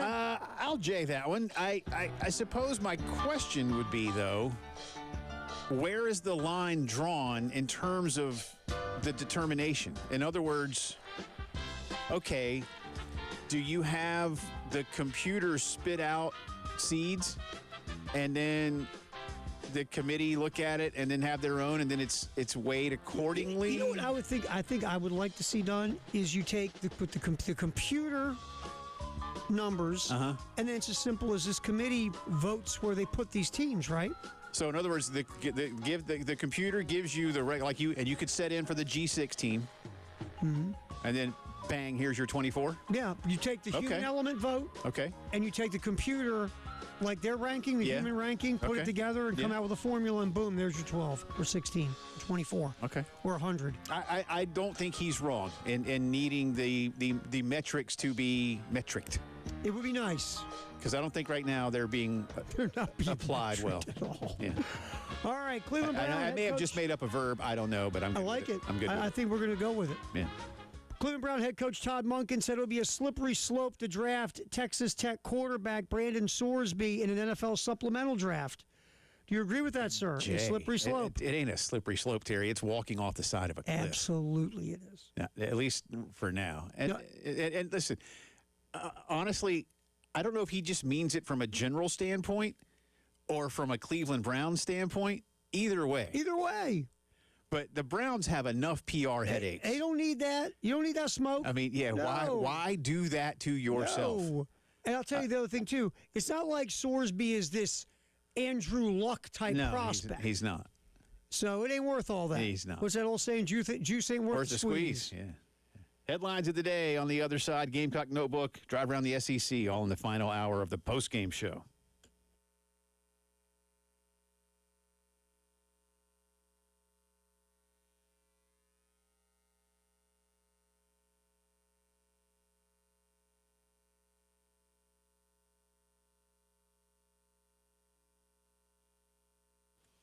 AAA Heating and Air is ready to make sure that you and your family are nice and comfortable through the blazing summer months of the Midlands of South Carolina. When's the last time you had your AC system checked, looked at? Maybe those coolant levels inspected, or your ductwork looked at? Anything else? You're like, I don't know. Well, now's the time to call 803-677-1500 and get AAA Heating and Air into your home. One of their great techs can check on all of those things and more and make sure that your family will be nice and comfortable on those days when it touches 95 plus, because it's coming and there's a bunch of them. And if it's time for a brand new system, then Roy and Dana Finley are ready to help you out with a $1,500 system buyback rebate, a 15-year parts and labor guarantee, and a guarantee to get you financed to make that a whole lot more affordable for you. Do what I've done, and many of your friends and neighbors. Work with the people at AAA Heating and Air, 803-677-1500. Tell them we sent you to AAA Heating and Air.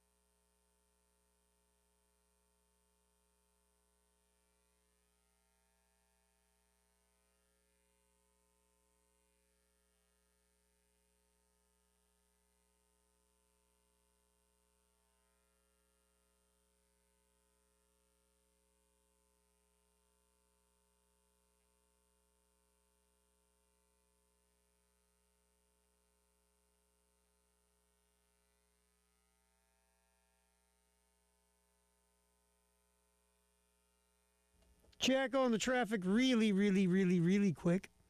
We have some accidents. Charleston Highway, Rolling Meadows Road, also 77 northbound Shop Road. That's a mess. By the way, we got a call during the break. Just stay away from 77 northbound and Shop Road. It is bad. Kennerly Road, Sweet Thorn Road, Park Lane Road at Springcrest Drive as well. 5 o'clock news sponsored by Integrated Media next here on the Post Game Show. Jay and Terry here on the game.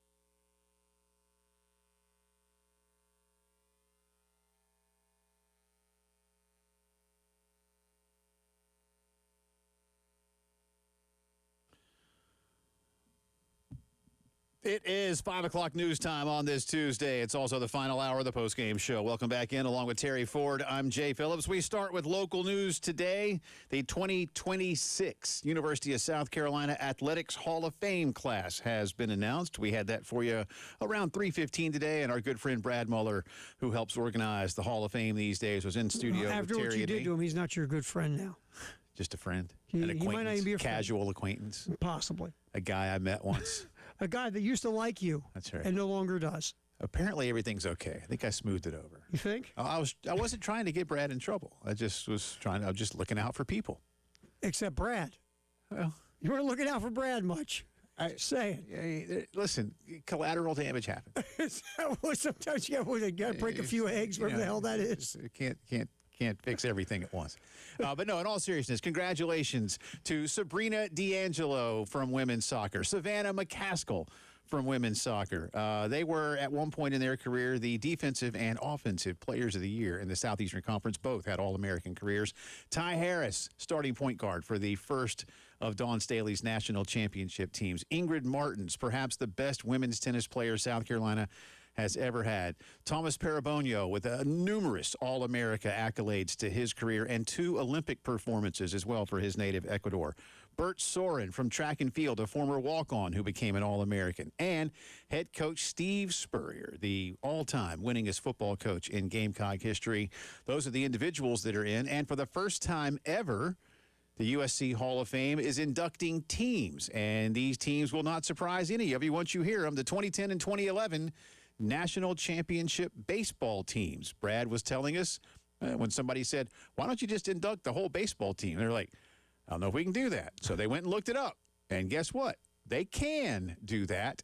So they did do that. And then, as Brad said, now we'll get the other national championship team knocking on the door. And I was like, well, at least you don't work for one of them every day, you know, that you see on a regular basis who has 3 of them. Right. But no, I would think undefeated. I would think that over the course of the next few years, we will see those national championship teams, from Coach Fry's track team back in the day to Dawn's teams to the equestrian teams, which have a couple of national titles under their belt, including the most recent one. Yeah, just got one. That's right. Yeah. And maybe other teams, maybe, a couple of Frank McGuire's ACC championship teams, or Eddie Fogler's 97 team. Spurrier's team. Spurrier's got to the SEC championship game. Maybe so. Who knows? We'll see where they start to draw lines on criteria for that. Eddie Fogler's 97 team. I know what happened in the tourney. Still, man. Let me tell you, man. Good. There's a reason why that team had such a high seed. They were a 2 seed. There was a reason. They were. Had some players, man. They were all right. Mm-hmm. They're all right. Yep. I wonder. Well, anyway, I don't know. I don't want to look right now, but I know BJ's in. I don't know if Larry and Melvin are in or not. They were all SEC guys. That's an interesting question if those 2 guys are in, because they were I've good. told you, They were good. I have a lot of favorite Gamecocks, but Melvin Watson still tops my list. And I'm older than Melvin, and he's my favorite. You think for a guy like me, it'd be like George Rogers or Alex English, somebody that I grew up with, Mike Dunleavy. Melvin Watson was fun to watch. But anyway, congratulations again to Sabrina D'Angelo and Savannah McCaskill, Ty Harris, Ingrid Martins, Thomas Parabonio, Bert Soren, Coach Steve Spurrier, and the 2010 and 2011 Gamecock baseball teams, your newest inductees into the USC Athletics Hall of Fame. They'll be honored at halftime of the homecoming game later this football season, and the official induction ceremony is Thursday, November the 5th. And more details coming soon at GamecocksOnline.com. Speaking of college baseball with the Gamecocks, those national championship teams, somebody's going to win a college championship here soon enough. Last night, the final pieces of the super regional puzzle were put into place. Oklahoma took an early 3-0 lead on Georgia Tech in Atlanta. Tech came back for a 7-3 lead, and then Oklahoma won it in 10 with a walk-off, 8-7, the final score. Let's get that game winner. We'll get the game winner? Yeah, let's do it real quick. There's Taki's mom. She's been living and dying on every pitch. Taki in the air to center. Burris going back. That ball is gone. It's gone. Dayton Taki sends Oklahoma to Super Regionals.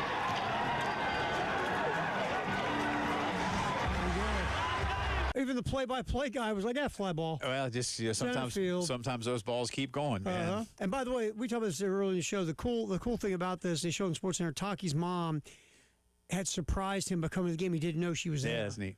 And she had a hat on with Taki on it and stuff. And see, that's the kind of cool Mom stuff. magic. Man. Yep. I like it. And it was cool. He's like getting interviewed, and he's like realizing she's there. Oh, my mom's here. I want to go hug her and all this other stuff. It was a really cool moment, unless, of course, you're a Georgia Tech fan. Yeah. I mean, Tech was a 2-seed. Had the national lead, 2-seed, not 2-seed in the had a 4-run lead. Had a 4-run lead. Had a 4-run lead. Yeah.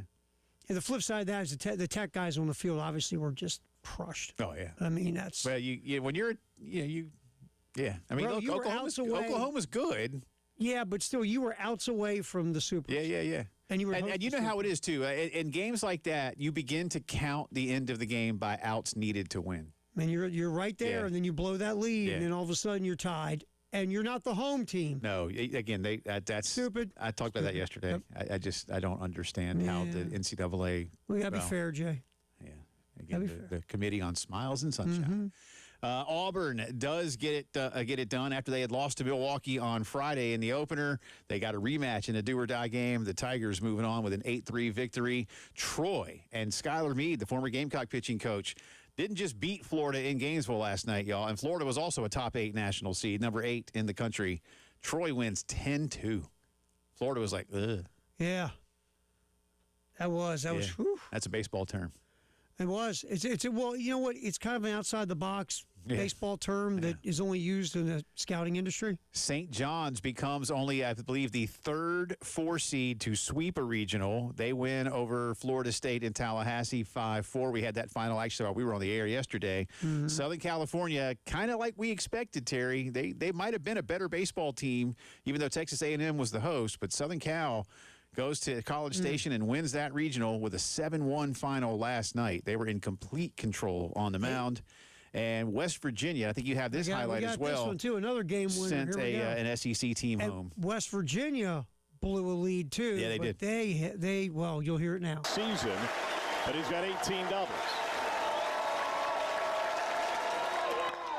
Into center field, it gets down around third is Kresser. Cue Country Roads. West Virginia wins it in 10. There you go. So with that one, Gamecock coaching candidate Steve Sabins is on to the Super Regionals. And I'm going to go out on a limb here, kids. All right, a little editorializing in the news as we do almost every day. Mm-hmm. West Virginia is hosting Cal Poly. Now, I know Cal Poly had a heck of a run through the L.A. Regional. They ripped through that thing, by the way. But West Virginia is going to win their Super Regional and go to the College World Series. I feel like West Virginia is going to go to the College World Series. Yes. So, again, if Cal Poly does it, more power to you. Hey, yeah, man. But I think West Virginia is going to the College World Series, which means if Steve Sabins is a big-time legit candidate, it may be a little while. Or maybe he's not. I don't know. I'm just saying he's going – he's at least got a busy weekend coming up. But again, going back to the conversation you and I had last segment, if it's not as cut and dry as we feel, we'll see it play out as the week goes along. Right. So I don't know what the betting odds are on that one, but Cal Poly in West Virginia? I'm going to say that there's a minus number in front of West Virginia in terms of the money line. A big minus number. Yeah. Is what I would say. Yeah. Like minus like 1,200 or something. I don't know what it is, but it's going to be big. Anyway, here's how the Supers shape up for you starting on Friday. West Virginia will get it going against Cal Poly at noon. At 2 o'clock, North Carolina hosts Southern California. Again, these are the Friday games. Friday at 5, Troy hosting Little Rock. You heard me right, kids. In these Super Regionals, Troy hosting Little Rock. Oh, yep. I see. This is why you love tournaments. Yeah, That's why you love these things. If you're wondering, by the way, Little Rock won the Hattiesburg Regional, where Southern Miss had a very good season but did not advance. And an all-SEC affair on Friday night as Auburn will host Mississippi. And then on Saturday, now everybody plays on Saturday, but the other series that will begin that day is the ones I'll tell you. 11 a.m., Mississippi State is taking on Georgia. 6 o'clock, Oklahoma is at Kansas. Now, these are Saturday. 8 o'clock, Oregon and Texas. 9 o'clock, St. John's at Alabama. And again, the Friday games will have game 2 on Saturday. Okay. But those are your 8 super regional series. Again, 2 out of 3 winners, all to Omaha. Okay, West Virginia minus 450. Okay. The second highest, you know who the highest is? Or the biggest favorite by the money line? Well, it's not that one? Nope. Well, then hold on. You'll see it once you look. go Bama St. through it. John's? Yep. Okay. Bama's money line minus 550. Okay. That's, According to BetMGM. well, okay. St. John. Yeah, okay. That's fair, I guess. I don't know. Look, I don't know how they come up with those. St. John's is plus 3. What's the tightest? Or give me the a second. state Give in me a Georgia or Chapel Hill, Southern Cal, Auburn, Ole Miss. Those are Auburn, all- Ole Miss is under 200 on the money line. Hold on. Kansas, Oklahoma. That should be a good one. That's 165. Give me a sec. It might be Kansas. It might be Kansas, Oklahoma at 165. Okay. Plus 165? Yeah, Kansas is plus 165. Oklahoma, no, Kansas minus Oh, minus 165. 165. Okay. Oklahoma's plus 130. That's the closest one. Okay. Oh, there you go. Not that Followed I'm. by Ole Miss and. We'll call our boy Coach Bohannon and see who he's. Hey, Coach. No, that was mean. Hey, Coach, what are you betting on Bama? That That's was what we got to ask mean. him. Coach, you betting on Bama in the money Oh, line? I would. Probably. Actually, I wouldn't bet that big a minus money line. You don't win any money. You don't win anything off of that, man. Did you see that somebody today? I saw it on Twitter. Somebody, because the sports book I guess talked about it. I forget which one.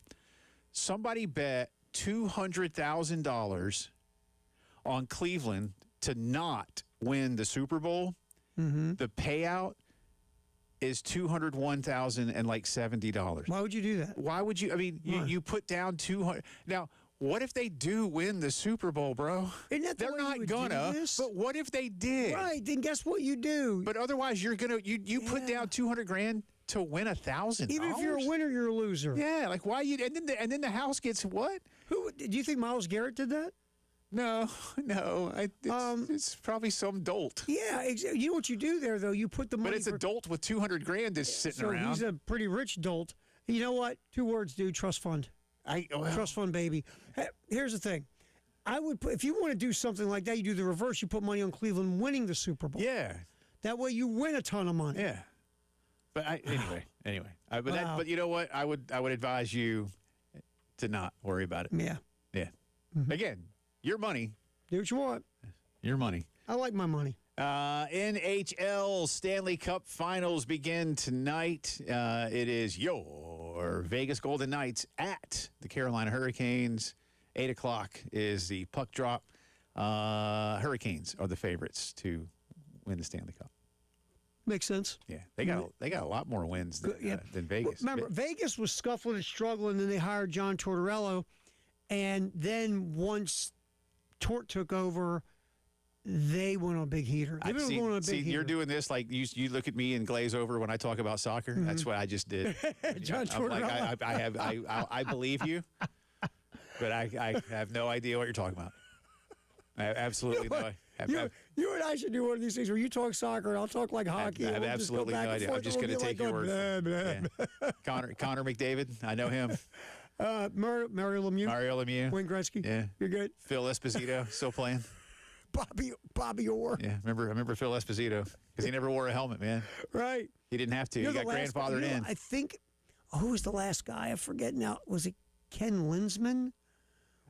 The last guy to be able to go because remember they grandfathered the helmet. If you weren't wearing a helmet, then they made it mandatory. Yeah, but what you came it was into grandfathered the league. in if you didn't have to. But it was like 1980 or something. Yeah, something like that. Guy Lafleur, Ken Linsman, somebody like that. Guy Lafleur, I remember that name. Remember that guy? That's just a great name. It is. It's one of the great. It's the second best. It's the best French Canadian name. Connor McDavid is still the best Canadian. I mean, that is a Canadian name if I've ever heard one. I mean, and Connor McDavid. The name Connor McDavid means you're not going to suck. You just eat. You just syrup on everything. Syrup and bag bacon on everything. Yes. Braves, real quick, host the Blue Jays tonight. Kevin Gossman, the former Brave and Oriole, goes for the Toronto Blue Jays. Bryce Elder will be on the hill for Atlanta. Gamecock Notebook is next.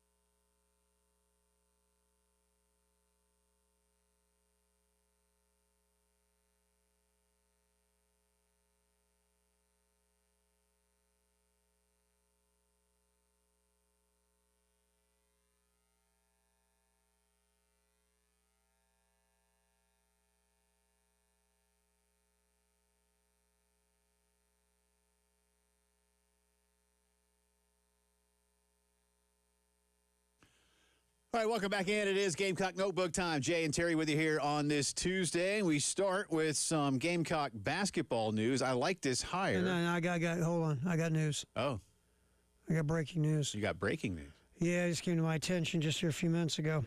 You know, last year, our little radio station here won the Free Time Station of the Year thing here in Columbia. Okay. Because we stuffed the ballot box. Okay. Did I say that out loud? Sure. Well, this year, we just noticed something. That some dude named Jay Phillips is up for Personality of the Year. Oh, no. Congratulations there, bub. No. So now we got to go stuff the ballot box again this year. All right. Man. I thank you. I guess. You. You're nominated, man. Yeah. The same person nominated the baseball Well, team. you know how I feel nominated about these you. things. I know so you're turning all cool, different colors right now. It's kind of fun. The video stream has got to be hilarious right now, watching you change colors. Good for you, Bob. No, that's cool. Seriously, it is cool. Thank you. That's nice. Good for you. I appreciate it. I don't want to surprise you on the air to watch you do what you're doing right now.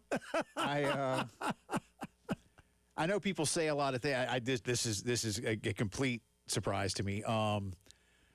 But in all seriousness, as you well know, sir, I don't do this for that. I know. So, but that's nice. Yep. It's very nice. Yeah, I thought it was very cool. That's why I wanted to surprise you. I just like to show up and do my job. In fact, we were talking to Brad like how great it was just to be back in here. Mm-hmm. That's cool. So to whoever did that, thank you. Well, the same person nominated the 2010-2011 baseball. Well, they got in, so I don't know what if that bodes now well. You're nominated, man. All right. It's just good to be nominated. I wanted to give you a little something. Thank you. Yeah. Yeah, thanks. Hey, you're welcome. All right. I didn't do it, but you're welcome. Okay, no, that's cool. Yeah, I don't know who did, but thank you. I appreciate that. Well, we'll see what happens. There you go. God, now my kids are going to know. My wife's going to know. Everybody's going to know, man. My mother-in-law is going to bug me about it. Yeah. Tell them all to vote on, I guess, free. Yes, you vote on free times or whatever it is. I don't know how that works. Yeah, we won last year, and I'm like, cool. Yeah, that's neat. I was like, all right, That's awesome. neat. I said, everyone who voted for us, thank you. We appreciate it. Yeah. So thank you very much. Thank you. Maybe we can get something 2 years in a row now. No pressure on you. Yeah, do I need to buy these political ads? Yes. Play some patriotic music? Yes. As a small boy, Jay Phillips was always dreamed. Yeah, Anyway. you know what I won't be doing? What? That. I know. That's cool. Anyway. That's cool. Thank you. Good for you, I my had man. I not even kidding. That would have been like the farthest thing from my farthest, both, either, Yeah, either. from Pick my one. mind. Yeah. Yep. I assure you. Yep. Yeah, I just got the heads up on that here a little right. while Well, ago. that's cool. So. I thank you to whomever. Thank you. I appreciate it. Yep. Good See for what you, happens. man. No, that's cool. That's Yeah, cool. good Thank for you. I appreciate it. Proud of you. In the meantime, let's get back to the gig, so we can just again. You know how I am. That makes me very uncomfortable. That's the funniest part of this is looking how uncomfortable you are right now. I believe you. I believe you, and I imagine now this will be on some kind of loop internally here. Head coach Lamont Paris has announced a new addition to his coaching staff. Steve Smith hired today. He has been many years, the last 13 years in the ACC at Clemson, FSU, and Boston College. But kind of in the middle of that, Terry, 5 years with the great Leonard Hamilton during their peak time at Florida State. This is, and he's from South Carolina, so this is a really big deal. Both he and his wife are from here, and his wife went to Carolina. So he was with Earl Grant at BC for the last couple of years. Again, 5 years on Leonard Hamilton's staff at FSU. Experienced Power 4 assistant coach. And was on Brad Brownell's staff. Hard to believe. Has Brad really been at Clemson that long? Yeah. Uh-huh. Yes. Since 2012? Yes. Dang. Remember, up until that Elite Eight run, there's a lot of folks wanting to run old Brad out of town. Yeah. That's crazy. But they had some good years down there. He's been a part of some really good teams. He really has. But remember, we talked about getting the mix of assistant coaches. You get young guys, but mix some veteran dudes who know what's up. Yeah. And we've seen a couple for this staff kind of come in with more experience than the previous crew. But again, he's from Varnville. His wife went to Carolina. So welcome aboard, Coach Steve Smith. Or as we like to say, I guess around here, welcome home. But Coach Paris said in a statement today, Steve's basketball connections throughout the Southeast and especially in the state of South Carolina are as strong as any assistant coach in the country. He is incredibly experienced and will undoubtedly bring immediate value to our program in numerous ways. With Steve growing up in the state of South Carolina and his wife being a USC alum, this is a true welcome home. Coach Smith says in a statement released today, I'm extremely excited and to be blessed with this incredible opportunity. Coach Paris is a great basketball mind whom I've admired from afar for many years. I can't wait to get started with him and the rest of the staff. So there you go. Steve Smith, the newest Gamecock basketball assistant. This on the heels yesterday of Juan Fernandez coming into the program as a player from Argentina and having been playing professionally in Spain. So a little bit of off-season basketball news. We were wondering, Terry, now that you can have another staffer and you can have more on the roster, were they going to make some of those announcements? And as David Cloninger told us yesterday, at least from a player perspective, that Fernandez was one of those guys they were anticipating but had not yet announced. So this wasn't out of the blue, just, I guess. Season had to end. Yeah, getting a few things done over there. Yeah, so there you go. And again, no news today on the Gamecock baseball coaching search. I know that's top of mind for the majority of Carolina fans in these last couple of weeks. Kevin Schnall is the only candidate, or at least I say only, of the major candidates. He's the only one now whose season is complete, with Coastal having been eliminated from the Tallahassee Regional on Sunday. The team traveled back to Conway yesterday, exit interviews with his team and staff today. And I don't know, you got a lot of players, so I don't know how long those stretch, whether they go into tomorrow. Terry continues to make a great point. If this is your guy, and not just Terry, I mean, everybody we have talked with, everybody, and I mean that quite literally 100%, everybody that we've talked with, whether it is on-air conversations with our top guests, whether it is the conversations that we have with sources off the air and trying to dig for more information. Not one person that I've spoken with, and Terry, I know you're the same, not one person has said, well, I think it's Schnall, but it is basically, and nobody has said, oh, no, it's going to be Kevin Schnall. No. But in so many words, and I'll say it to paraphrase for everybody, it feels like, well, it'll be Kevin Schnall's job to turn down.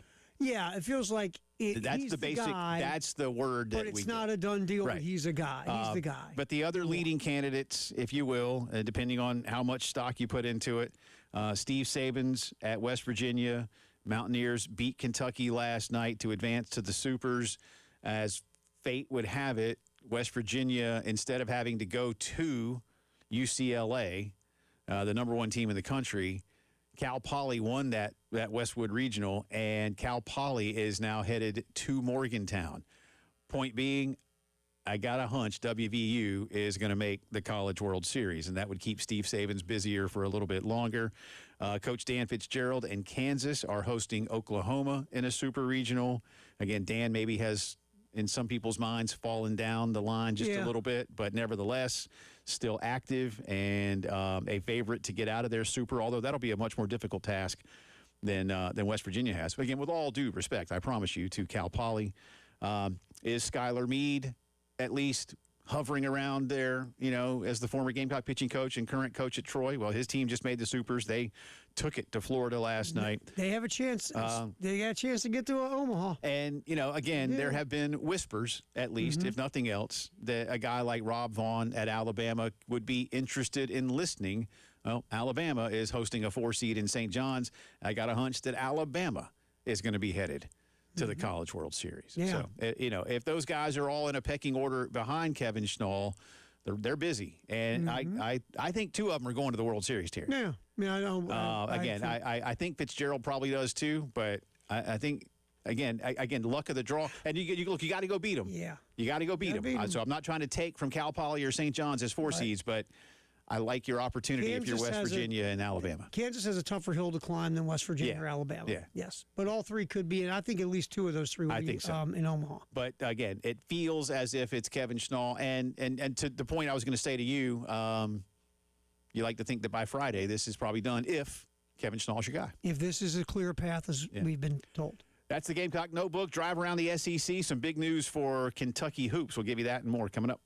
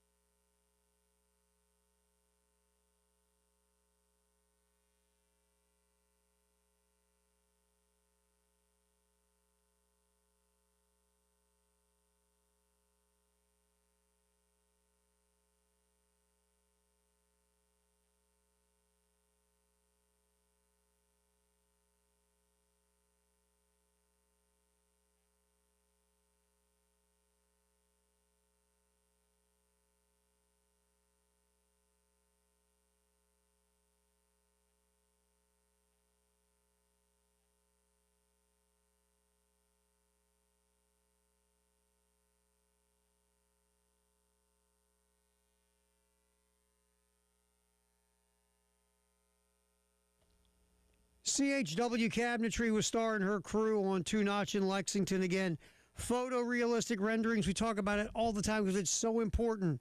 How many times have you dealt with someone regarding a job and you don't get transparency? They're like, well, it could be this or it could be that. Well, it's kind of limited to this. Well, you know, I don't want. It's complicated. No, you want transparency. You want to know what's going on because you're spending the money. CHW Cabinetry photorealistic renderings. They will hold your hand through the whole process beginning to end, and they will do it within the budget you need it done. Again, it's 803-520-6837. Again, 803-520-6837. Fine quality craftsmanship. Don't believe me, go to CHW Cabinetry online. Look at the work. It's excellent. It was not done by Terry Ford. Real professionals who know what they're doing. CHW Cabinetry, 803-520-6837. Give them a ring.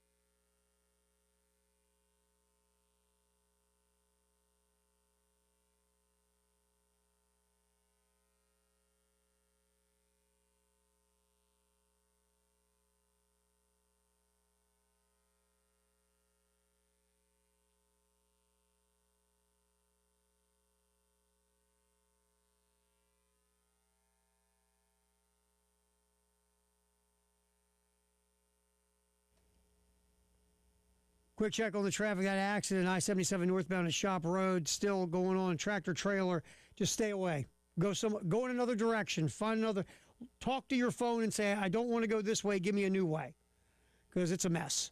Again, 77 northbound at Shop Road, exit 6. Lee Park Road near Oakwood Road, also Neal Court near Two Notch, Sunset Boulevard at I-26. Pop back in here on the postgame show. A drive around the SEC. Jay and Terry on the Game Network, at the Game TV Radio on YouTube.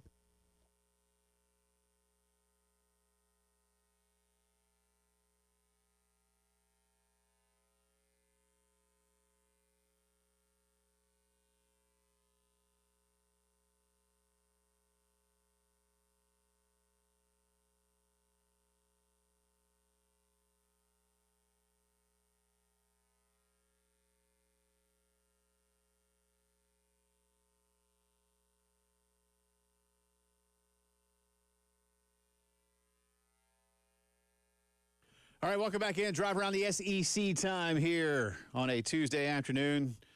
Jay and Terry with you.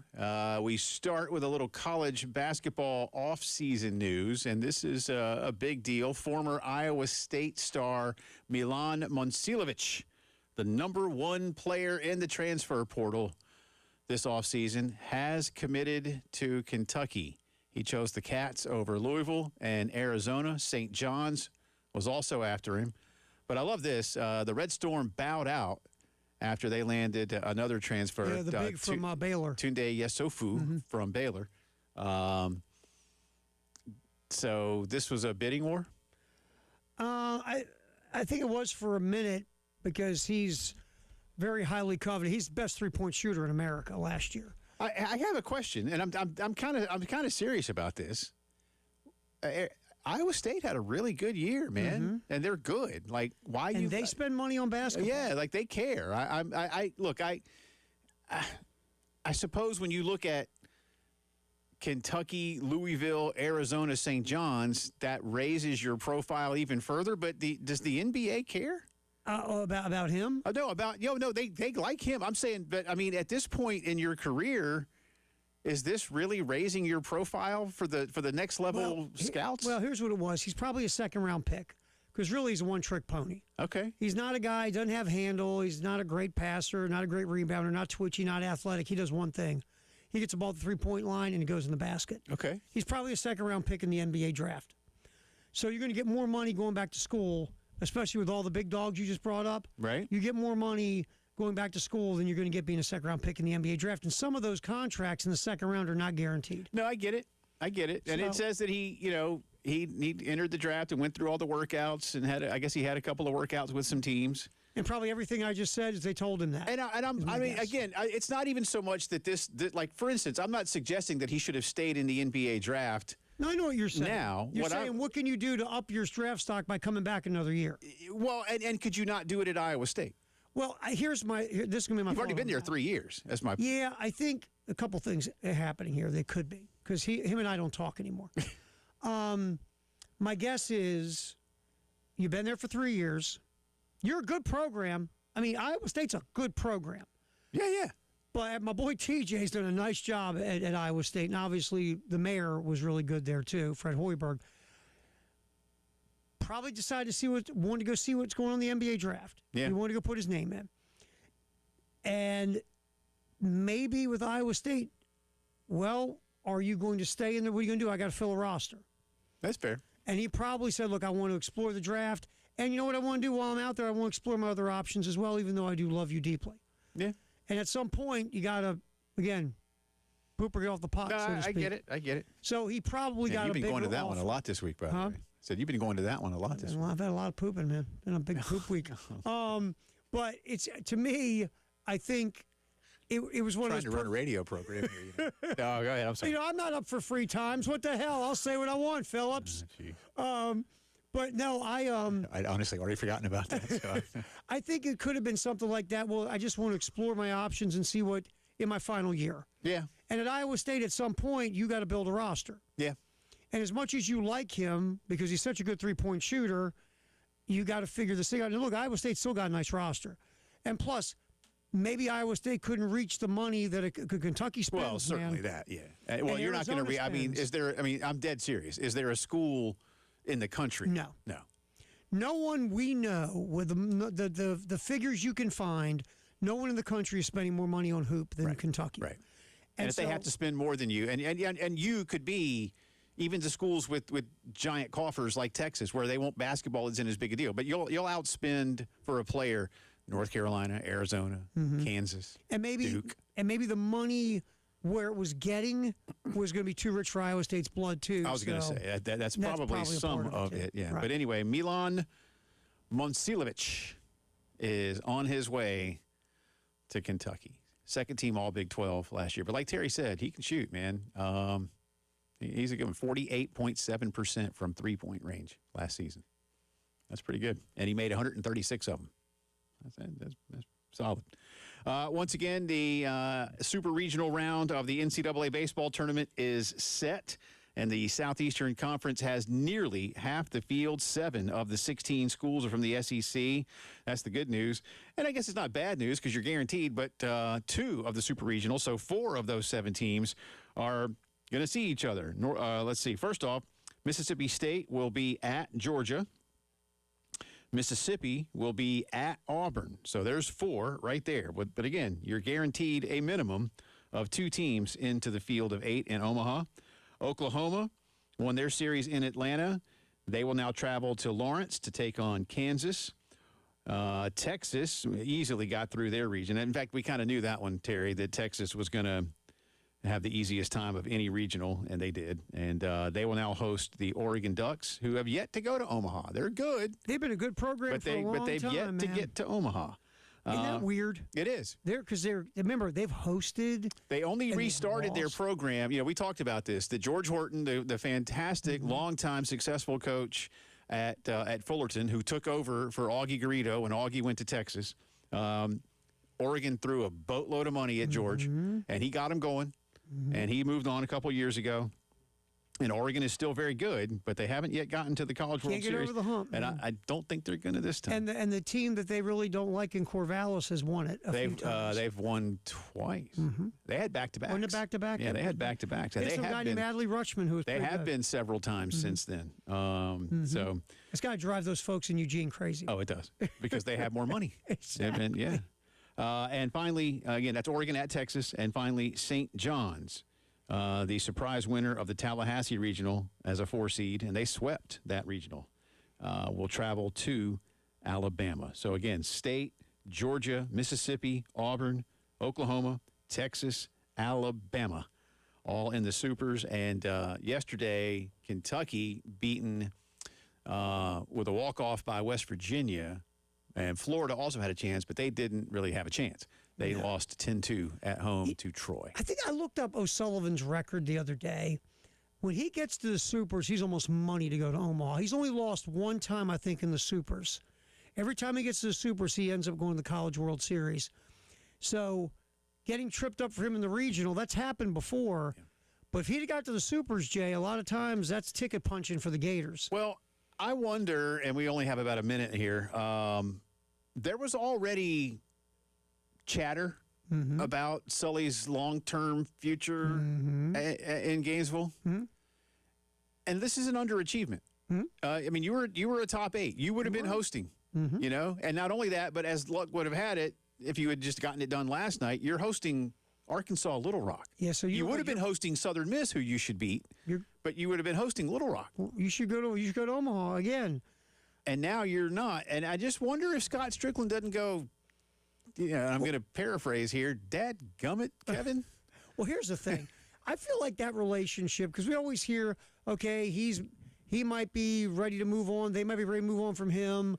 It's one of those relationships now where it's like that couple, you go and see them, and the husband's in his TV room and the wife's in the living room. Right. And they're both watching the same show, but in separate rooms. Right.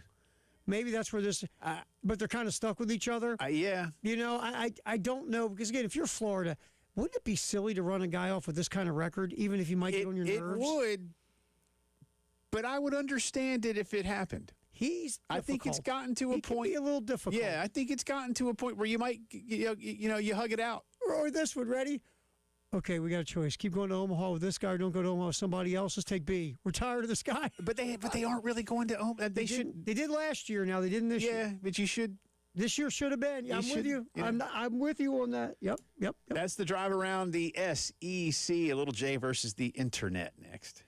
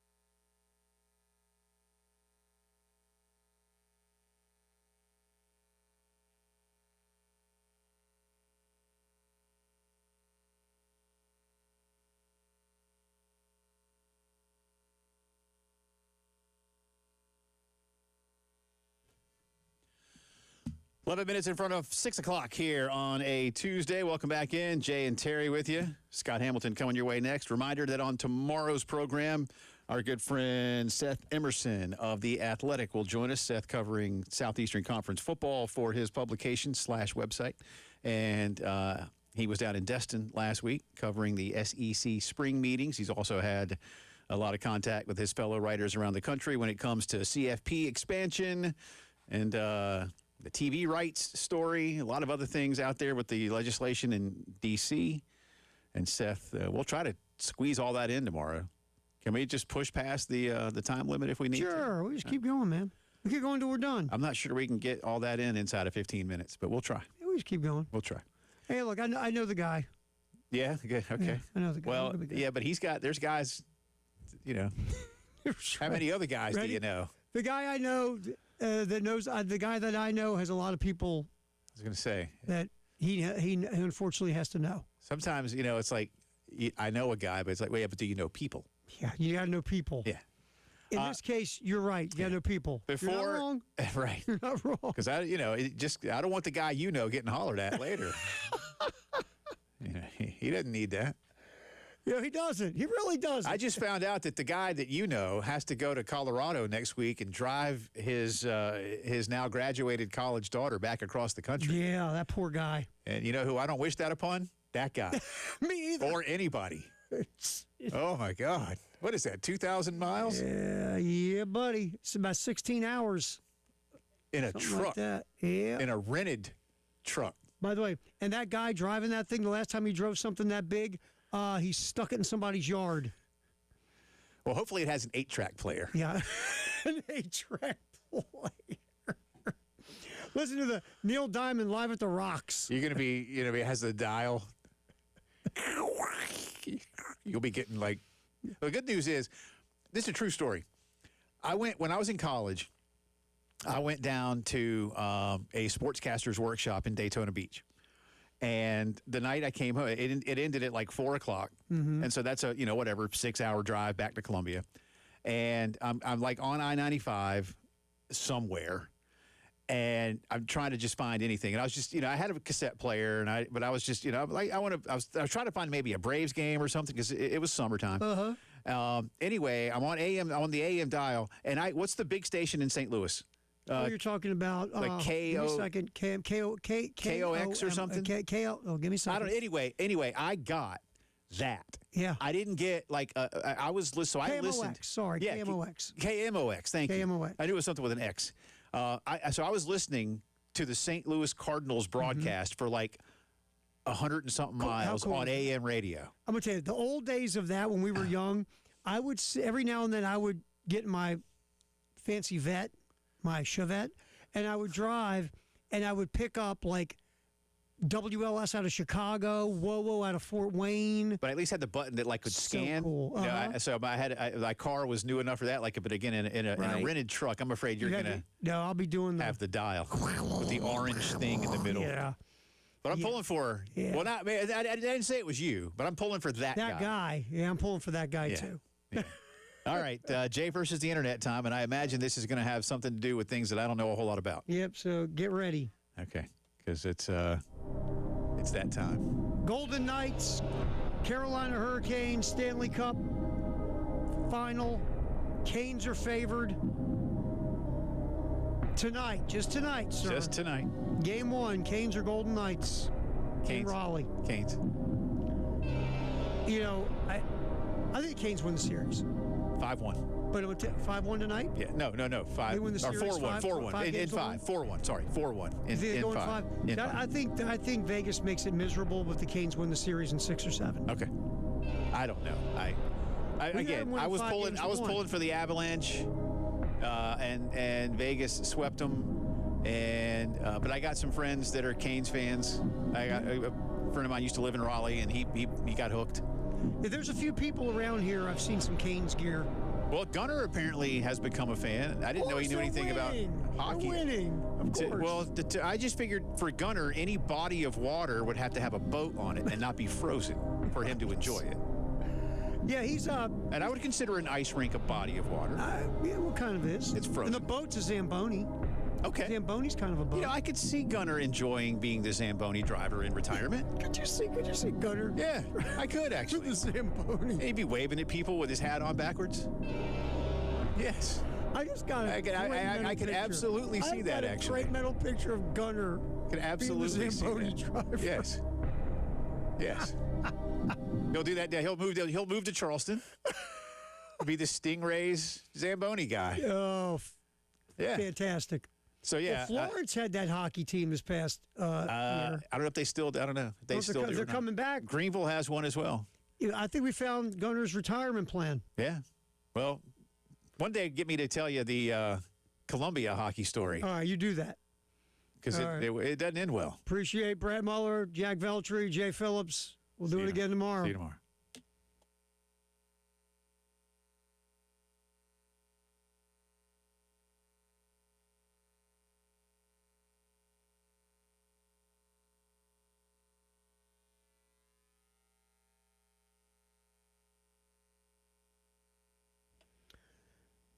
You're just not feeling like you usually do.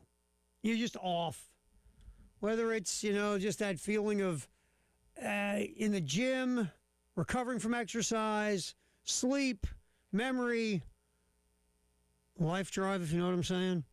Any of those things, just call the Men's Clinic, 803-875-MENS. Dr. Dan and his staff, they'll sit down, do a free consultation with you, obviously confidential. You tell them your story. Here's what's going on with you. They'll listen, do a testosterone test on you, and they'll put a plan together for you to get back to being you again. It's personalized specifically for you and your needs. Just go in and have a talk. Again, it's free.